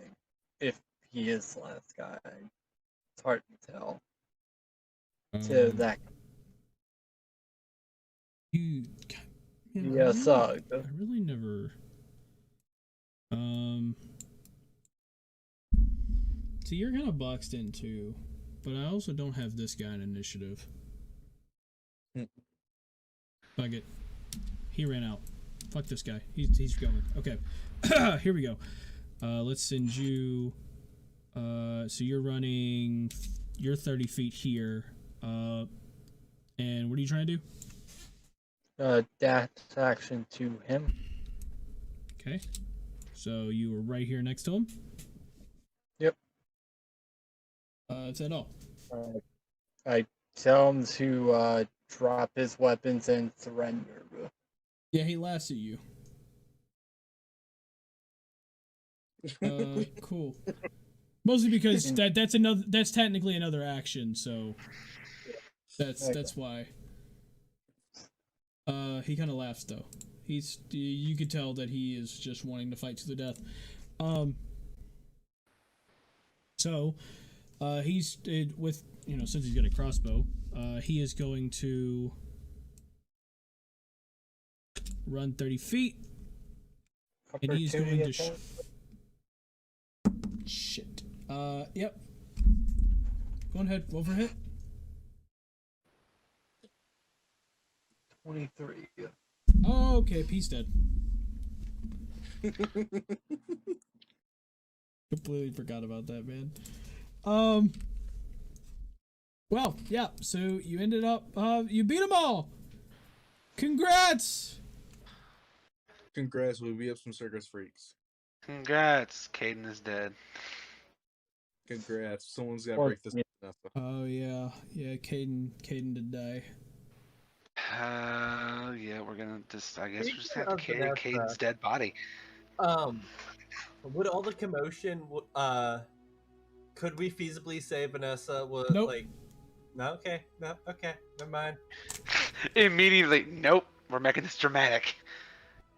Well, even more dramatic. Let's see. No, okay. So to explain it, there's so much noise outside that like nobody was gonna hear anything from outside the tent. It just wasn't gonna happen. I was just gonna say because like all the animals are running loose and everything. Oh yeah, that's a good point. I mean, you probably would have noticed, but you wouldn't have gotten there yet. Yeah, I wasn't saying I would have gotten there. I would say that Vanessa was starting to head over there. Just yeah, not, like, I guess started. Yeah, sure. So are you leaving the wagon to just go over there? You just made me regret my choices. No, never mind. Vanessa's not going anywhere. Yeah, take that, scrub. Oh my god. Oh god, just like you're leaving it alone. Johnny clearly just fuck you for metagaming. That's it. Fuck you. Okay, moving Anyway. on. Yep, so y'all are in the room. Ugg is going to pick up Caden's body that's right there and just carry it out of the tent towards the cart. And as he's leaving, Ugg just like, please, just free them all. Just kind of softly to everyone as he's leaving. Mm-hmm. Yeah. Well, I So, guess we're kind of Yeah, Gore just hops up on Morgeth's sword and just like he almost does like a little salute on it. As you notice that he is ready to just open some cages. Morgoth goes and we just start tearing cages open. One after another, you end up tearing off the locks and sometimes the bars of some of the cages. All the animals start running loose. You see an elephant charging through hundreds and hundreds of like different types of animals just like charging their way out. The goblins making their way as well. One of the goblins even turns and walks over to Ugg as all of them's running out, and he simply just takes 2 gold coins he has and places it over Caden's eyes as Ugg is carrying them, and then he just scurries off. Ugg is just dead silent. He's just walking back towards the cart with Caden's dead body. Yep. You'll end up releasing the eDIOCRACY, and as you'll open them, all of them come out. At first it's very hesitant, and then eventually they all kind of walk out and see all of you there. And one of them bows, showing the golden feathers, and then the rest of them do the same, and all of them kind of walk to try to meet up with Ugg again. But as you released everything, they end up running off and running off the distance. It starts to create a bit of chaos outside, kind of leaving the rest of you kind of just standing there. So, now what?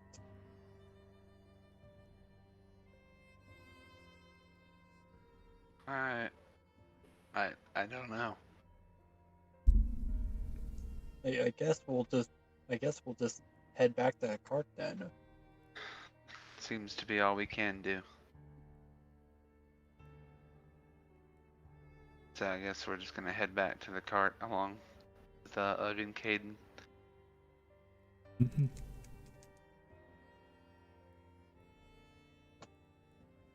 So, everyone starts heading their way back. You get outside, animals running around, people starting to freak out. And even through the midst of chaos of the animals attacking the circus staff and, being shred apart, they're being shredded apart, and, random people starting to run away from the whole circus. Just in the midst of the chaos, all of you just walk out, and you start making your way back. You exit the entrance just in eyesight of Vanessa, as Vanessa notices Caden. It kind of notices Caden and starts to get a hunch that something's wrong. Vanessa, I was noticing this.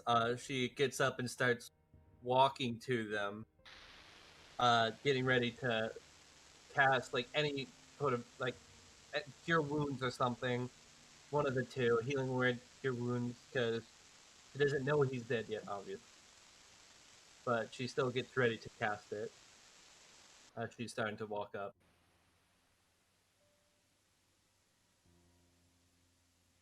Ugg just kind of like walks past Vanessa just to the cart,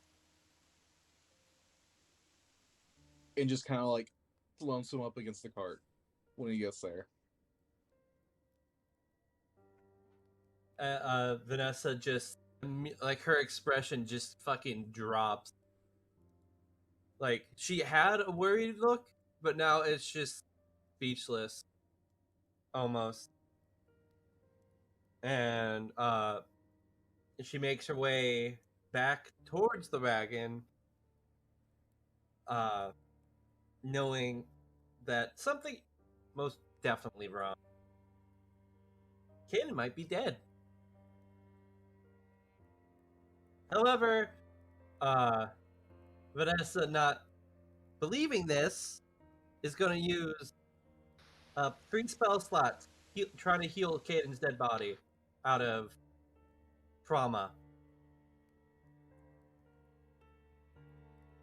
and denial. Oh,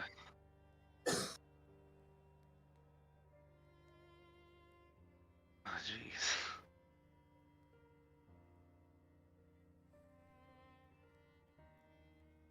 I want to I want to walk up and say something, but I'm also like,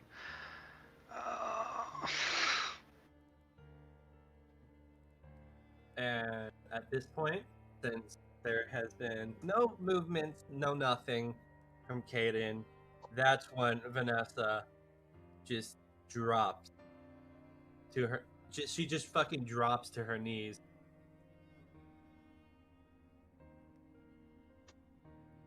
Ugg's just in the cart at this point, just hands in it, or head in his hands, just kind of like, I could have done more. I know I could have.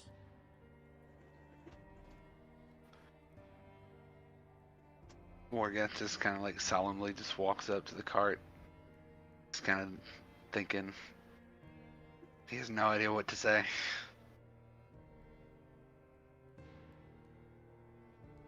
At this point, Vanessa is actually sobbing.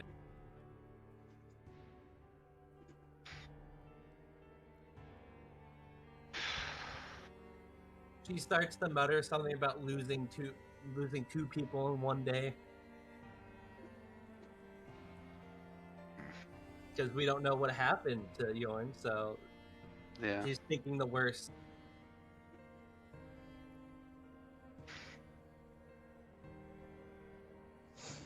Morgath just kind of like just sits down, just rests up with his sword, like with Gore on the sword next to him, and just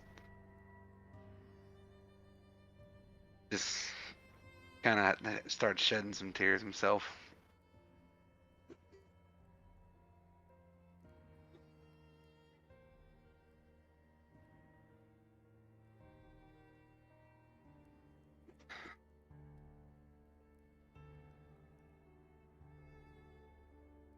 well.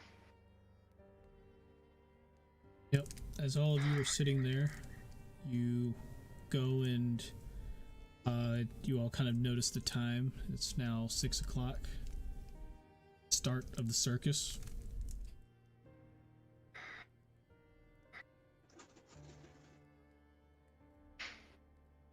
Well, I guess it was the start.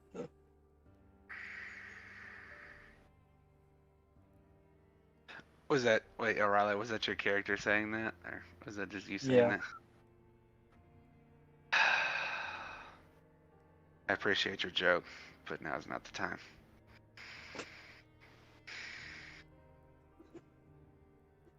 Says like you just see like a little like jolt of lightning like go up through my arm.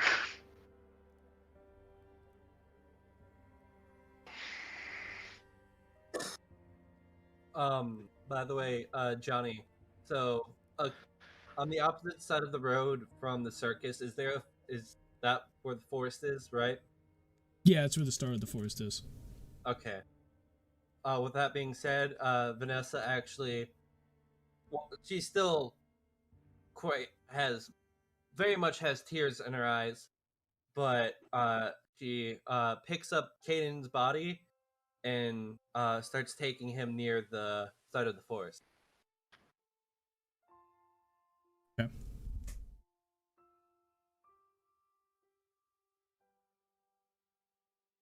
I'm letting people to come follow if they would like. Morgoth's gonna come follow.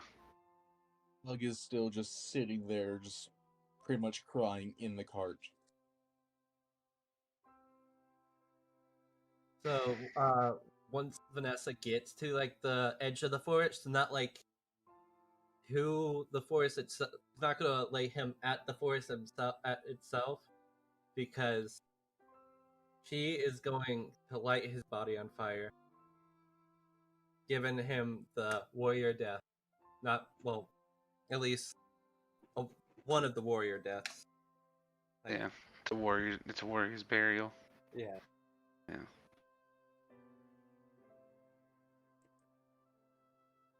Yep. And so, as you go get all this prepared, you notice the rest of the eDIOCRACY kind of show up. You see the goblins and a couple of the animals, not like the wild ones, but like the tiger there that like beforehand does end up showing up. And just a few birds and stuff like that, just small little critters show up, and as they're getting this really big circle, you start to get everything prepared, just about to light the fire, and just before you light the fire, you see all of the eDIOCRACY kind of walk to the side, they get in a line, and then all of them start to fly a bit. And you see them all as they're starting to fly. There's probably with them in total, there's probably a good 18 of them, and as they're flying, they all kind of bend down a bit while they're flying as to show the golden feathers. And when all of you look, you notice that they are creating a golden arrow in the sky. And with that, Vanessa finally lights the fire, and as she does that, all of the animals kind of start to, you hear the birds start to chirp, the tiger roars, and you hear all the other critters try to make as much noise as they can to celebrate the warrior's death. And you all spend your time grieving the next couple hours. Then once it starts to get dark, around about 8 o'clock, and the fire has completely gone out. It's just basically just ash. All of you finally get your bearings back together and start to think about the journey ahead. And as you start to think about the journey ahead, you realize you still have Yorn to save.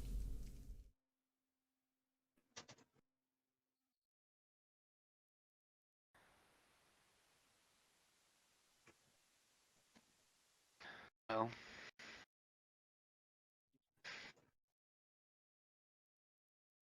we lost one along the way, but we still have to go save Yorn. Yeah. I think it's time we go.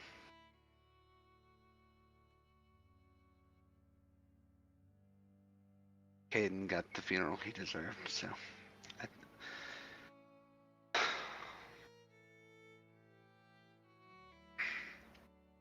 Whenever you guys are ready, I think I'll be waiting to drive the cart.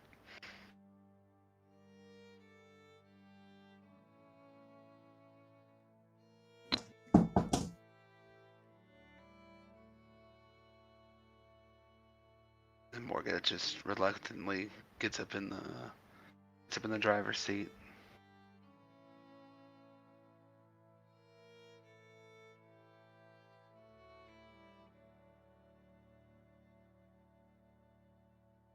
Is everybody in the cart at this point, or is it like?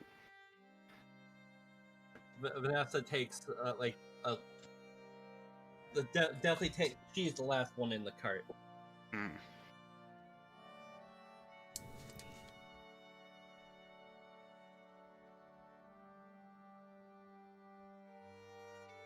So, all of you end up hopping in the cart, and as all of you do, you look around. The only ones there besides you guys are the eDIOCRACY,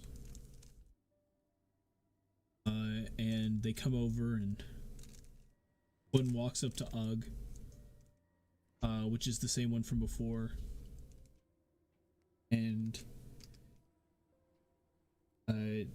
he goes, "Brother, what was his name?"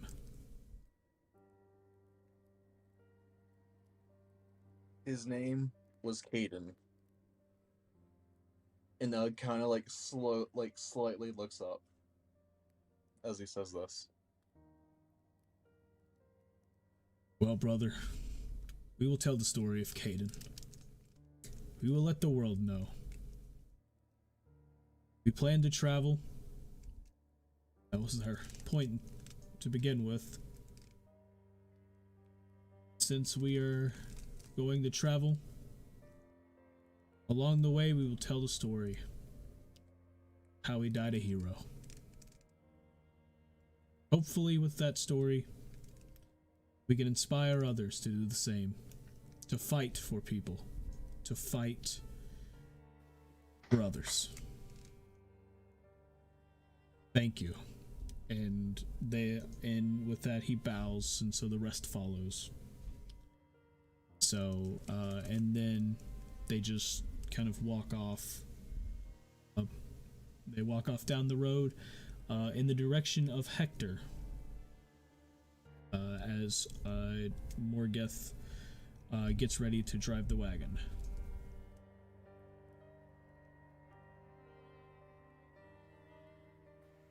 Morgeth tells everybody to everybody get battened down and brace.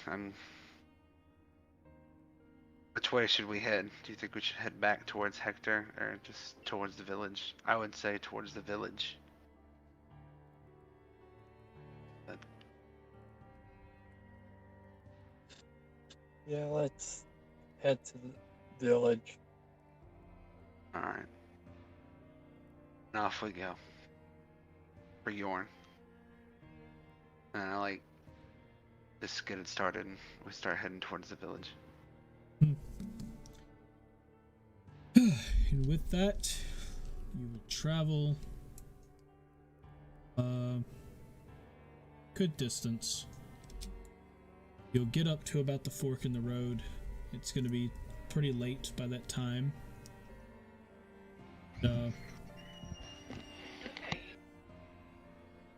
And by the time y'all get to the fork in the road, y'all finally decide to go to sleep. Where all of you kind of, take your night's rest and get ready for the craziness of tomorrow.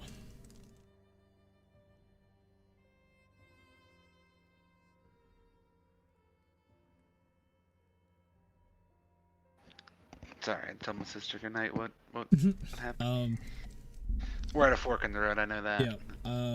Yeah. So all of you, like as you get to the fork in the road, it's really late, so y'all are pretty tired, and so even with all of you kind of there,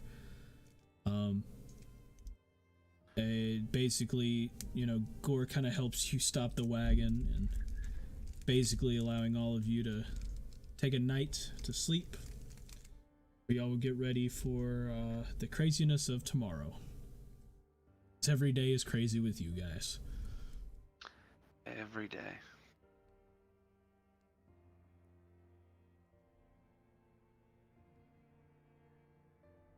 So does that mean we get a long rest? Or? Yep. And so all of you take a long rest. And we will return next week. Episode 17. Well, we will find out what happens next in their adventure to find Yorn.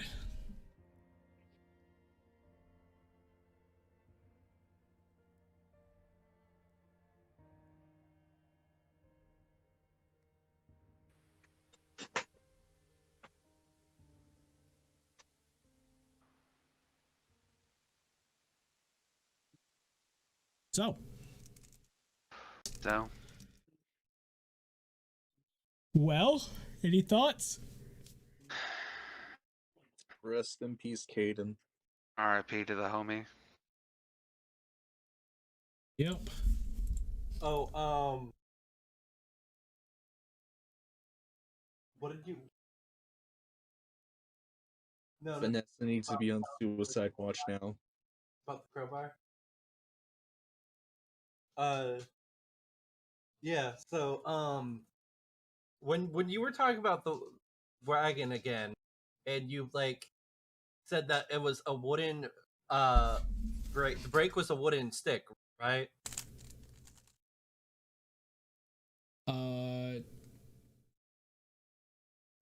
I did say something along that line. But last time I checked, our wooden stake was broken, so that's why we had to use Caden's crowbar. Last time I checked, Yorn was in charge of the cart. Yeah. Do you not think Yorn would have gotten that fixed? Well, I didn't. I guess you did say it magically appeared. Then what happened to the crowbar? Yorn has it. Gone forever? Yeah, good question on that. It might be gone forever. Yorn might have sold it. I don't know. You'll have to ask Yorn.